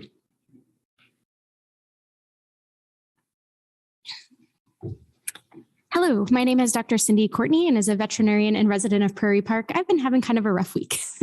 So I heard that in some of the budget numbers, some of the considerations that were being given to the budget cuts for the Lawrence Humane Society were coming from recommendations from the police department. And just as a veterinarian, I'd like to be hearing what the thoughts and concerns are of the animal health professionals that are considering, what is going on there. The information we're getting from the Lawrence Humane Society themselves is that they're not being asked to provide less services in exchange for the change in funding. So I think that's really important, especially as you all are talking about the importance coming out of a pandemic of helping deal with or prevent future pandemics. We know that 75% of all new human diseases are coming from animals, and that organizations like humane societies provide essential not only animal healthcare services, but services that end up benefiting our human community members as well in ways that private veterinary services just simply are not able to help provide. I also wanted to obviously speak to Prairie Park as well. I'm fortunate to have a brother who is a urban planner and a mother who was a manager of a local city park where I grew up in Northern Virginia for almost my entire life. And again, as many others asked, how is closure of the park in our interests? It seems like a short-term move that has very big long-term consequences, as the schools are asking for closures because they don't have enough young people in those communities. And you hear all these people saying that they moved here with their families to be near that nature center. And Prairie Park is one of the few schools in the eastern side that is not on the chopping block for consideration for closure. Maybe there's a reason for that. And maybe that Keystone institution argument is really strong. I also am asking, as many people here are showing such a strong interest in the nature center, why is this on the slate for removal as opposed to for change or rehabilitation? If there are so many people here who are interested, I had the opportunity to see my mother take a small farm park and change that with help from friends groups, community. You all are talking in other parts of the plan about the revenue opportunities for other recreational facilities, and trying to make sure there are scholarship opportunities for low-income people to go and use those recreational opportunities at the same time that you're looking to close a park in their very neighborhoods where they can get services for free. Just on a personal level, I echo those whose toddlers are crying at home about the closure of their park. And as a woman who had postpartum depression when her kids were first born, we know that people who are able to get out of the house and to be out and about with their babies and not stuck at home with them crying do better. And that was that place for me when I was going through that time. So again, with my mother's experience, we know that parks are often at the heart of our communities. So please do not rip our heart out. Thank you. Hi, my name is Christy Peterson. And what I was planning on saying here has changed several times because so many wonderful comments have been made before, and I don't want to just reiterate them. I'll say, as was asked, I agree. I'm going to try to share a couple of maybe things that haven't been said. I'm the previous owner of a previous business here in downtown Lawrence, Laugh Out Loud Family Zone. And we very much started that business, my husband and I, in order to try to fill an empty spot within the Lawrence community of like a children's discovery center. And it's honestly something that I still think that Lawrence needs. We had to close. And one of the things that we searched our hearts over is where else can the kids go? And, there really are limited opportunities. So I guess I really would ask each one of you to ask yourselves a question. I'm a little short, so I'm peering over here at you to make eye contact. Really ask yourselves a question. When you have family, friends, if you do, families that come to town and say, where should we go? When you have people considering moving here and you're recommending for a family, what makes Lawrence great? What makes it different? I stood at the front desk at Laugh Out Loud and answered that question almost every day, from visitors coming out of town to people considering moving here, people interviewing in town whose husbands or wives were interviewing, and they were coming to Laugh Out Loud for the day to play and say, you know, why should we move here? Is this a good place for families? And I have to tell you, Prairie Park Nature Center was the top of a fairly short list of places that I said, these are really awesome, family-friendly places in town, and specifically that are inside for hot or cold weather, and specifically that are free. Others were private businesses, and I still applaud those. But anyway, I just, you know, it really is one of the things that makes Lawrence special. And every community of our size has a pool and a library. Not every community of our size has a nature center, and it's just something really important to keep. My 11-year-old submitted comments. My 14-year-old came and protested outside to get some attention, but I did promise that I would save the balance of any time that I had to the woman who earlier said, I didn't get to my best part. So emailed from her, I will read. We are at a pivotal time in human history. I'm sorry, this is making me fog up. We are being asked to define ourselves as both individuals and community. Who are we and who do we want to be? I'll tell you who we are. We are Lawrence effing Kansas. And there's one thing I know, it's that we move forward, not backward. We aspire to grow. We are a beacon. We hold the flames of tomorrow always in our vision. If you close Prairie Park Nature Center, you're making a bold statement counter to the intentions of our forefathers made about this community, that you do not value the future, that you do not value the wisdom of nature, ultimately that you do not value this community. Thank you. I'm sorry. Oh, sorry. Thank you. You can have her, you've got her email. You can have her email us her speech and we'll read it. Perfect. Thank you for your time. Thank you. Your hard efforts. Hi, my name is Courtney Farr. I've recently moved back to town after being gone a number of years. I don't have the connection to Prairie Park that a lot of people have tonight, but it's been really beautiful hearing what everybody has said who has kids, who's grown up here, who has a real connection to it.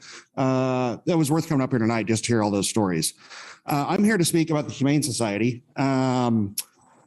You know, there's an ecosystem and interconnectedness between shelters, between private veterinary practice, between animal rescue orgs. Prairie Park itself, with its role in wild animal rescue, is part of that. Each one of these touch each other. And I feel like cuts to something as central as a Humane Society ends up spreading out responsibility and cost to everyone else in the community.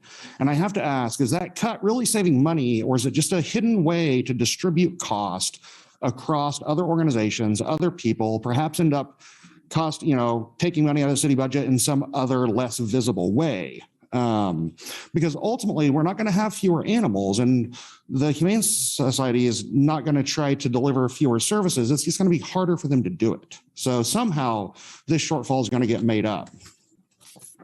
But getting to that, like the way it gets made up, the difficulty of doing that work, the biggest reason I was moved to come in and give comments tonight is out of concern for the people who work and volunteer in animal rescue and care. There's a snowball effect happening across the country right now, a building up of stressors and problems in the animal care and rescue organizations, with staffing shortages that are expected to continue and worsen for the next 8 to 10 years. You've got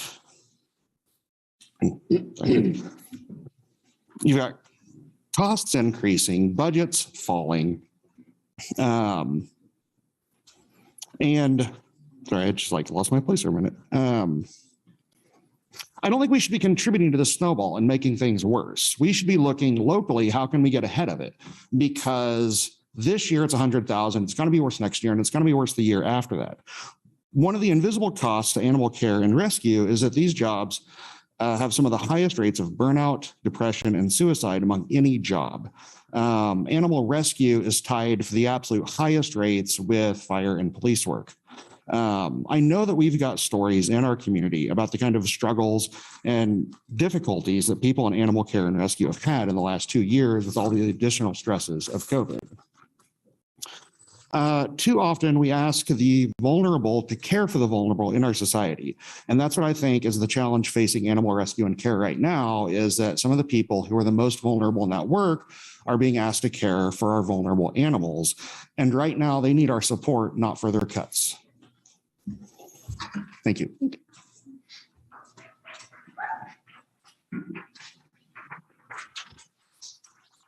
Hi, my name is Maggie Shadle, and I have been a resident of Lawrence for 11 months now and a volunteer at the Nature Center for 10 months. I immediately found community and felt at home in Lawrence after starting to volunteer at the Nature Center. It's not exactly glamorous to spray bald eagle poop off chain link fences, but Prairie Park is such an enjoyable place that I want to do it every single Saturday. I have lived in many states across the country and have never lived somewhere that has a nature center like Prairie Park. It is unmistakably Lawrence. It is one of the things that makes this city great and a joy to live in. It is a fundamental attraction for the city of Lawrence, and I see so many residents, families, and children every week filled with wonder, learning about animals, plants, and the ecosystem they live in. I do not understand how closing the Nature Center aligns with the city's strategic plan. You have provided no evidence to show that it ranks poorly. The Nature Center is absolutely contributing to strong and welcoming neighborhoods.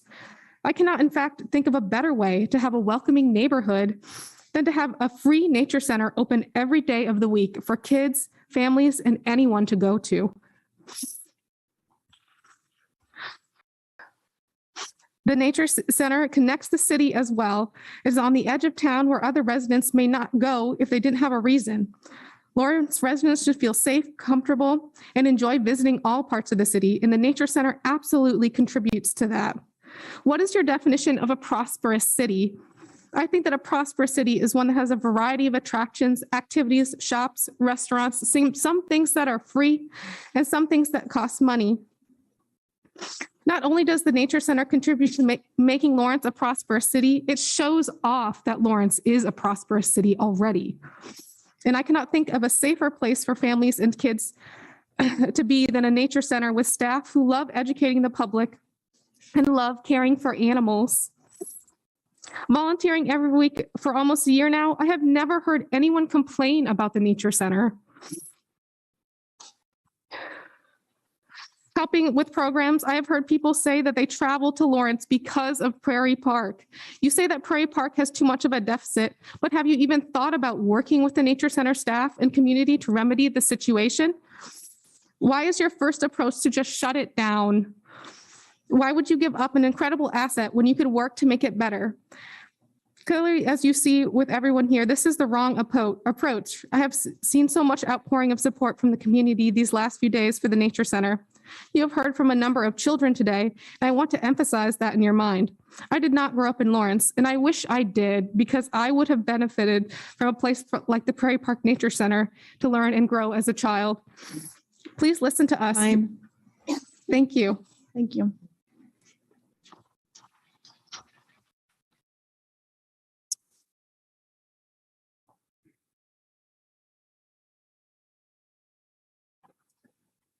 Hi, my name is Devin Durad, and as a Lawrence citizen, it is baffling to me to see that the Prairie Park Nature Center has been considered misaligned with the current strategic plan for the city of Lawrence. The stated goals of this strategic plan, as outlined in the 2023 city budget, are as follows: unmistakable identity, strong and welcoming neighborhoods, safe and secure, prosperity and economic security, and connected city. In particular, it is shocking to see that the Nature Center has been evaluated as falling short of the strategic goal of unmistakable identity. I have to ask, what about the city of Lawrence could be more unmistakable than a community-oriented facility that celebrates the prairie ecosystem we live in while championing the progressive goals of inclusion, access, and community by offering public access to free entertainment and education, regardless of folks' ability to pay for entry? Prairie Park Nature Center represents the best that Lawrence has to offer, a freely available public gathering place celebrating our unique prairie biodiversity. What could be more unmistakably Lawrence than that? The second reason for the proposed closing of Prairie Park Nature Center is that the center runs at an 80% deficit, one of the lowest recovery rates in the entire Parks and Rec department. For anyone who is not aware, Prairie Park Nature Center does not charge an entry fee. It is completely free to the public. If we are in such a deep budget crisis that Prairie Park must increase its recovery rate, why hasn't a proposal to charge an entry fee and increased recovery been explored before the current extreme proposal suggested here to completely and permanently close the Nature Center? In the preamble of the proposed 2023 budget, City Manager Craig Owens writes, though proud of the work and the outcome, this is not the right budget for this community until the public engages with it and the City Commission makes the adjustments necessary. I ask you to please live up to this stated ideal and to acknowledge the impassioned pleas of folks from all over the city of Lawrence gathering here today. We are here to state clearly and unequivocally that any budget that proposes the closing of Prairie Park Nature Center is not right for the citizens of Lawrence.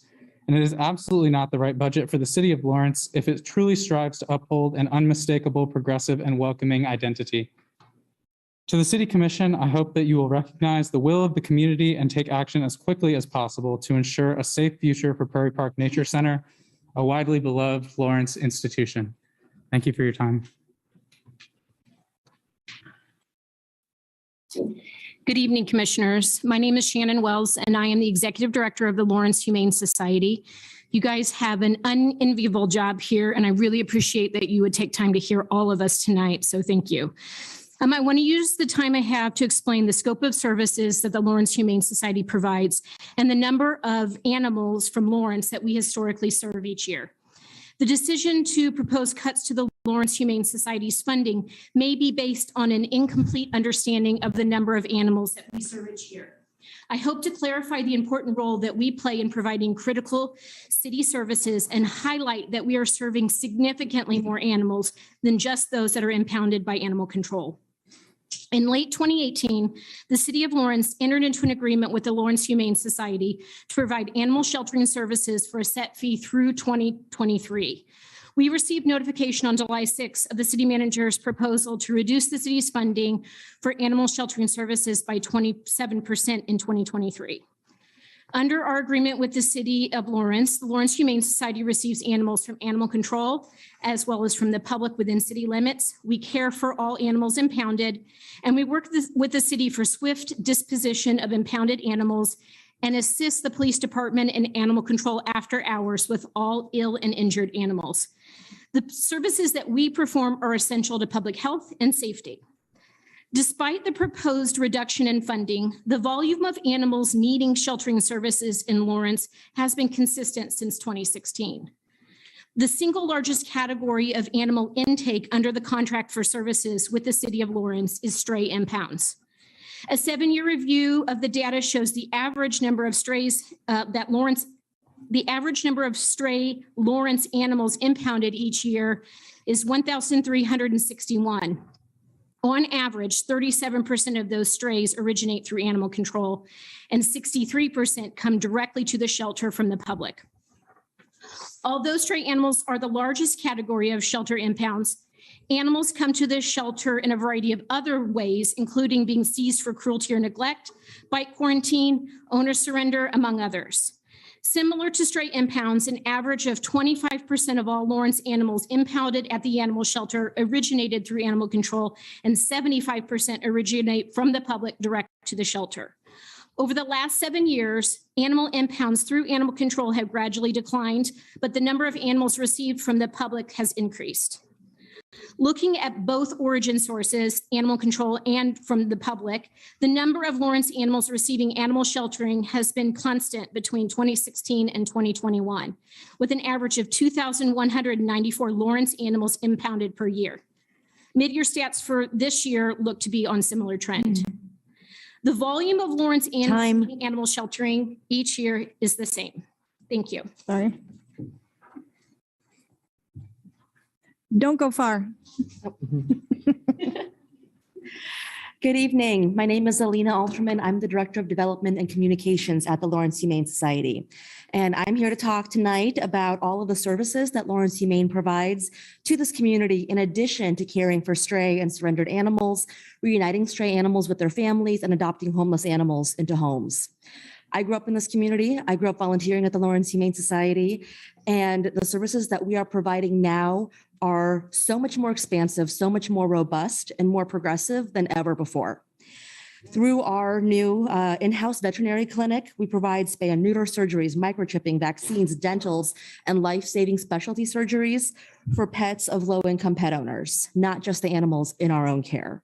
In 2021, we treated over 1,200 owned animals. This was our biggest year, but we're really trying to beat that in 2022.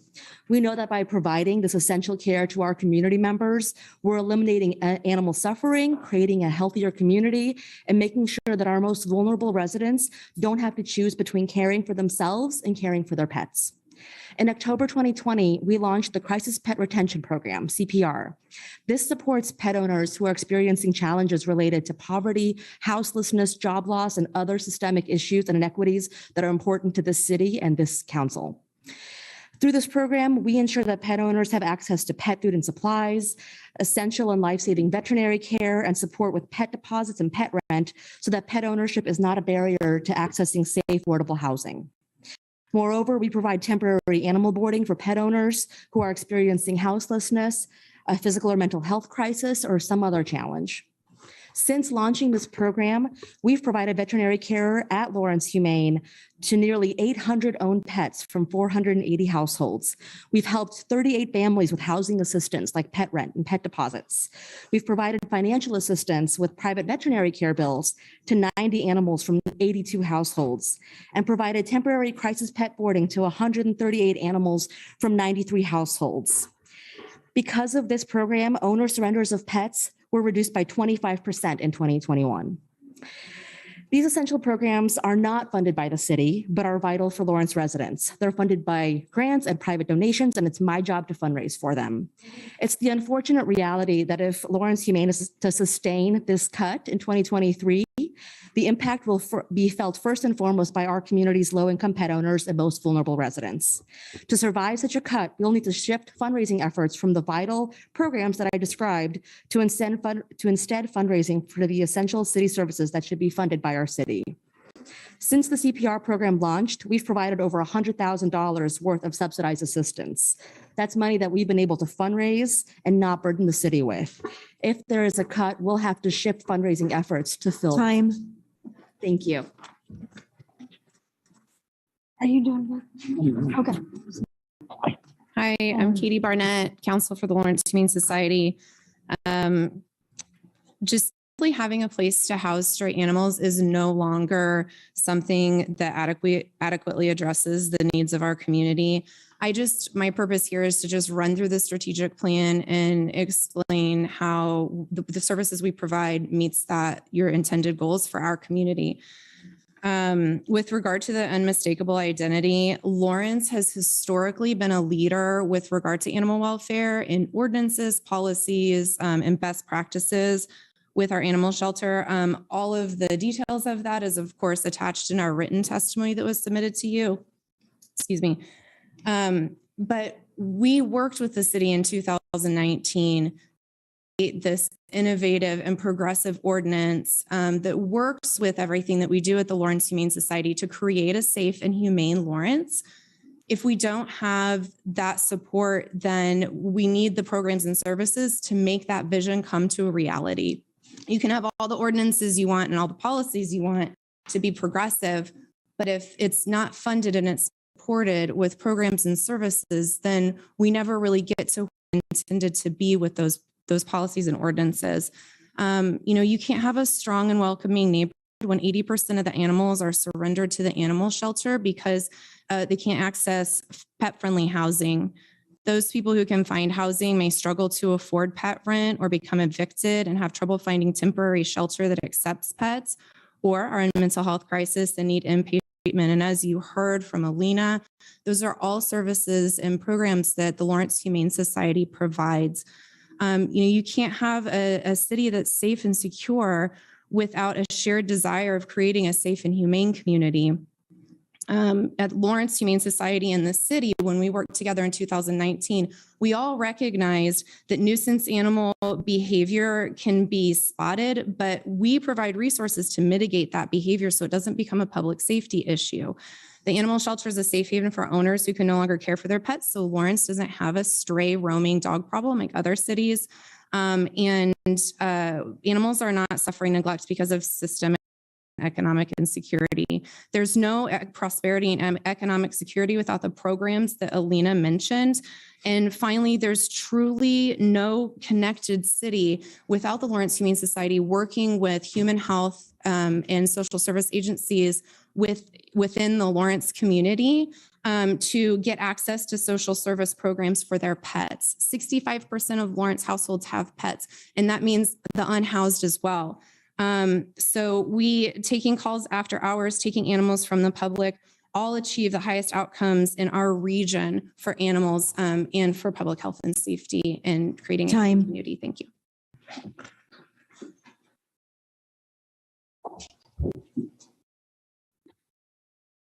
Hi, Commissioners, Ms. Mayor, Mr. Manager. I'm John Hanley. I'm Chairman of the Board of Lawrence Humane Society. I'm thrilled to be here on behalf of the board and also to represent and peer alongside shelter leadership, as well as volunteers, as well as so many citizens out expressing their dedication to Lawrence Humane and Prairie Park. It's pretty awesome to see.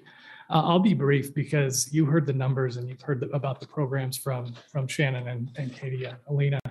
But in 2018, when we started the most recent agreement with Lawrence Humane Society, that was the same time we undertook a fundraising effort to build the brand new Lawrence Humane Society, which is out on 19th now across from the fairgrounds. And we did that with not just donations from the city, but also donations from thousands of supporters throughout our region.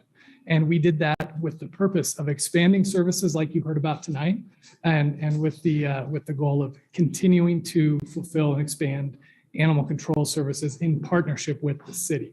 And you heard Shannon talk about the 2,200 animals impounded from Lawrence City alone in the last year, and 65% roughly of those were handled first and foremost by Lawrence Humane Society staff.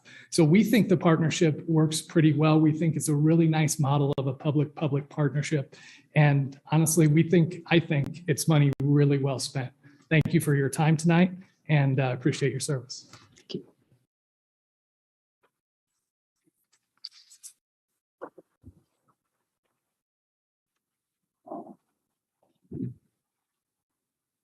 Hello, my name is Seamus Albritton. I'm the president of Lawrence Professional Firefighters, the firefighters, paramedics, and EMTs in our community. Just wanted to pass on that we were pleased to see that the conversation around Station 6 and 7 is continuing. It feels that there's finally some momentum in these projects. I would encourage the commission to evaluate the plan to put these items on a ballot initiative versus using current revenues to fund these projects against our evaluate that against our strategic plan and our priority-based budgeting. It's difficult to reconcile that projects that have scored so high, meeting the goals of our strategic plan, would be funded in a way that is not guaranteed to happen. And secondly, what happens if that ballot initiative does fail? Then we're just another year behind. And we know that these projects, because we've been talking about it for so many years, that each year that goes by, that price tag goes up. So it would seem that it would be more prudent and more aligned with our strategic plan and our priority-based budgeting to fund our core services with existing revenues, with existing monies, and find that way. Maybe we can move some of our lower scoring items on the recommended CIP onto the ballot initiative versus the fire stations. Perhaps there's even a room for our friends at Prairie Park Nature Center and the new look, several fire chiefs, as well as our organization and third-party accreditation and organizations, have objectively proven through data that outward growth in our community and the increase in our 911 calls have decreased the level of service that the fire department is providing to the citizens of Lawrence. There are now entire Lawrence neighborhoods in which our members cannot get to fast enough to meet national and internal standards. And the increase in 911 calls, I can't I can't promise a citizen, reasonably promise that the fire truck or ambulance in their neighborhood is available when they call 911, because we're more likely than not handling a different emergency that's also going on in that same district. Lawrence is less safe than it was 10 years ago when I reported for duty for the first time. So I do want to state that stoked to see this conversation headed in the right direction. Of course, we're happy to see it on the budget. I'm just hoping to hear some debate on some of the things that I've presented tonight. And at the end of the day, please don't conclude this process without a clear and concise plan to make these stations happen. Thank you.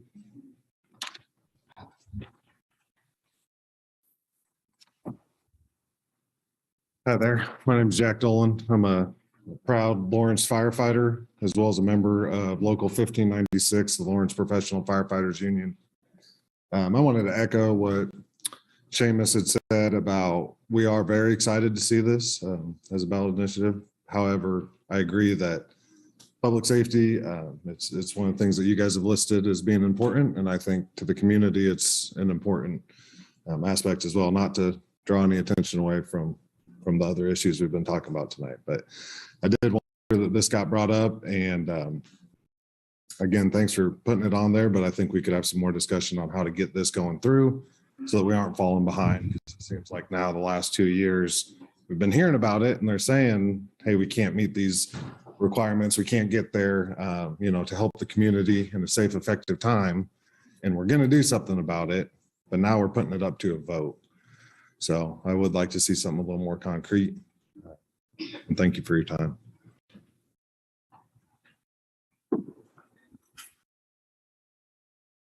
Hello, my name is Hannah Reed, and I am a camp counselor at Prairie Park. This is actually my first week, so it's been really cool to see how you value your Prairie Park employees by announcing that you want to destroy their place of work before they get a chance to start. And also you made my coworker and the kids I helped take care of cry. So I'm pretty angry. For a city that claims to care about the environment, Lawrence sure has a funny way of showing that. I mean, in your strategic plan for how to improve the Parks and Rec department, you have grand ideas such as educating the public more about climate change and preserving more natural space for the city, which are both really great ideas. So then why are we here having to dissent against your decision to shut down Prairie Park Nature Center, which may I remind you is the only wildlife rehab center in the town? Prairie Park provides a wide array of educational resources for the entire and is literally already doing what your strategic plan calls for. You say you want to preserve the natural beauty of Lawrence, yet you want to destroy the lives of 70+ rehab animals in the nature center, many of which are endangered native species. You say you would be able to rehome them, but where? Another nature center that we don't have? You inform the public of your plans for Prairie Park less than a week before the decision is to be made. And why is that? Are you trying to limit our outreach and our numbers because you're afraid your plans will be ruined like the way they were in 2006? I am here to say that the people of Lawrence will never stop fighting for Prairie Park, even if you, in your strategic planning and in your fancy offices, decide it's not worth it. Decide that you need to keep the 0.7% of your massive budget that it takes to run the park. I have so much more that I wish I could say, especially about the equally horrible plans to expand K-10 and defund the Humane Society, but my time is cut short. And also, I'm really tired. I have been hanging up flyers and spreading the word to everyone, at least trying my best, because you've given us such a short time frame. But, I suppose you have other natural resources to try and industrialize for profit. And now I will say thank you, but not to you, to the people of Lawrence for being here today, and to the workers at Prairie Park and Lawrence Humane Society for keeping Lawrence beautiful and its wildlife safe. So, thank you all.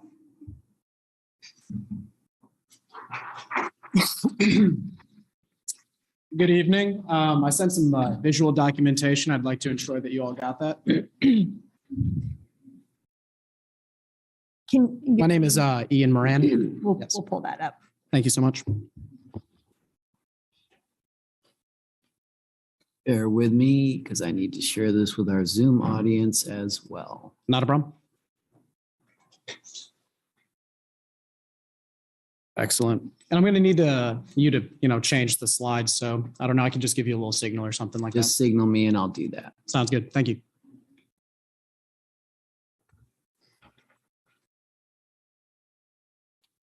All right. Good evening, commissioners. My name is Ian Moran, and I'm a recent KU grad with a Bachelor of Science in Biology and an emphasis on evolution, ecology, and organisms.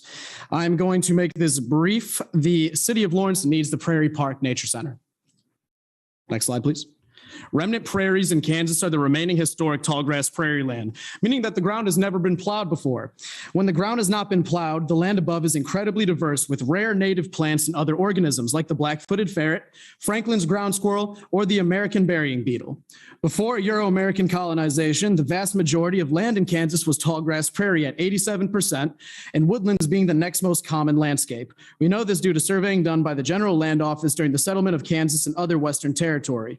Poor agricultural practices and extensive ignorant plowing of the land have led to serious erosion that causes flash flooding around the Kansas River, polluted rain due to a lack of prairie grass roots that act as filtration, as well as our commercial abuse of fertilizer. All of this leading to the loss of our topsoil. Next slide, please. In the light green, we see the historic range of tallgrass prairies. Today, we have less than 1% of that land left. The majority of it, being the Flint Hills, are the largest contiguous remnant prairie due to the content of flint in the soil, making it unplowable. All other tallgrass prairie is gone. My best guess is that none of you knew that information. We need children educated on these ideas at an early age to combat this ignorance. In every single one of my biology discussions at KU, in every single class, in every discussion that we had on how are we going to solve the problem of ignorance, it was childhood education. Next slide, please.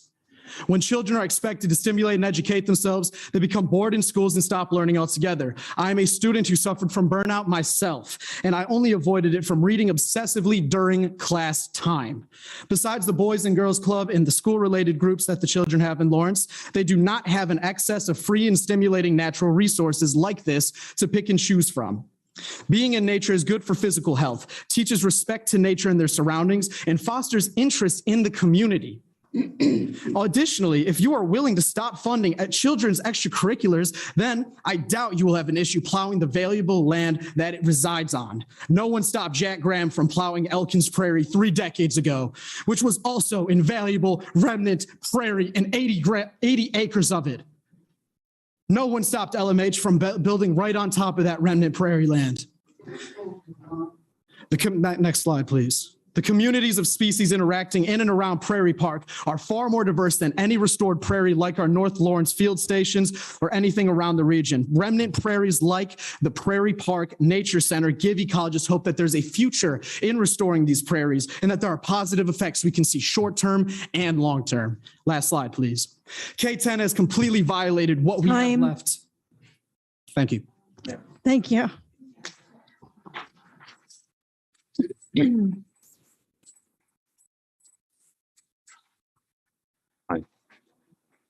Let me know when I can start. Go ahead. My name is Gabriel O'Brien. I am a little unlike everyone else here in the sense that I grew up on the other side of the street. I grew up on Wedgwood Drive and Craig Court. I didn't get to benefit from anything like something like the Nature Center.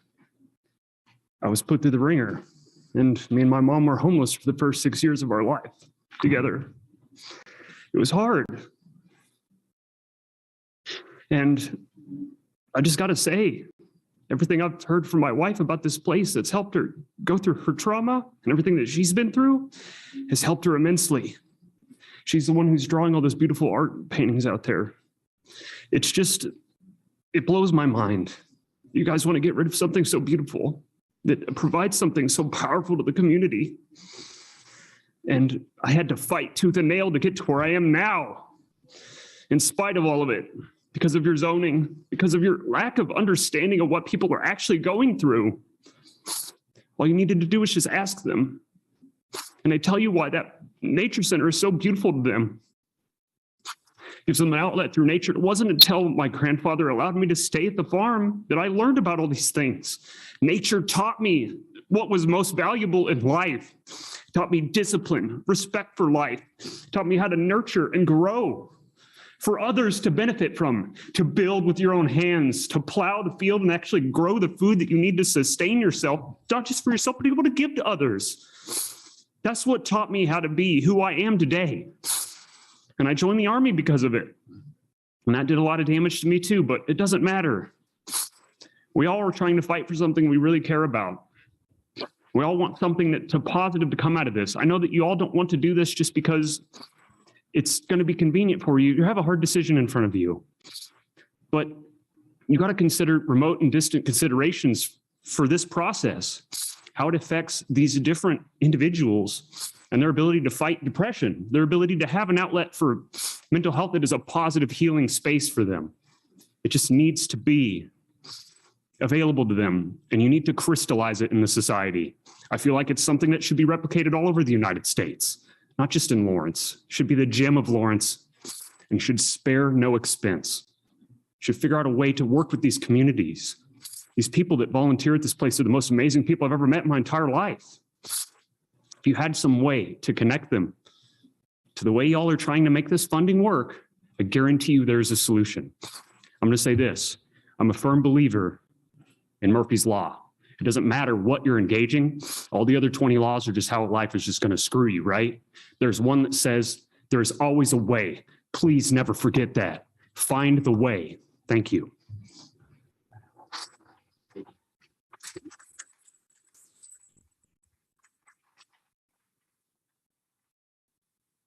Hi, my name is Rowan Strang. I've lived in Lawrence for 13 years, more than half my life.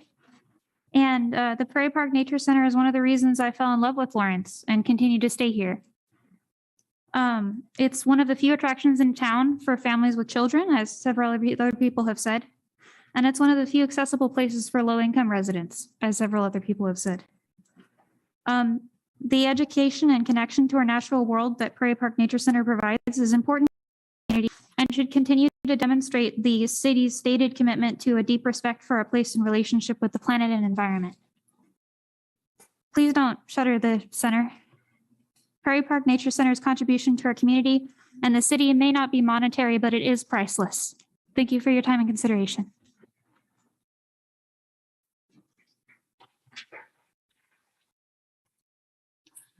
Hi, my name is Brad Kessel. I'm the president of the Prairie Park Neighborhood Association.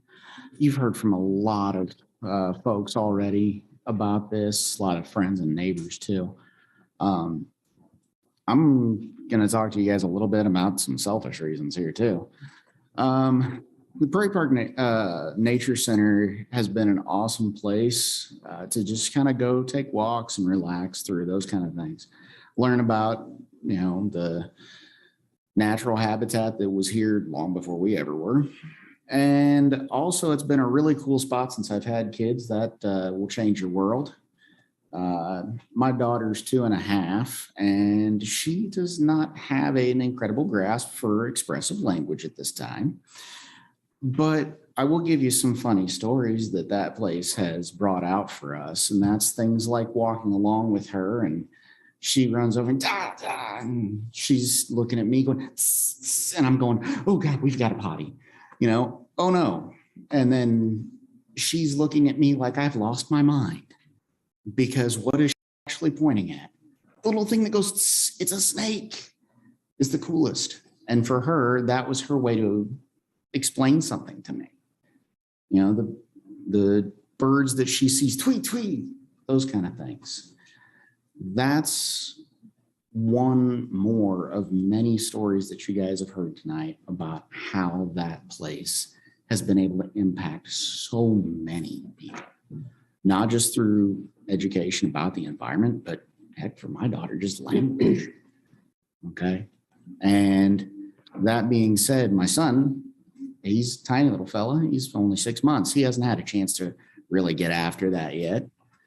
But there's a lot of potential learning there for him that he may not get otherwise.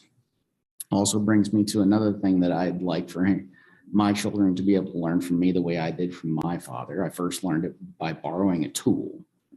And that was when you return it in better shape than you got it in. My father used places like the Prairie Park Nature Center and other nature centers around the area from here to Johnson County, all the way out through Colorado and a few other states, to teach me not only to do that with tools and things I borrow from friends or neighbors, but with the land. To be the guy who carries a pack around with them that has a little metal straw in it, because I don't want to put one more piece of trash out there, to have a rubbish, container on the side of it, because there may be something that someone else has dropped that I need to pick up. Those are the people that I want to raise for tomorrow, is the people who will return the land to the rest of us in better condition than they got it in. Thank you.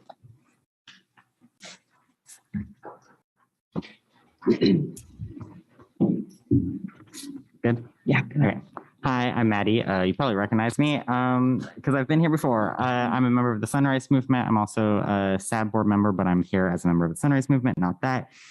Thank you for hearing my comment. I recognize that budgets are really difficult to make. I'm not pretending that I would know how to do it better. But I think the Prairie Nature Center and the defunding of the Humane Society are both symptomatic of the city has 5 policies about sustainability, including the 5 principles of sustainability. These are also included in Plan 2040 and a number of others. They're listed in the letter from the Sustainability Advisory Board that you can access through the most recent special meeting of the SAB board's agenda. But basically, it's, this is not, obviously the Nature Center closing and stuff is not reflecting the desires of the city of Lawrence. You've heard that tonight, a lot of reasons to not close it. But it's also not reflecting these 5 principles of sustainability. And I just wanted to rename them because it feels like they're not, if they have been integrated into city management or operations, it doesn't really feel like we're seeing that. So they are 1, to achieve net zero greenhouse gas emissions through a fair and just transition for all communities and workers.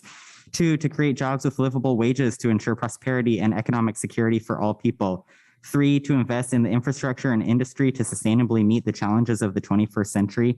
4, to secure for all people for generations to come clean air and water, climate and community resiliency, healthy food, access to nature, and a sustainable climate. And 5, to promote justice and equity by stopping current, preventing future, and repairing historic oppression of Indigenous communities, depopulated rural areas, communities of color, migrant communities, deindustrialized communities, the working poor, women, the elderly, the unhoused, people with disabilities, and youth. And I emphasize access to nature, but a lot of these are related to the Prairie Park Nature Center, to the Humane Society, and a number of other things in the city. A couple of years ago, the city commission committed to reducing the police budget, but it was reduced that year and then has increased. And this year they're getting $30 million. Recently, a new police building was built. Just under 2% of that budget was used for a public arts project. I'm super into public art, but that public arts project costs more than it takes to fund the Prairie Park Nature Center. And I'm just wondering why we're prioritizing police who have historically been actors in injustice and murdering people of communities of color and poor people, when we could be using the money to fund things like the Prairie Park Nature Center that creates these education opportunities. Thank you.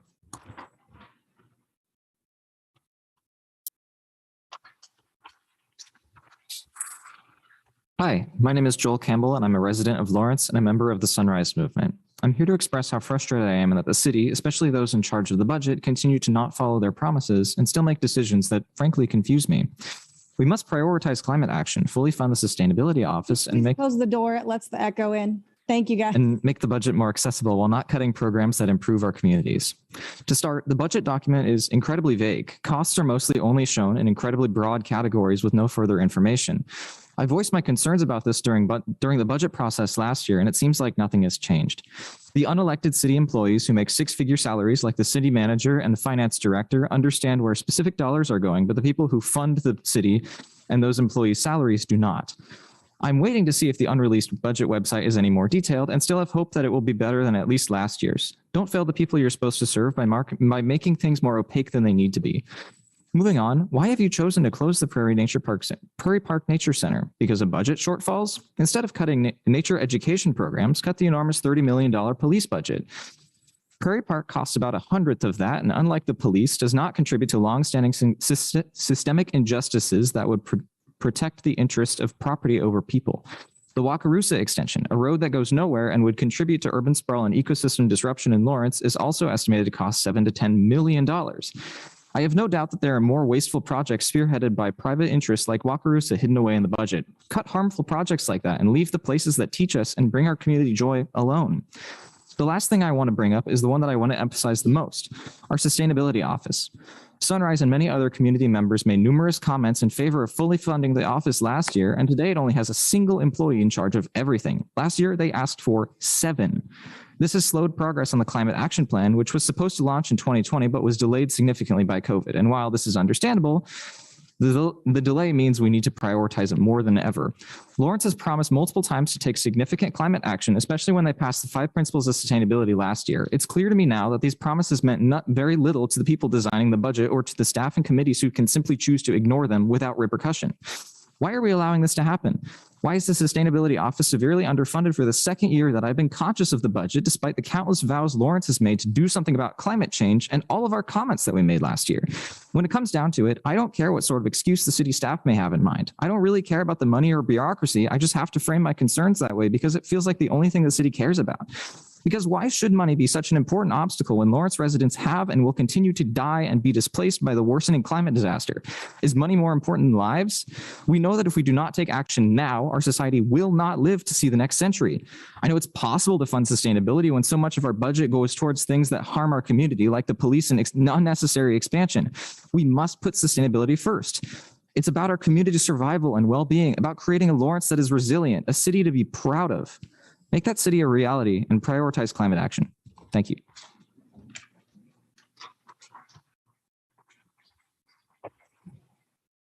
Good evening. My name is Simi. I'm a senior at KU and a member of Sunrise Lawrence. I'm commenting on the need for a stable and active sustainability office and the proposed closure of Prairie Park Nature Center. The climate crisis is usually treated as something we won't have to deal with for a long time, and we throw around different years before which we must act to prevent irreversible damage to the planet. But climate change is something we need to deal with at this very moment, and the science proves that very clearly. So what I don't understand is why there are some things that don't need more funding, such as the police, that are receiving more money when there are more pressing issues at hand. Based on how much information we've been provided thus far, we don't even know where the $30 million are going. Some of the most effective action working against climate change and other environmental problems occurs at the community level, because that is where we are able to start programs unique to a specific community's needs. We proved that Lawrence was capable of this by participating in the creation of a climate action plan. And when it comes to climate change, Douglas County has the highest percentage of concerned citizens in Kansas. This shows that Lawrence residents will actually want policies that ensure, for example, protection from the heat waves that we are currently experiencing. Lawrence has its own needs as a unique community, so funding the Sustainability Office should be a priority. You unanimously passed the 5 principles of sustainability last year, and in order to prove that wasn't an empty promise, we need a well-funded sustainability office. On a similar note, closing the Prairie Park Nature Center is a perfect example of what we should not do. More and more animals and plants are becoming endangered or going extinct every day due to human activities. Places such as this nature center are integral in conservation efforts to support declining populations. Even if those animals are relocated, as suggested in the budget, the nature center provides an irreplaceable service to the community: environmental education. This education is a necessity to make more people aware of the ongoing climate crisis. For countless people, this park also serves as an accessible connection to nature, something becoming increasingly rare, and fostering this connection is necessary to promote compassion for the community and the planet. I urge you to reconsider the proposed 2023 budget by funding the Sustainability Office to nurture a healthier and more eco-conscious city.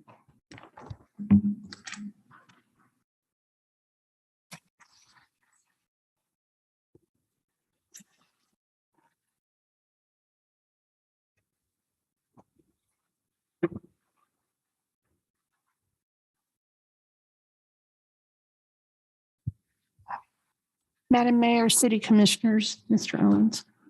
My name is Sherry Pigg, and I have been a resident of Lawrence since 1976 and a volunteer at the Humane Society since 2017. I'm not here to talk about the thousands of animals that the Humane Society helps every year by finding them new homes or rescuing them from bad situations. Instead, I'm here to speak just about two animals, and that would be Sammy and Roxy. Sammy's the cat and Roxy's the dog. I adopted both of them from the Lawrence Humane Society several years ago, and now they're the best friends. If not for the shelter, both of them may have died on the streets. Sammy grew up on the mean streets of Lawrence, and yes, they are mean when you're a little animal that has no home. He, his mother, and his siblings were captured by animal control while his mom was attempting to teach her little family how to hunt from someone's bird feeder. That was the only way they had to survive. Roxy was transferred to the Lawrence Humane Society from another agency. She obviously had had an owner in the past because she had been spayed and she was microchipped. Unfortunately, her previous owner didn't seem to care about her very much. She was very, very timid. Her coat was dirty and she needed a lot of dental work. Obviously, she had just been running wild because perhaps her family couldn't take care of her. Humane Society staff took both of my animals in, gave them the care that they needed, and put them up for adoption. I was fortunate enough to be able to bring them into my home. Both of these animals have brought me much happiness and laughter to my house. There's nothing funnier than an Aussie doing sploots or a cat doing zoomies all over the house for no reason at all, just because he can. And without the Humane Society, they wouldn't have been able to experience that joy. Both my pets have improved both my mental and my physical health. And they are what made me decide to become a volunteer at the Humane Society, where I could see all the great work that they are doing there for the animals. When you consider the shelter's budget, please remember how important companion animals are to Lawrenceans. These animals are living beings who only ask. Sorry. Thank you. Thank you.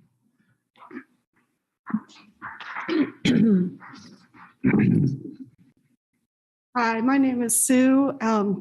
Thank you for all of your attention. You guys have paid really good attention to everyone. I've been watching you and I'm really impressed. I didn't pay attention as well as you did. I'm here as a volunteer for the Lawrence Humane Society, and I'm nervous, but I feel it is very important to represent the staff and the volunteers of the Lawrence Humane Society. It's important to me and it's important to all the animal lovers that reside in our town. I think someone that came before me said that 65% of Lawrence residents are pet owners.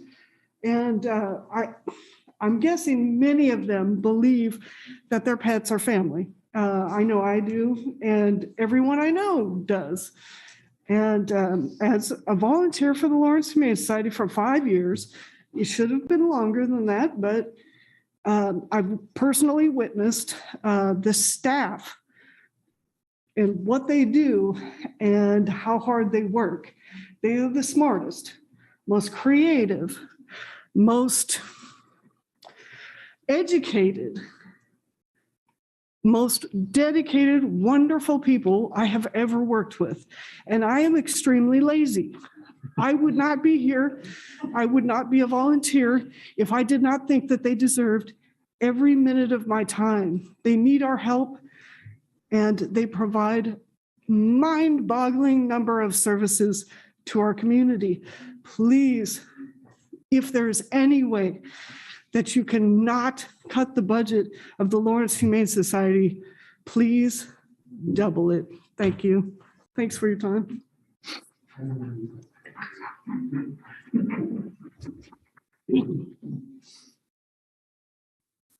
Hello, my name is Janet Probeck, and I wanted to talk to you about two things. One was the Prairie Center, but if the people that came before me haven't convinced you that it's just plain wrong, whatever, I can't say anything that's going to change your mind. But I do want to talk to you about the animal shelter. Do you know that the money that you give them is used on intake to make sure the animals have shots, have tags, have are in good health? Because it's written in the bylaws that they won't accept any animals that have not gone through this process. So you might just have to build another shelter, because anything, they won't be able to take care of it. And anything that animal control or in, you're going to have to put them in a different house. And I guess that's all I wanted to let you know.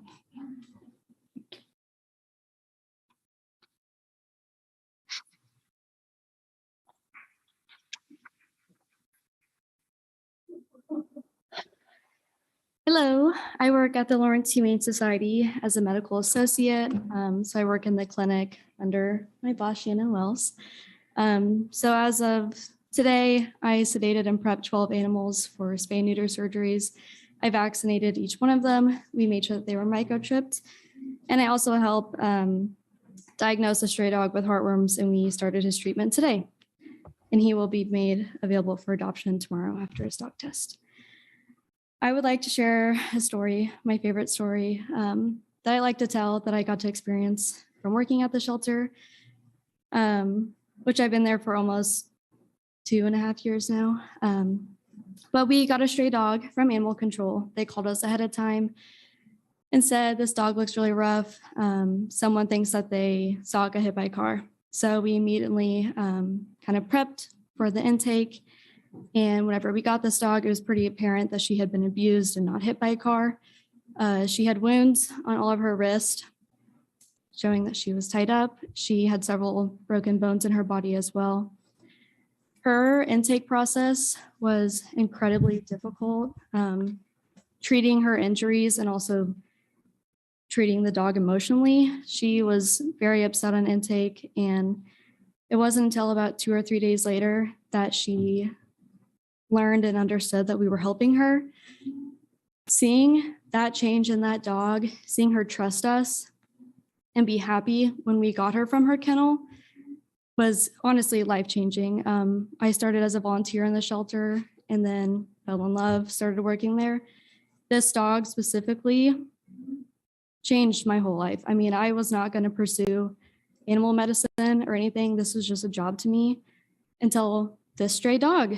And now I'm on a pre-vet track, and that's what I want to do with my life. I want to do this every single day, and it is extremely hard, and we get a lot of stray dogs. Like I said, the 12 animals that we did today, we did spays and neuters so that they can go on the adoption floor tomorrow. And tomorrow we'll do the same thing. So more dogs can go up front, and so that we can open up more kennels and holding for more stray animals. It is incredibly difficult. It takes a lot of resources. And we all work there because we love it, and that's what we want to do every single day, along with our volunteers and fosters that came out today to support us as well. I just wanted to share that because the thought of having less resources to do the story that I just said less, I think would be detrimental to a lot of stray animals that come in. Thank you guys so much for listening to us today.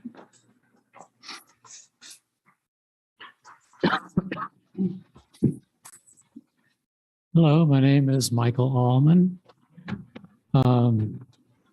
I agree with all this amazing outpouring for the Nature Center and the Humane Society, so I would ask that you restore their funding. But now, speaking from the Sustainability Action Network, I'd like to talk about bicycle transportation, if I could. We submitted 5 proposals to this year's capital improvement plan, and I'm very grateful that One of them is funded, the electric street sweeper to clear debris out of bikeways.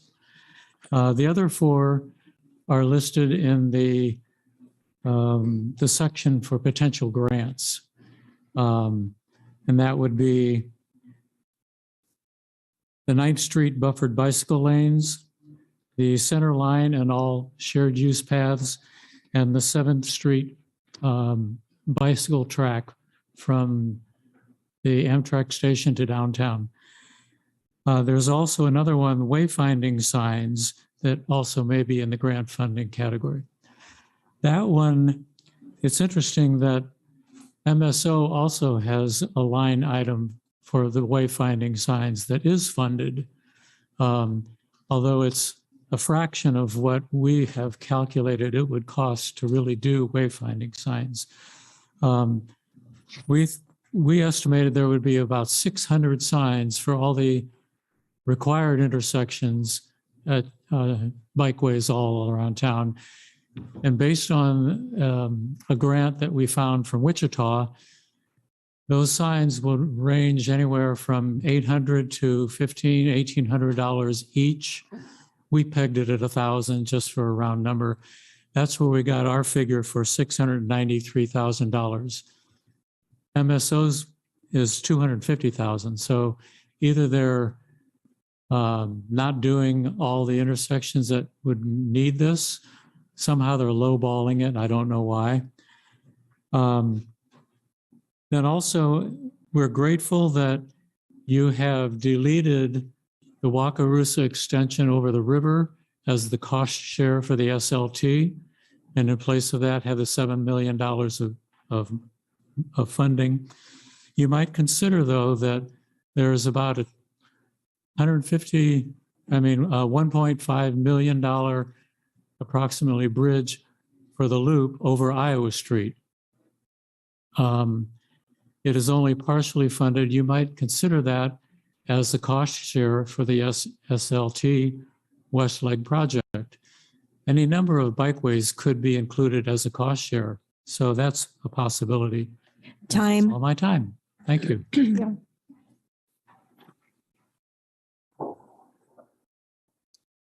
Hello, I'm Chris Flowers. When it comes to animal control, was it only considered in the safe and secure outcome, or was it also scored points for environmental sustainability? My understanding is the Humane Society helps control the pet population. Cats are non-native species that pose a threat to native birds.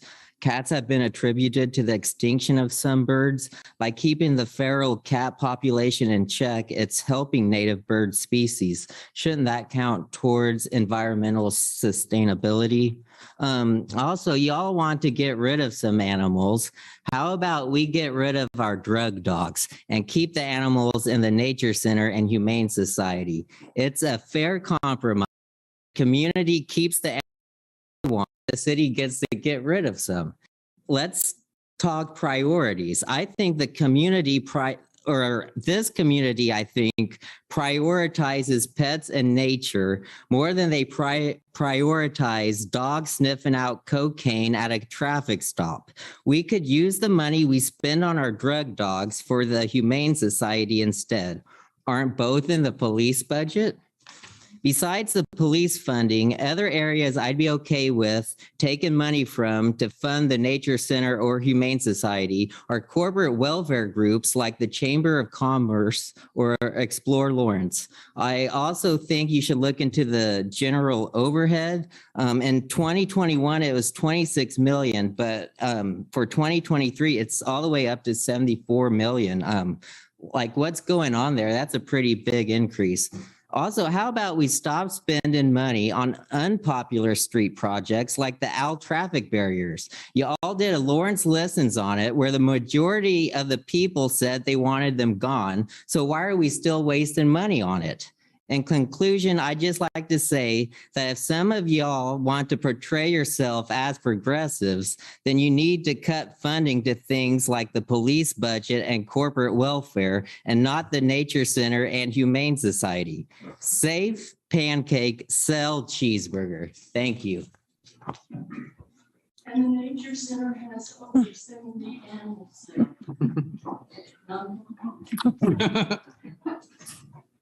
My name's Michael, and I'm all for getting rid of Cheeseburger, but I say lock him up. Okay. Now, I was going to let this one go down without me, but when I heard so many people come in here and tell you how they're afraid of your police and how they don't trust your police and they want to see your police budget reduced, and why are we giving the police all the extra money? I don't know if half of these people have seen my page or not, but I can show you why we're giving all these people the money is so they can go out and assault citizens. Guys, I've shown a ton of reasons why we need to reduce the funding to the police. You're going to, now, Craig, I like this because you put out this little bullet point thing that shows just a first look that there's 100,000 coming out of the police budget. And I'm like, yes, that's awesome. But then I go look and see what it is. And I'm like, man, are you kidding me? Hiding things. The police budget is hidden down in there. They didn't want to talk about it tonight. And they want to build their own gun range. Now, I was talking to the owner of Shooter's Gun Club, and it's funny, he's having to close because he doesn't have any business. And I asked him, I said, well, why don't you get a hold of the police department? You know, they're talking about this shooting range. You know, they can't, it's got to go through the union and it's got to go through that. But we've got a local business that could house that and do it. And they're going to close, and we're going to build a multi-million-dollar gun club that only the police can use. Now, I challenge that is only because the police want to go privately and do their shooting. They don't want to be out there doing actual training with their weapons. They want to go out there and blow out a bunch of clips like we've seen on TV and like what Lockhart's going to come talk about on Thursday. You guys want to add more money to that. Okay, we got the shelter and the Prairie Park, both together less than that BS sculpture. I talk to a lot of people that I don't know in my business, and I can't tell you how many people on the west side, I didn't even know about the thing until a few weeks ago when it really came up, and everybody's telling me, man, that thing is ugly. I don't know why we had it. People call it fantasy land. It's crazy. Safe and secure overtakes welcoming neighborhoods. We're seeing it tonight. We have to be safe and secure at the expense of our welcoming neighborhoods like the Prairie Park Nature Center and the Humane Society. I want to let you know that my wife and I have got a majority of our pets from the Humane Society. The most recent one was in January, and he was heartworm positive. There's a lot of people like us that will take a heartworm positive dog and go ahead and pay for the treatment to save them the money. We could call that an in-kind donation. Do you really need to see that to understand that people are supporting these projects? The firefighters want the people left out of the discussion. They want you to make a decision on their stuff without letting the people vote.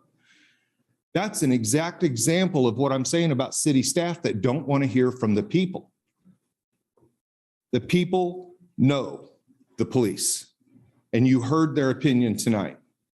If you can't change what's happening tonight, I give up on any kind of police accountability.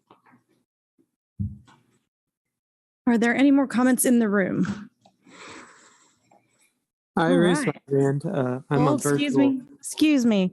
We're going to call on people online here in a moment. I'm going to have Sherry call online. If you have comments, use your raise your hand function so we can call on you. Zach Davis. Hi, my name is Zach Davis. I've lived in Lawrence 10 years now. I know several of you. With today's discussion, I absolutely agree with the support shown for Prairie Park and the Humane Society. As one of the alumni just jumped up on my table. What I do find concerning about the budget beyond those is, and I forget his name, the finance director earlier spoke about our water fund and how it was transferred to the general fund as if it was a common carrier. If you look at the state law, there is quite a bit of difference between how the state determines the legality of different billing practices when you consider a utility a common carrier. There is also kind of one of those, with the city of Lawrence, there's a lot of talk in the community about billing discrepancies with the city utility bills. before anything's considered on raising rates, I think we should take a serious look at a forensic audit of our billing practices, frankly, to see if we're being billed correctly for our water usage, our sewer usage, our trash usage, and frankly, what type of legal liability might open up if we just keep our heads in the sand about, the talk around town about things aren't adding up with the utility bills. Sometimes there's just some oddities. And typically the response from the utility billing department is, oh, it's a computer error. Or, oh, we'll look at it. It just needs taking a serious look at before we give them more funding to just make sure we're being billed correctly and legally. And that is all. Bryn Emerson.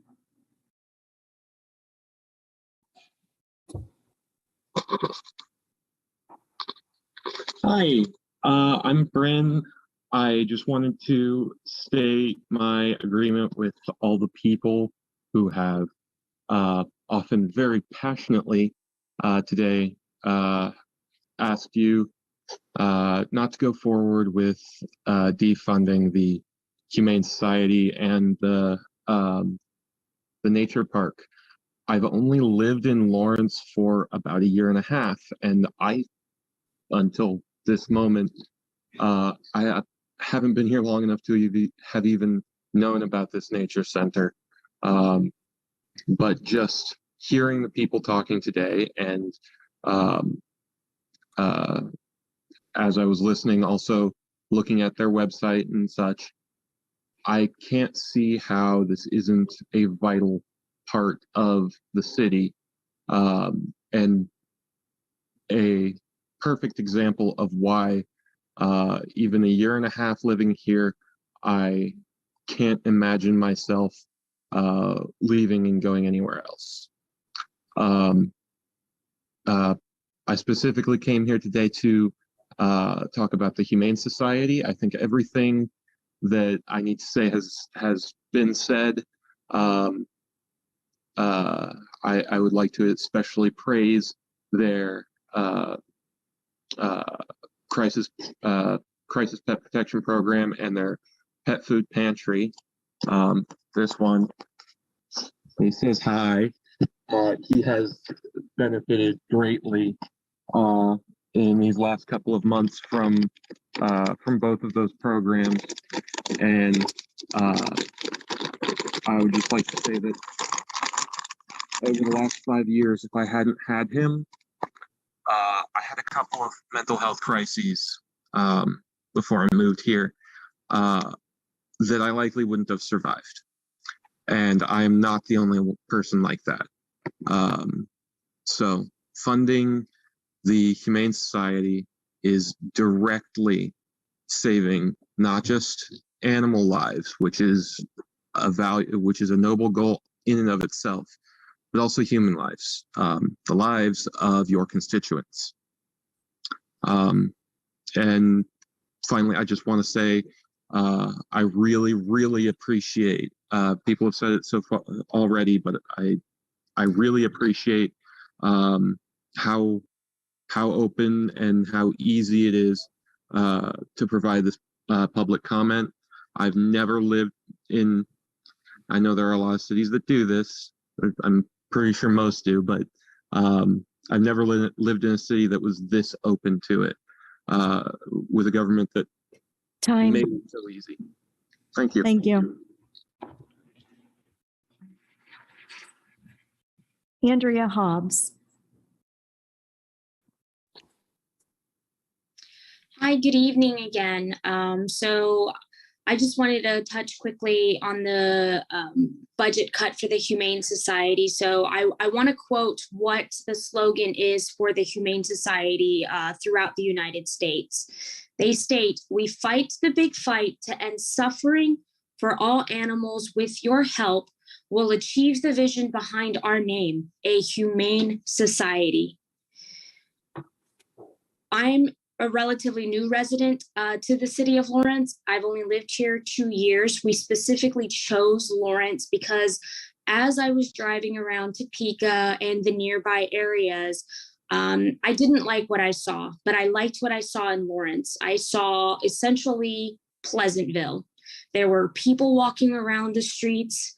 There were walking their pets. Children were playing outside. There, you could see rabbits running around, birds flying about. I liked what I saw. So we specifically chose Lawrence to move to send our children to school to, and to be a part of the community for. We are from the South. We are all about Southern hospitality, and we got that from the members within the community here in Lawrence. We love Lawrence.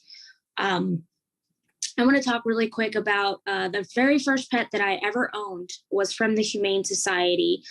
Sadly, she passed this past December, and it left a huge hole in my family. She was a beautiful, emaciated, poorly taken care of, surrendered Yorkie that I named Sophie. We spent 11 wonderful years together. She was my support throughout my numerous deployments and my many relocations that I've had to do for the Army. The last relocation was here to Kansas. Humane societies throughout the country are crucial not only to the welfare of the animals, but the people as well.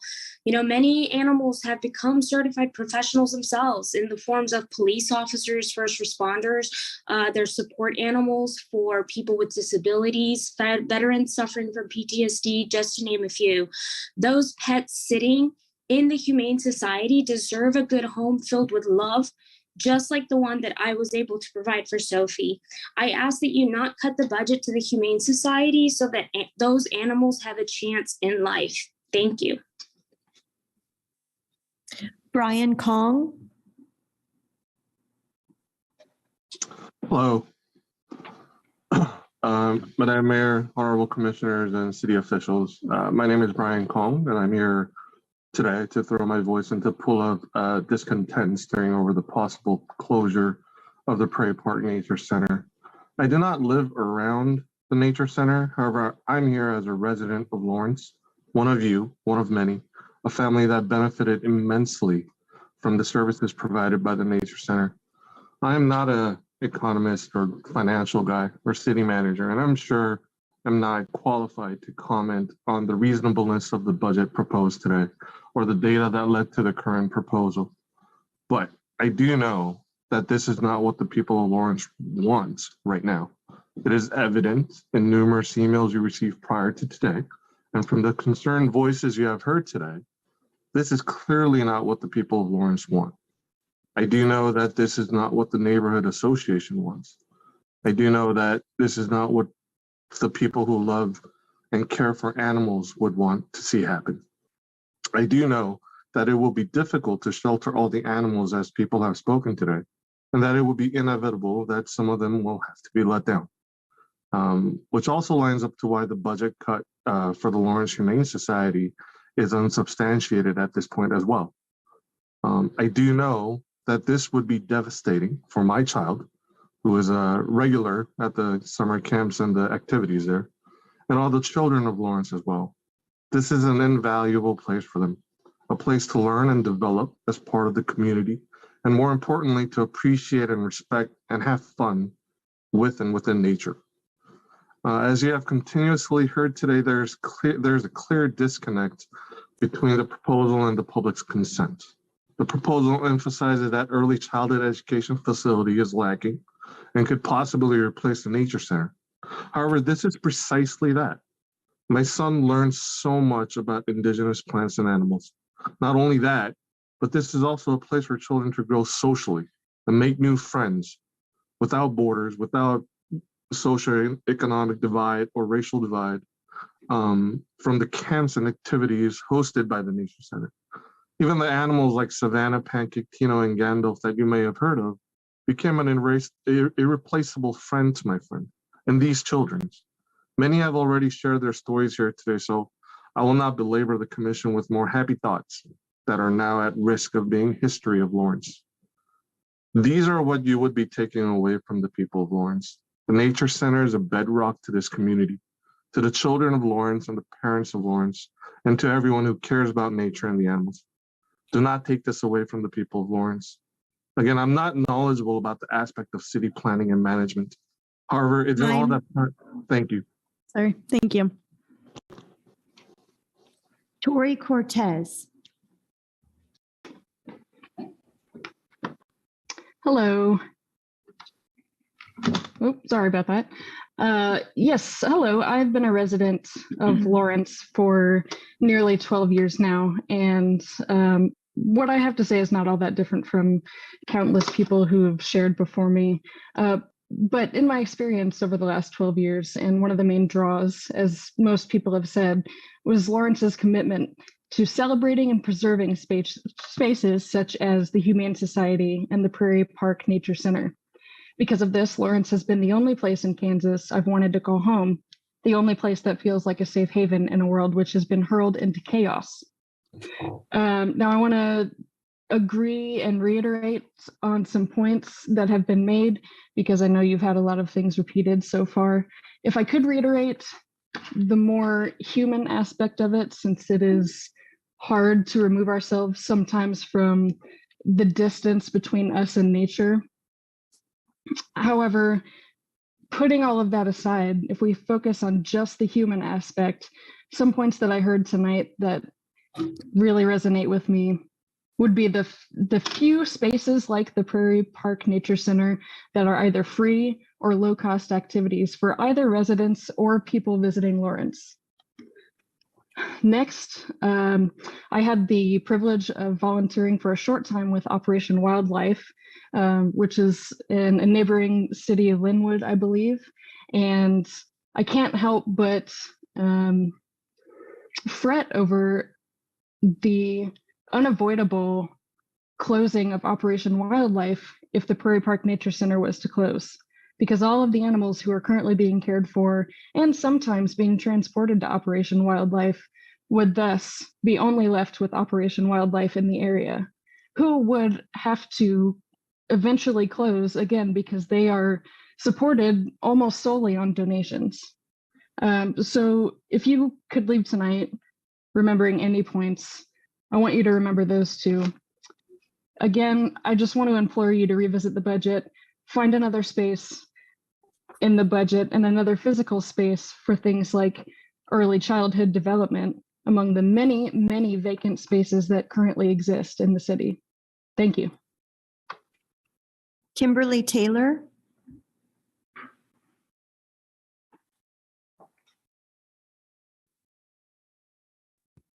Well, my webcam is not working this evening, so I'm going to have to go via audio. Good evening, Mayor Shipley. Good evening, Vice Mayor Larson. It's good to see you all, and to other city officials and commissioners, good evening. So everyone tonight has made emotional and logical arguments for keeping the Prairie Park Nature Center open and against cuts to funding to the Humane Society. I'm going to add just a few of my own, but I'm going to emphasize just a few key points. I moved here in the fall of '88 for college. Okay, I loved this town so much that I've now stayed 34 years, right, and made Lawrence my home. I've raised 3 children here that we used, like everybody else, the Prairie Park Nature Center. We enjoyed it when they were little. As they got older, they went to birthday parties there. They did summer camps. They did workshops. They did everything, all 3 of them. And I have an age range of mine that span from 22 now down to currently 12. That love of the Prairie Park Nature Center and what they got there and what they got out of that center really made 2 of them want to go and work with wildlife, work with, as one wants to become a vet. And that would have never happened had they not been exposed. We had a family pet, but that wasn't enough to really expand their knowledge of all that this world really has to offer outside our small rooms, our small classrooms. Someone said it earlier. The education, the early childhood education offered just by being hands-on with nature and wildlife is something that kids cannot get in classrooms, something that parents, no matter how much we love them, we can't endow that with them. What a child gets, and even adults like myself, what we get from being and learning how to take care of nature and wildlife is empathy. Empathy is something that I am sure all of you know that our society as a whole is in short supply of right now. Tensions are growing high. The world is going crazy. Stuff is frustrating. Life is getting nuts. And schools are even dangerous for our children now. But these nature centers are places where kids learn how to show empathy and care for something bigger than themselves. The Humane Society does the same thing for these kids. I've been a Girl Scout troop leader for about 18 years, off and on. And every time my girls need a project, a service project, the two places that are always at the top of their list, Prairie Park Nature Center and the Humane Society. And why is that? Because kids are naturally drawn to animals. They share that genuine love. And it's something that you can't just teach. They will take that empathy and that compassion out into school, into their community. And like someone said earlier, leave things better than they found it because they learned that's what you're supposed to do when you care for something that can't take care of itself. Thank you. Please reject this budget and go back to the drawing board. Ray Segebrecht. Hi, City of Lawrence and City Commissioners. Thank you for this opportunity to speak. I would like to speak on two items included in the budget. The first is the Prairie Park Nature Center, and the second is the proposed new water tower in Water Tower Park. I'd like to propose a solution to save two parks at once. The proposed water tower at Water Tower Park would be in the center of the park. It would destroy the baseball field and the soccer field. There's a petition online, change.org/Save Water Tower Park, that I emailed all the commissioners from savewatertowerpark@gmail.com. And the over 1,000 people that have signed it in Lawrence overwhelmingly talk about how much that green space meant to them, kind of like we have heard tonight in respect to the Prairie Park Nature Center. That project that none of the community wants, when it's unneeded, the current water tower can be rehabilitated for a fraction of the cost. If that 1.4 million could pay for the Prairie Park Nature Center for the next 3 years, you save two parks for the price of one. And you would save the countless red birds that I see in the park, the bushes that are going to be destroyed. You would allow the children to continue to use the green space when we're having another COVID surge. And you would save the Prairie Park Nature Center that when I was a resident physician in Kansas City, I would drive to Lawrence to be able to walk with my fiance in the nature, which was a space that's really unique in this whole greater area of Northeast Kansas. So I would encourage all of you to please save two parks at one. Stop the Water Tower Park project that's unnecessary and costs the city $1.5 million, and save the Prairie Park Nature Center at the same time. The current water tower has 20 years of life left, and we don't need to have special interests rewarded to create a tower that the city doesn't need or want. The benefit of being in a community that's very engaged, and we had two commissioners that voted for the Water Tower Park project that ran and are no longer on the committee, Commissioner Boley and Commissioner Ananda. The one commissioner who ran, who was reelected, Commissioner Larson, supported the park, supported preserving green space. So if votes count, I would encourage the rest of the commissioners to please consider that and consider how much Lawrence values nature and green space in how it votes. It's not business incentives that aren't needed for big business coming to Lawrence. The taxpayers who vote want their green space for their families. Thank you. Stephen Watts. I appreciate your time late into the night on these same issues. However, this is about money. That's what this is all about. And I don't see how our commission can view itself as progressive when it allows for almost $60 million for police and fire and nickels and dimes for housing. You spent the first part of the meeting in a so-called, I don't know, glad hand, pat each other on the back thing, throwing out silly ideas when it's going to take money. And yet we can give $60 million for the police and the fire departments. What are they going to protect? Tonight, we saw working class people and people who are not represented by downtown Lawrence, the Chamber of Commerce, or Leadership Lawrence. We saw people who depend on things over by Mary's Lake. You know, I used to go to Mary's Lake in the early 50s when my family would take me there to go fishing and stuff. But at any rate, I mean, there is some humor to this as you watch it and realize this is a futile process. They may save this thing for a little while, but at any rate, please, if you're going to call yourself progressive, look at the changes that are necessary to make in our community. Thanks for your time. Jonathan Oliver.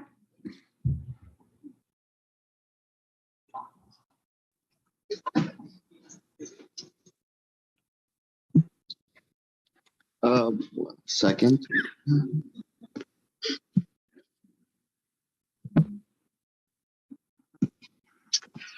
Yeah, my name is Jonathan Oliva, and I would like to know how much the city spent in overtime pay for law enforcement this year. I mean, as far as I know, most officers work 5-day work weeks consisting of 4 10-hour days and 1 day of overtime. Not to mention the flood of officers from different agencies that happened to come into the town whenever KU won the national championship. I'm sure a simple restructuring of officer schedules to a normal 5-day, 8-hour work week would make significant cuts into the budget. And if what Mr. Watts said earlier is true about LPD contracts with foreign intelligence agencies, then it seems to me as a resident and as a taxpayer, if a cut is going to be made in the police budget, then I say it should not be for services loved by the community and instead make cuts to stop all contracts with the apartheid state and human rights abuser that is the Israeli government, who is responsible for the murder of Palestinian American journalist Shireen Abu Akleh. We need to be funding our communities, not spying on them, and definitely not using our tax money to support apartheid governments. Thank you. Brady Tumblin.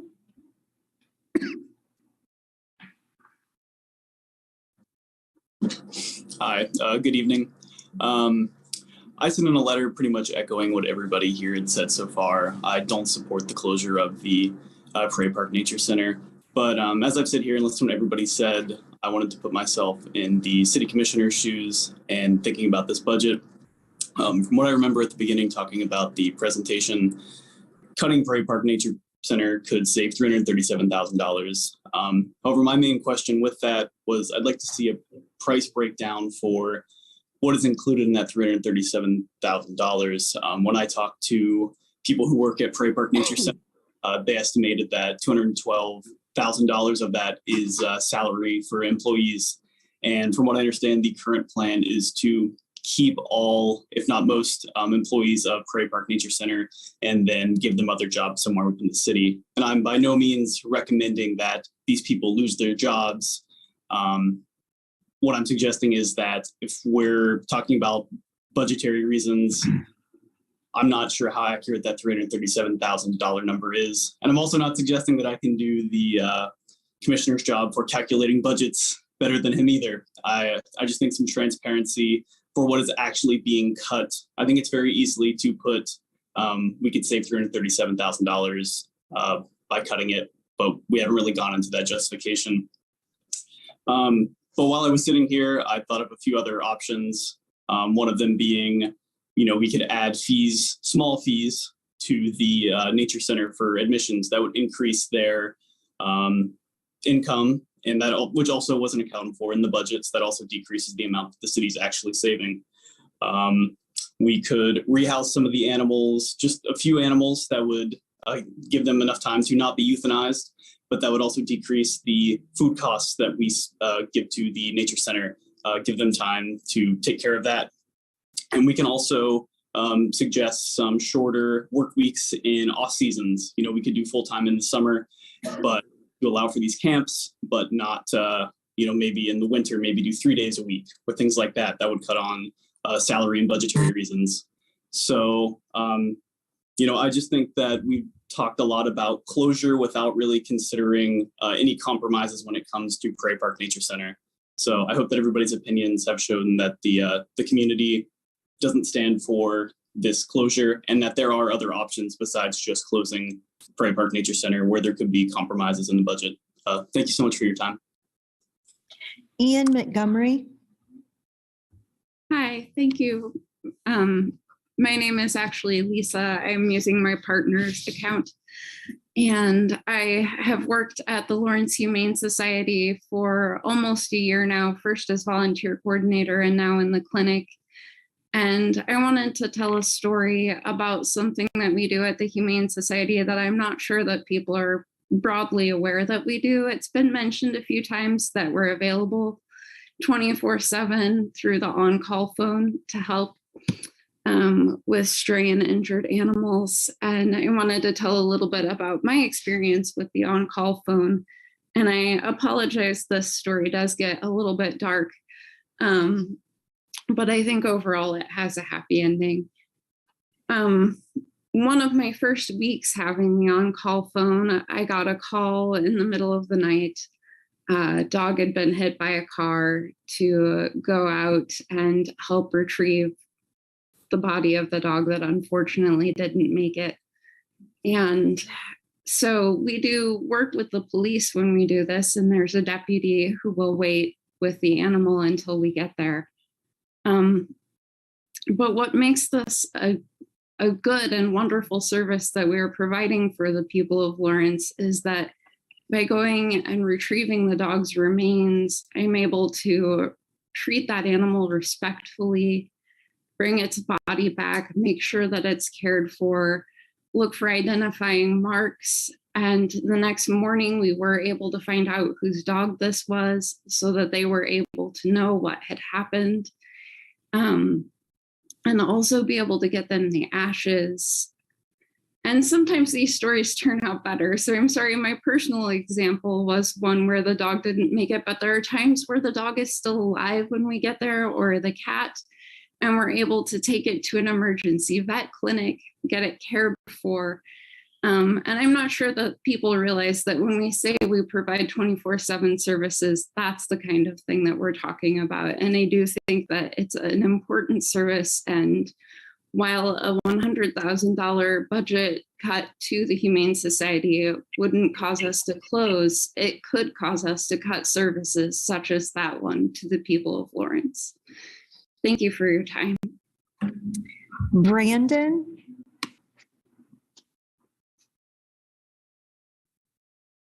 Oh, you might be muted.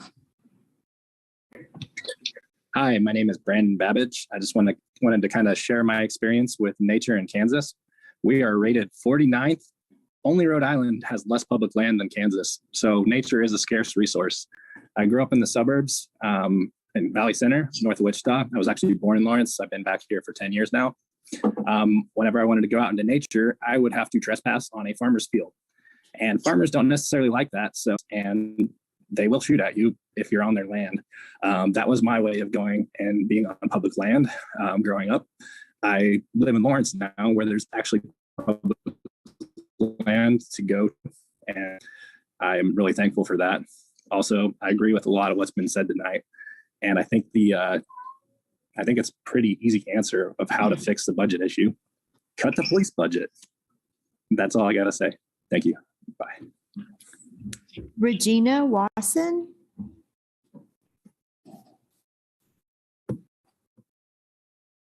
Hello, I just wanted to reiterate what everyone has been speaking of to the value of Prairie Park Nature Center.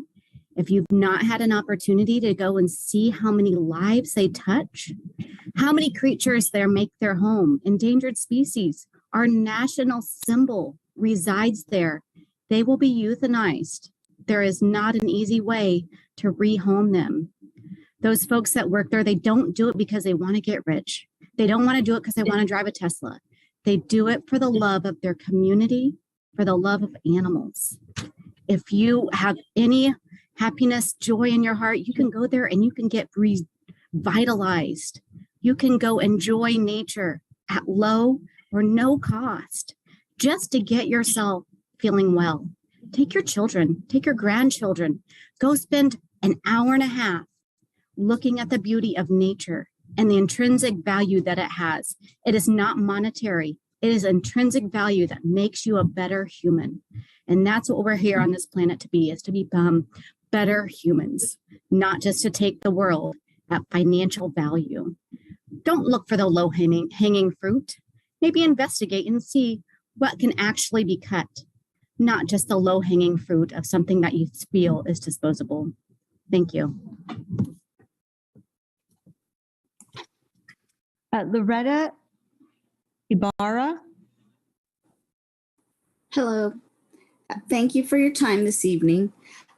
I just wanted to add, in addition to what everyone else has said, Lawrence is a community, and it's a very passionate community. And I think by listening to everyone tonight, it's very evident what our priorities are. I managed a multi-million dollar budget for a for-profit corporation for many years. And we had to make very difficult cuts to things that people liked, but we didn't care what people liked because we were a for-profit corporation. Please listen to your constituents and to the people of Lawrence and recognize the passion that they bring when they see a cause that is worth saving. Both the Humane Society and Prairie Park deserve better. Thank you.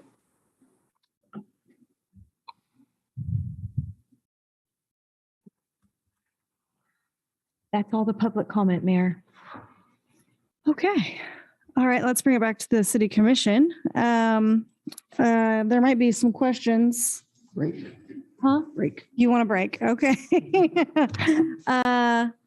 Let's do 10 minutes.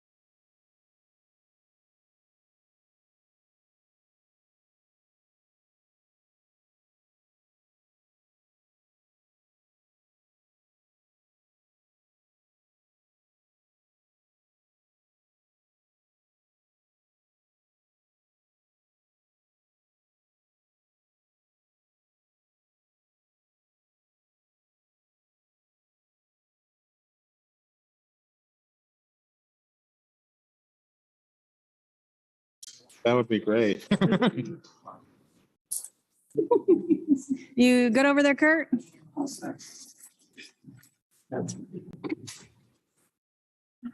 Porter, you good? Yes, ma'am.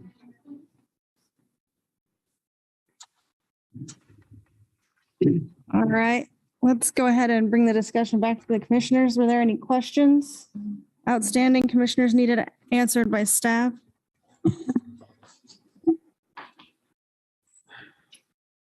I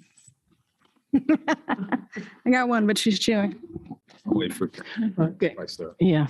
Yeah, I have a few questions.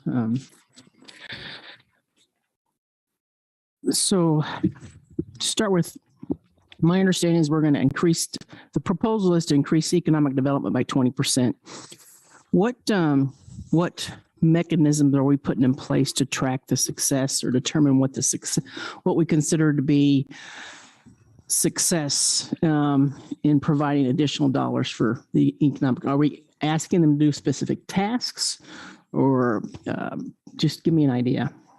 Sure. And this 20% isn't across all economic development expenditures. Those are in our partner funding agreements and not across all of the economic development budget.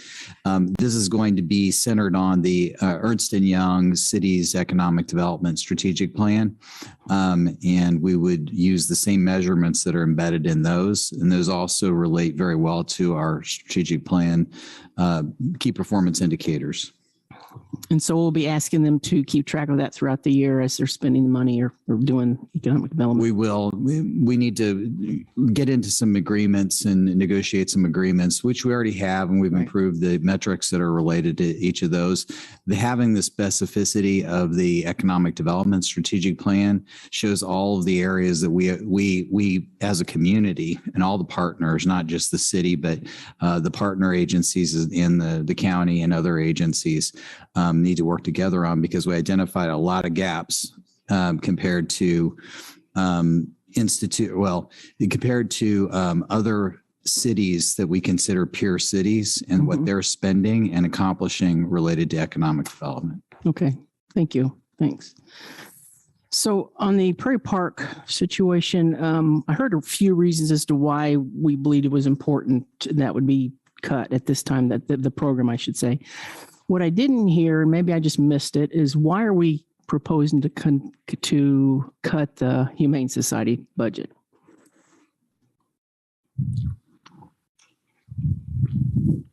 I think Anthony Brixius just went on camera. Anthony Brixius, Deputy Chief of Police, and Chief Lockhart's with us via YouTube, but his computer crashed, so he wasn't able to speak. So what we're doing is actually examining what services we're getting for that. When you look at it in the context of a police department budget, we utilize the Humane Society quite a bit, actually, in our relationship with animal control. But we're actually starting to look at what services we're utilizing and are we paying the correct amount for that. That doesn't necessarily mean that the Humane Society is not providing a valuable service to the city as a whole, but when you look at it in the context of the strategic plan, which is what we're asked to do by each department, is we're looking at the services that we're getting within the police department when we take them. So the entire Humane Society budget's in the police department right now, but it doesn't necessarily represent the services that are being conducted with, and it may, we're just in early discussions with the Humane Society. So you said you kind of been looking at how it compares with how it lines up with our strategic plan. So how does it not line up with our strategic plan? And what were your specific reasons for cutting it? Those were general reasons, but what's the specific? Yeah, so when we're looking at the strategic plan for most of the police department, you're looking at safe and secure, right? And I don't know that the Humane Society necessarily falls within the context of that within the police department budget or the strategic or the SASs that are included in the police department. It may fall in with other places in the city. And I think that was mentioned by one of the people. So what we're really doing is we're looking at what services is the Humane Society providing for the police department and what are we paying for those services? Okay. So did we score the Humane Society like we did the Prairie Park? Did we actually have a score for that? I don't believe that that individual category was scored unless it was done at the leadership meeting, which is where a lot of this conversation was taking place. I was just part of the police department's piece. Okay. Mayor, Commissioners, this is Casey Toomey, Assistant City Manager, and I'll provide an assist here to Deputy Chief Brixius. That is part of the patrol program, so it was scored as part of the patrol program. Okay. Okay, so the patrol program scored 57.8. So that's what I'm reading here. That's relatively high compared to what I've seen. So, okay.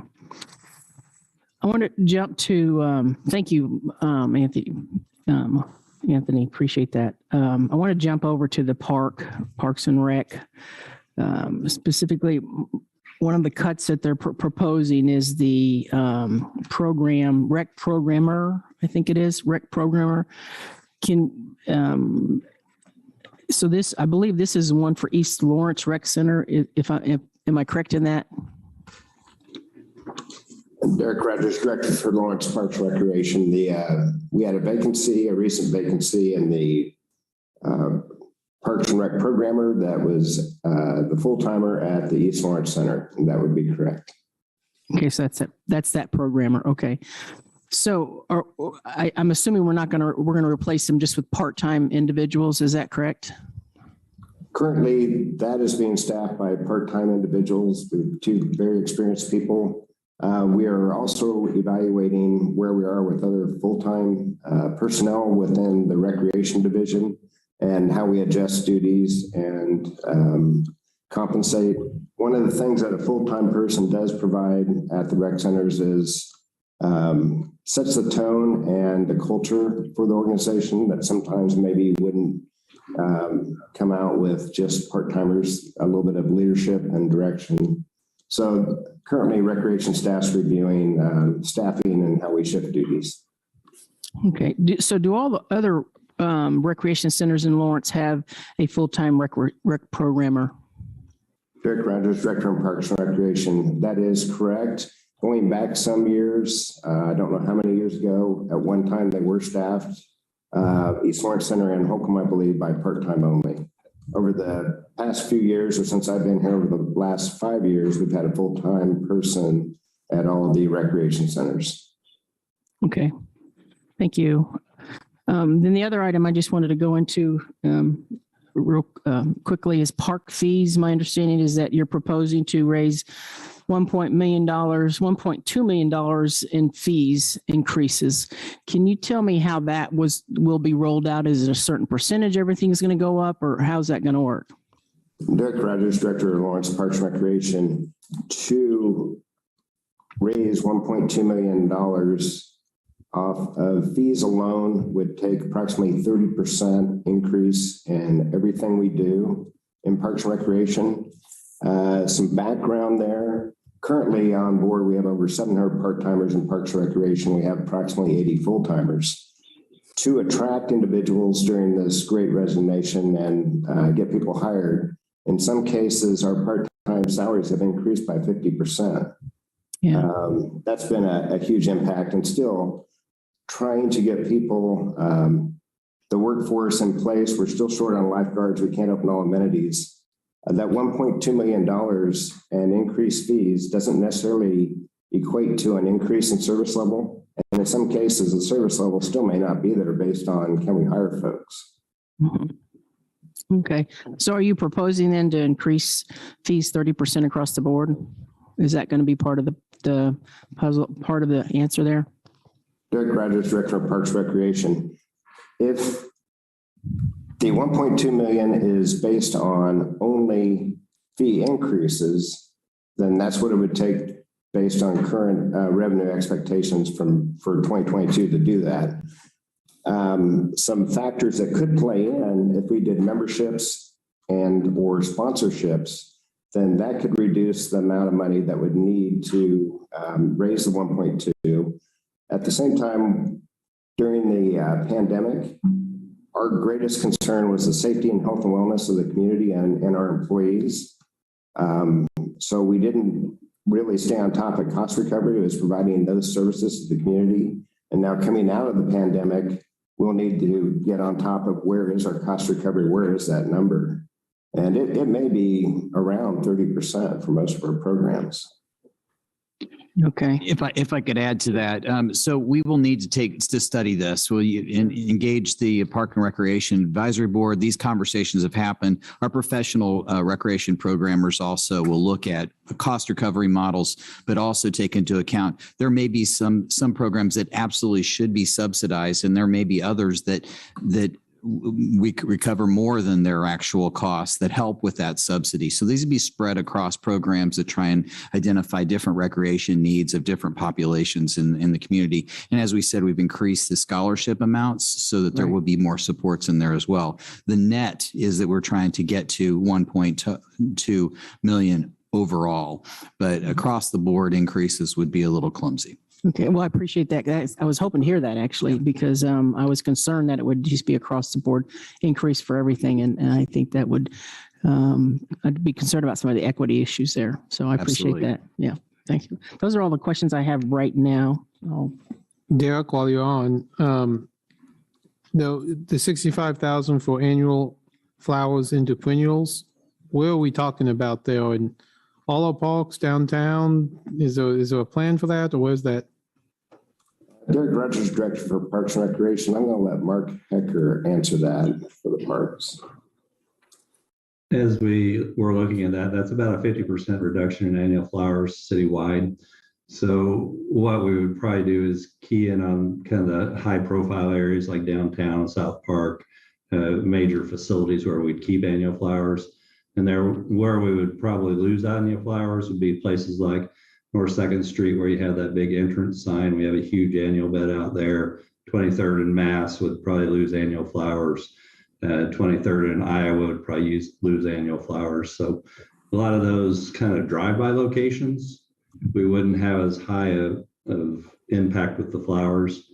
The perennials work fine, but they're not nearly as prolific on the color as the annuals are. So, you know, it would be far reaching. We'd look at the golf course, we'd look at the indoor aquatic center, we'd look at every place where we plant flowers and just kind of see if we can scale things back or half scale it.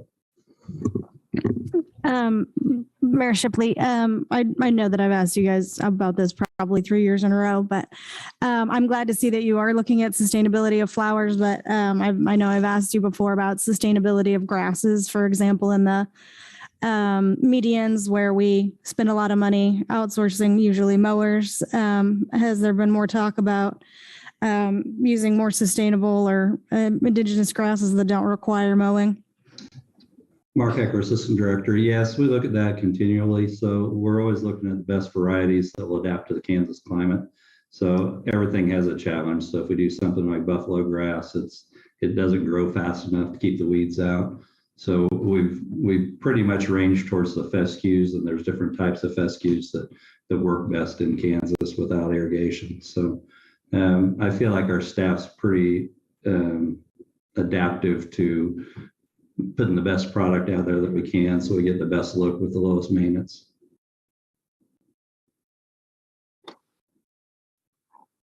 Other questions? Just to circle back on the Parks and Rec fees, I just wanted to make sure, when I was part of the Parks and Rec board, we were working on that right before I rolled off. Would that be the basis of it, just to make sure? Eric Rogers, Director of Parks and Recreation. Could you restate your question? Yeah. We were working on, potential Parks and Recs fees, just exploring the options of it, and also cost recovery. Would that, would it just be revisiting that again? I'm Derek Rogers, Director of Parks and Recreation. Yes, I would be revisiting with the advisory board, looking at the cost recovery. Parks and Rec, the Recreation Division is reviewing our cost recovery based on the cost recovery pyramid. As Craig mentioned, for the financially vulnerable and the marginalized communities, we have increased the amount of scholarships from 30,000 to 55,000. We're also looking at expanding the scholarships beyond just the wee folks, but as a whole concept like the Lawrence Arts Center does, to scholarship all ages. Thanks, Derek. couple questions. One question was raised about sustainability office, and I know Kathy's our director. Can you talk a little bit about where we are on sustainability, where that looks like going forward? Yeah. Sure. So our 2022 budget included a position so that we could have continued talks with the county about, Sarah and I have coined the phrase conscious uncoupling to talk about our relationship with the county, where we had a joint sustainability position funded. We think there's sufficient scope for the county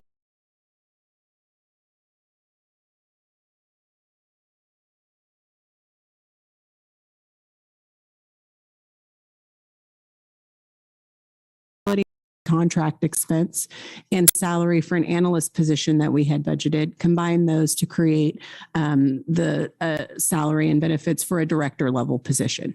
So we'll be working to have a permanent sustainability director going forward that will serve as our champion for that commitment and work across all of our outcome areas to help we tease Kathy that she has of the KPIs in the strategic plan. So she'll be working closely with all 5 outcome areas towards those sustainability KPIs identified in the strategic plan. Is that getting at your question, Commissioner? Well, that helps a lot. I did not know that. I guess, is there also a second position there, or is there just one position in sustainability? I thought we added something. So in 2022, we had the contracted expense and we had added a position, but in order to have a solely funded city position, we took the salary for the analyst position and combined it with the 40% that the city paid the county for the jointly funded position. Was that more clear? Sorry about that. You probably said it and I missed it the first time. Okay, so got that. And I guess maybe a little more discussion on, we've heard some from the Humane Society on what the contract covers. And I know we're not going to negotiate a contract tonight, but talk to me about the process you're planning to go through between now and when we finish the budget. Sure. We're probably overdue in having some of these conversations. I know just as I was coming to the city 3 years ago, there was a good agreement and a start and that was referenced tonight.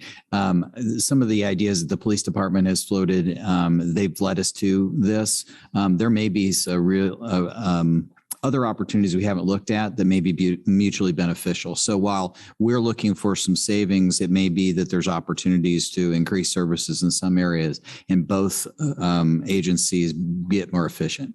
Those would be all things we're overdue in having those conversations. I know past commissions have also talked about that. So we look forward to engaging in those. And as I said, our target is $100,000 in this budget. If through those discussions, it turns out that it's $20,000, then we will have to do something to adjust the budget.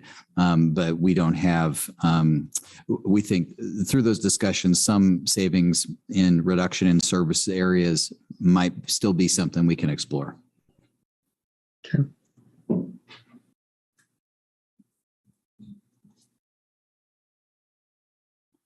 Those are my questions. That's all your questions? Okay.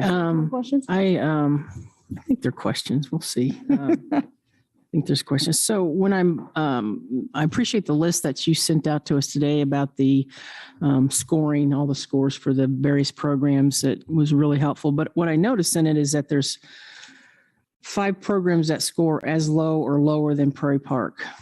And so I'm curious as to why we didn't focus on some of those to try to pull some money out of that, cut some of those programs or something within those programs to address this budgetary need.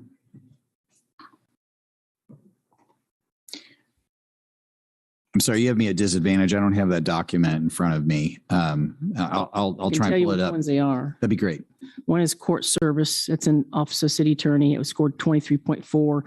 The other is the Office of Police Chief, which only scored a 32.8. Professional Standards of Policing, 29.7. The golf course, 39.1.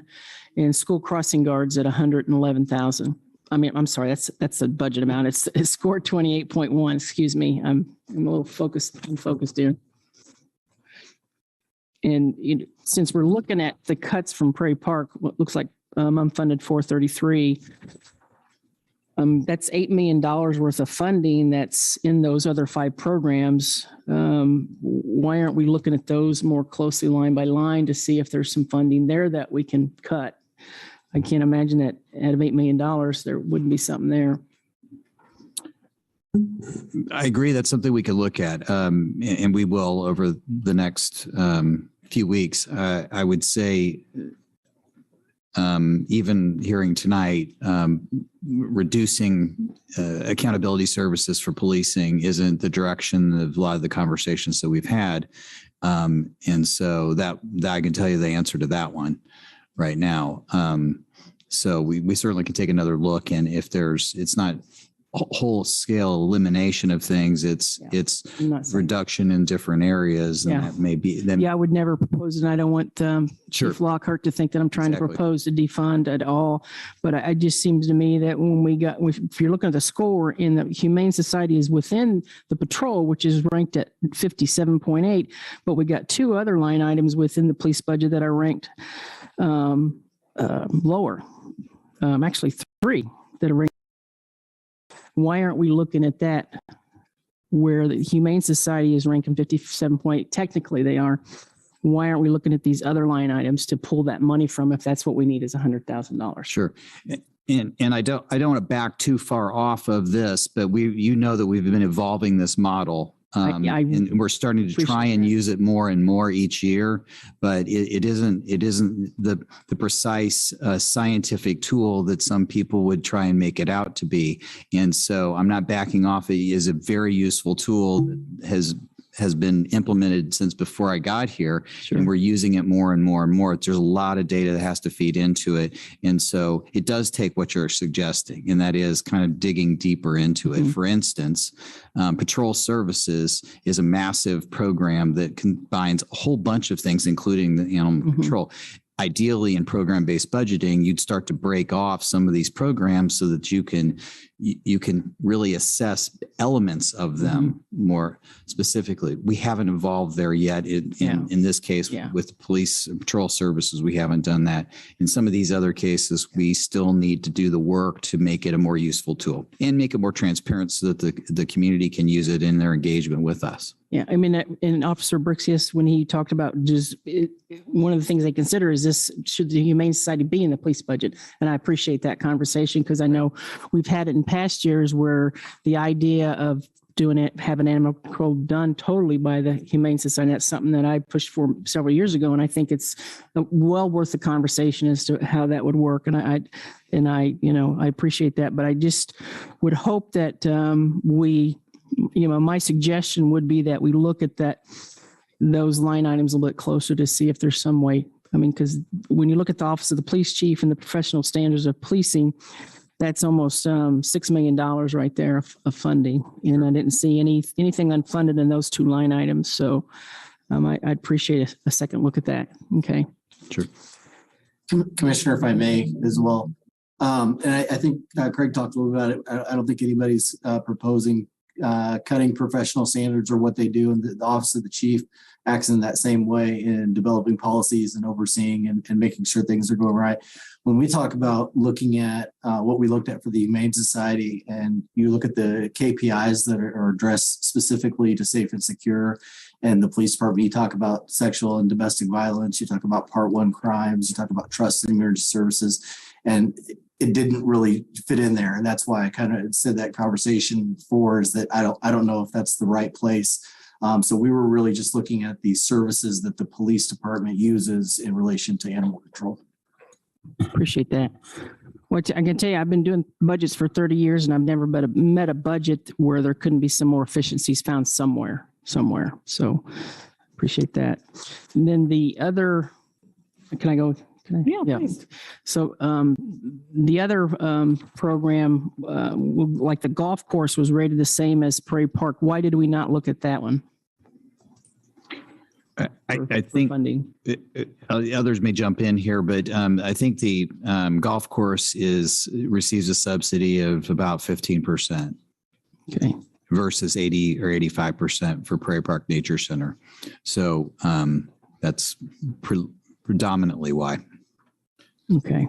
Mark Hecker, Assistant Director, Parks and Rec. That's accurate. So, that's roughly a $1.1 million operating budget, and then we're producing approximately $1 million worth of revenue. With the proposed fee increases, we would hope to make that 100% cost recovery out there. So if you cut expense, you also cut revenue on that instance. Okay.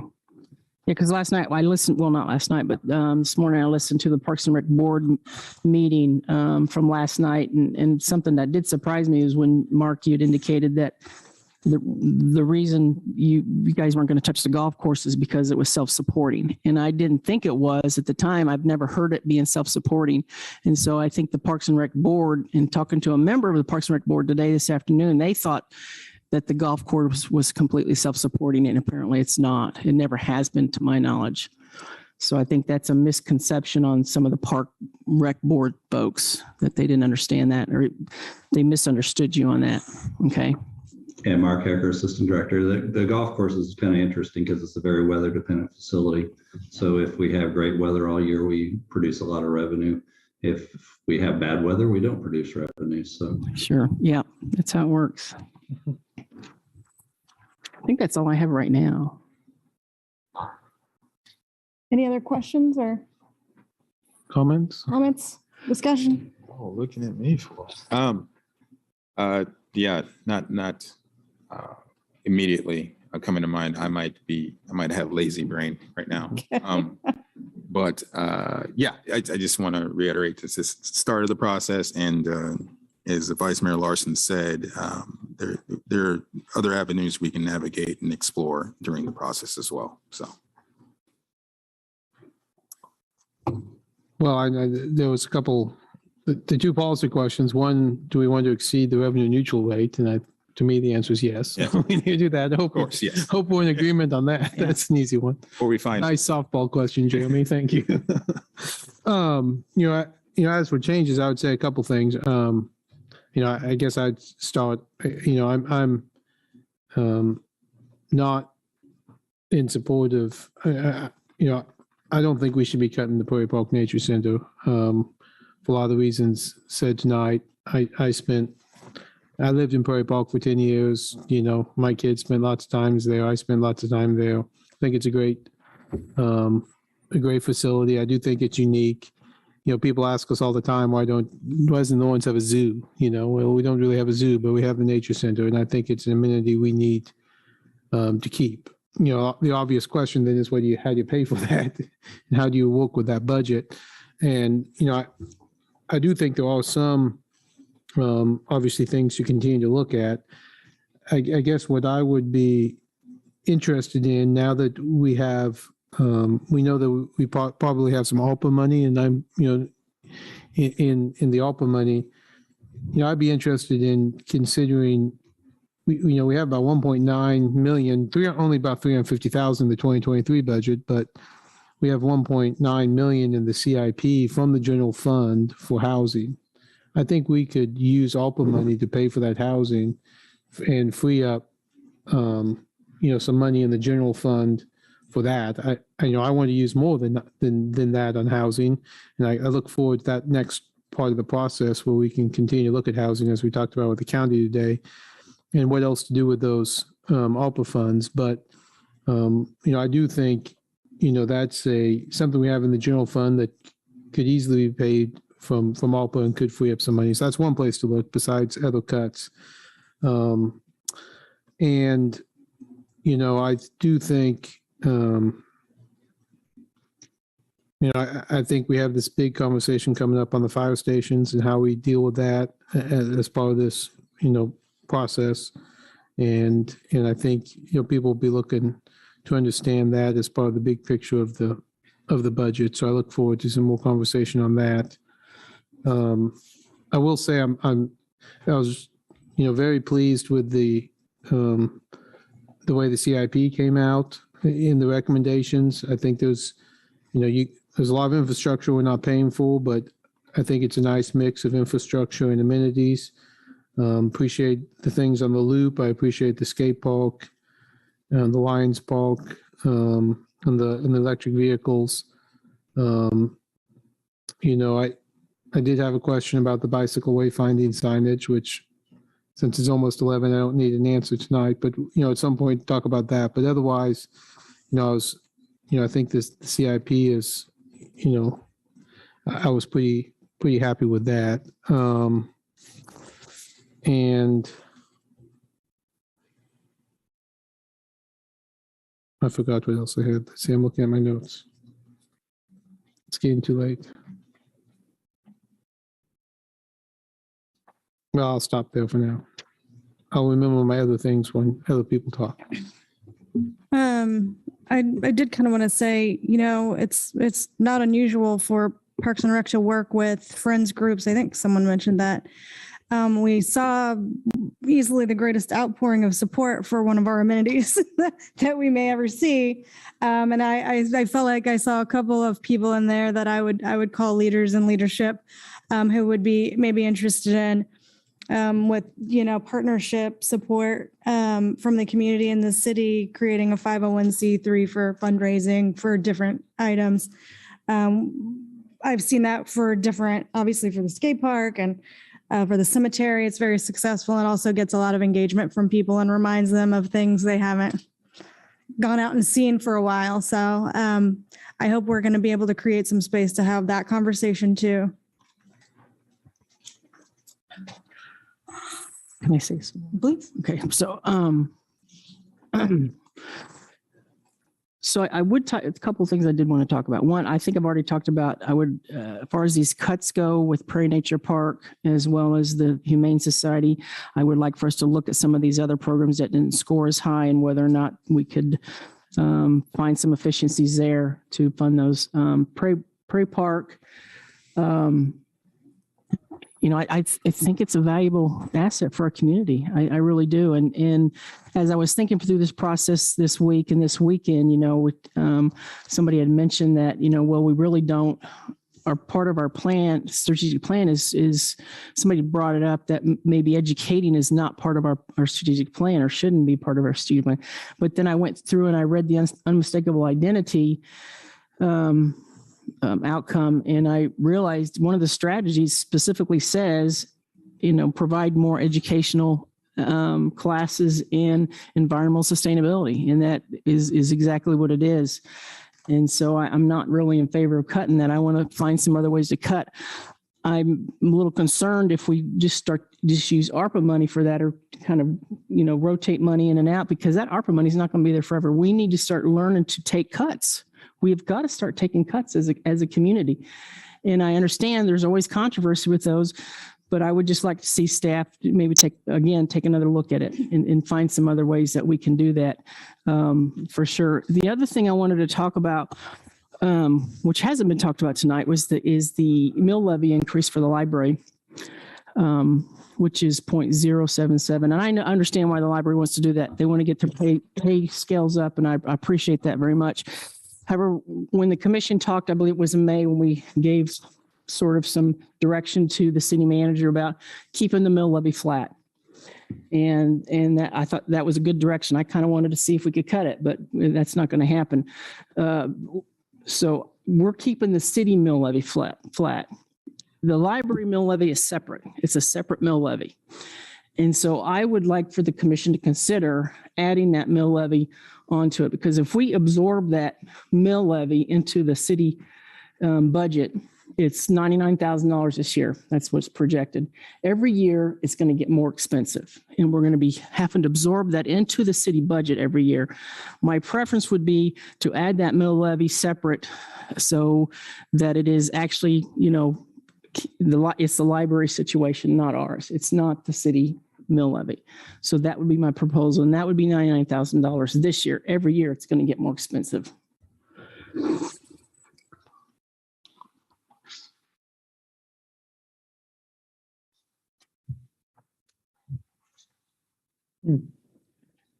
One more thing. I'm sorry, I just keep thinking of these things and I've written them down, but they're in eight different pages.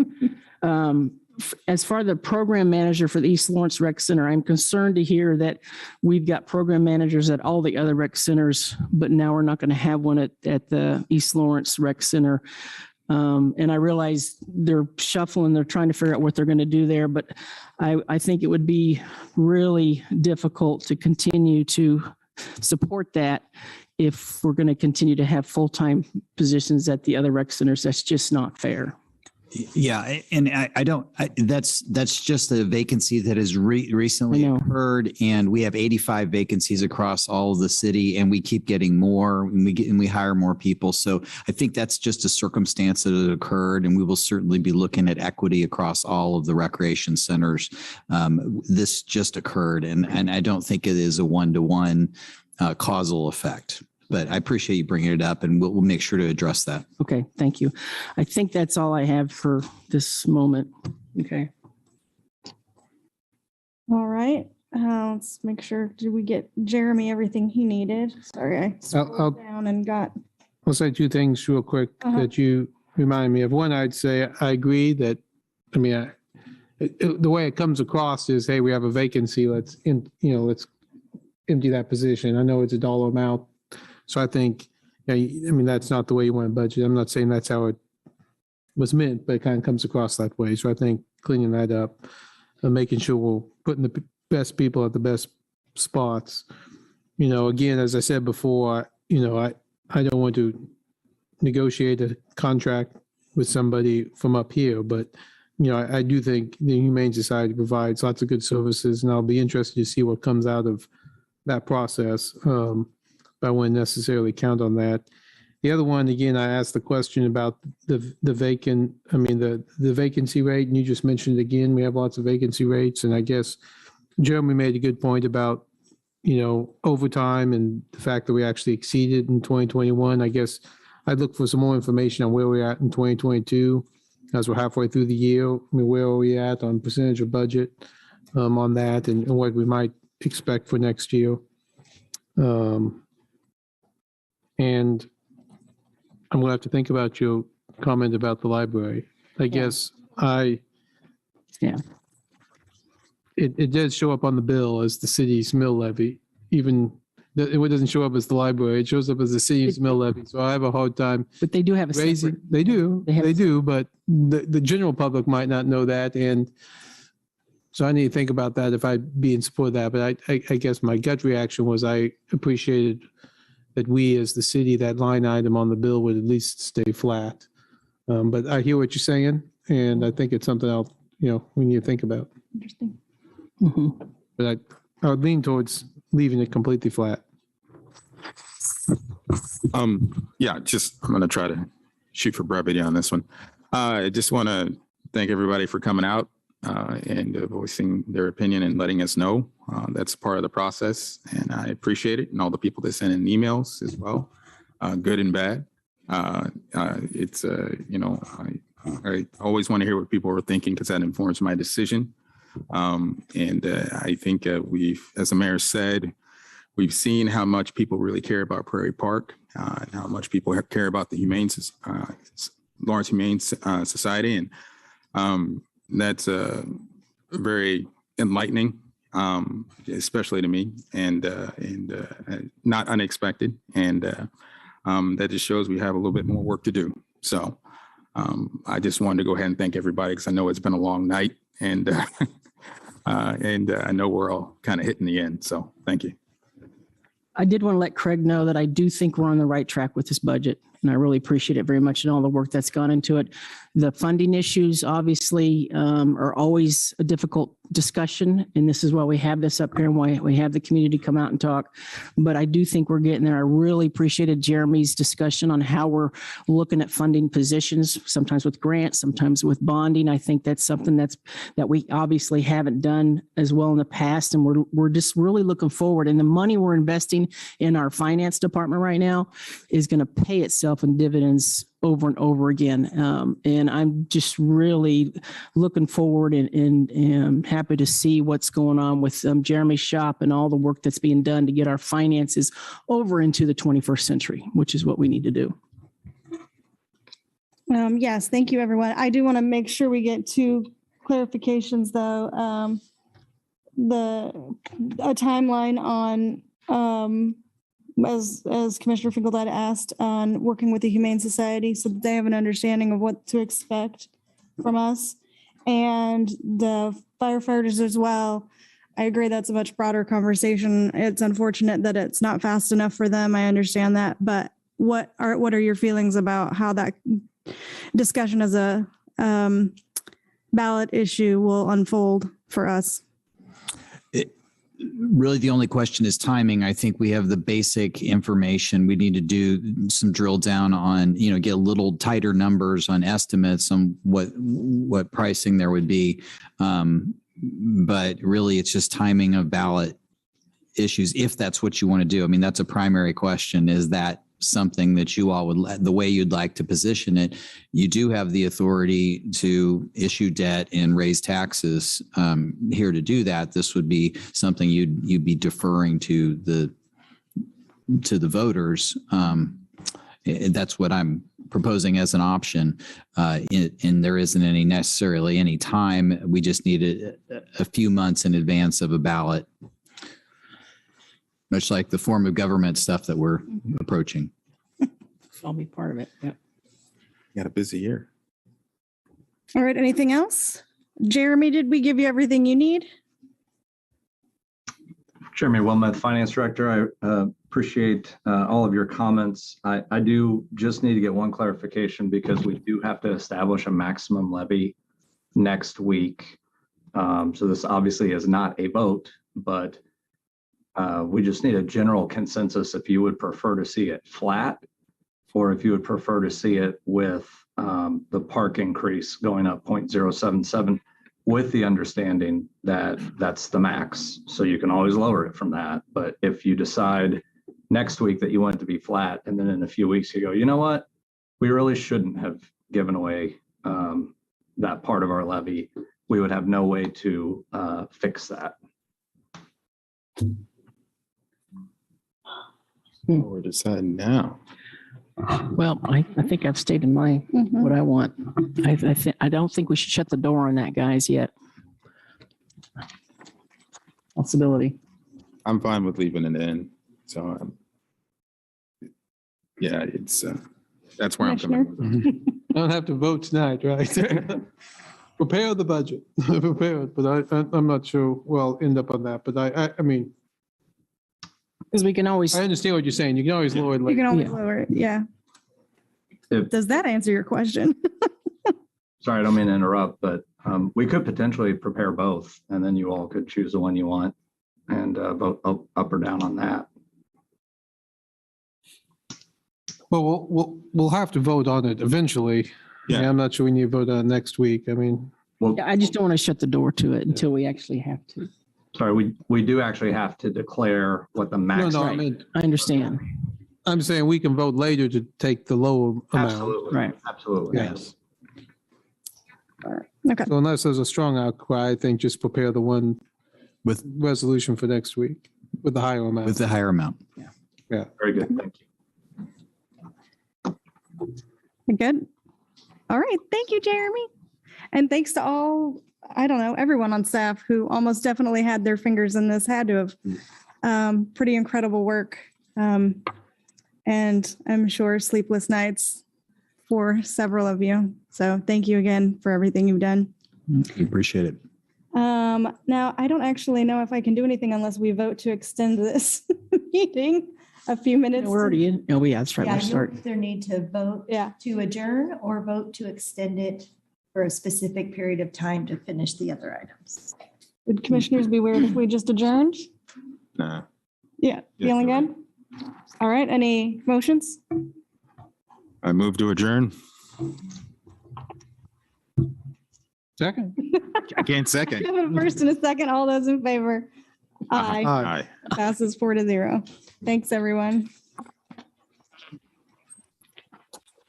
You're going to do a city manager's report.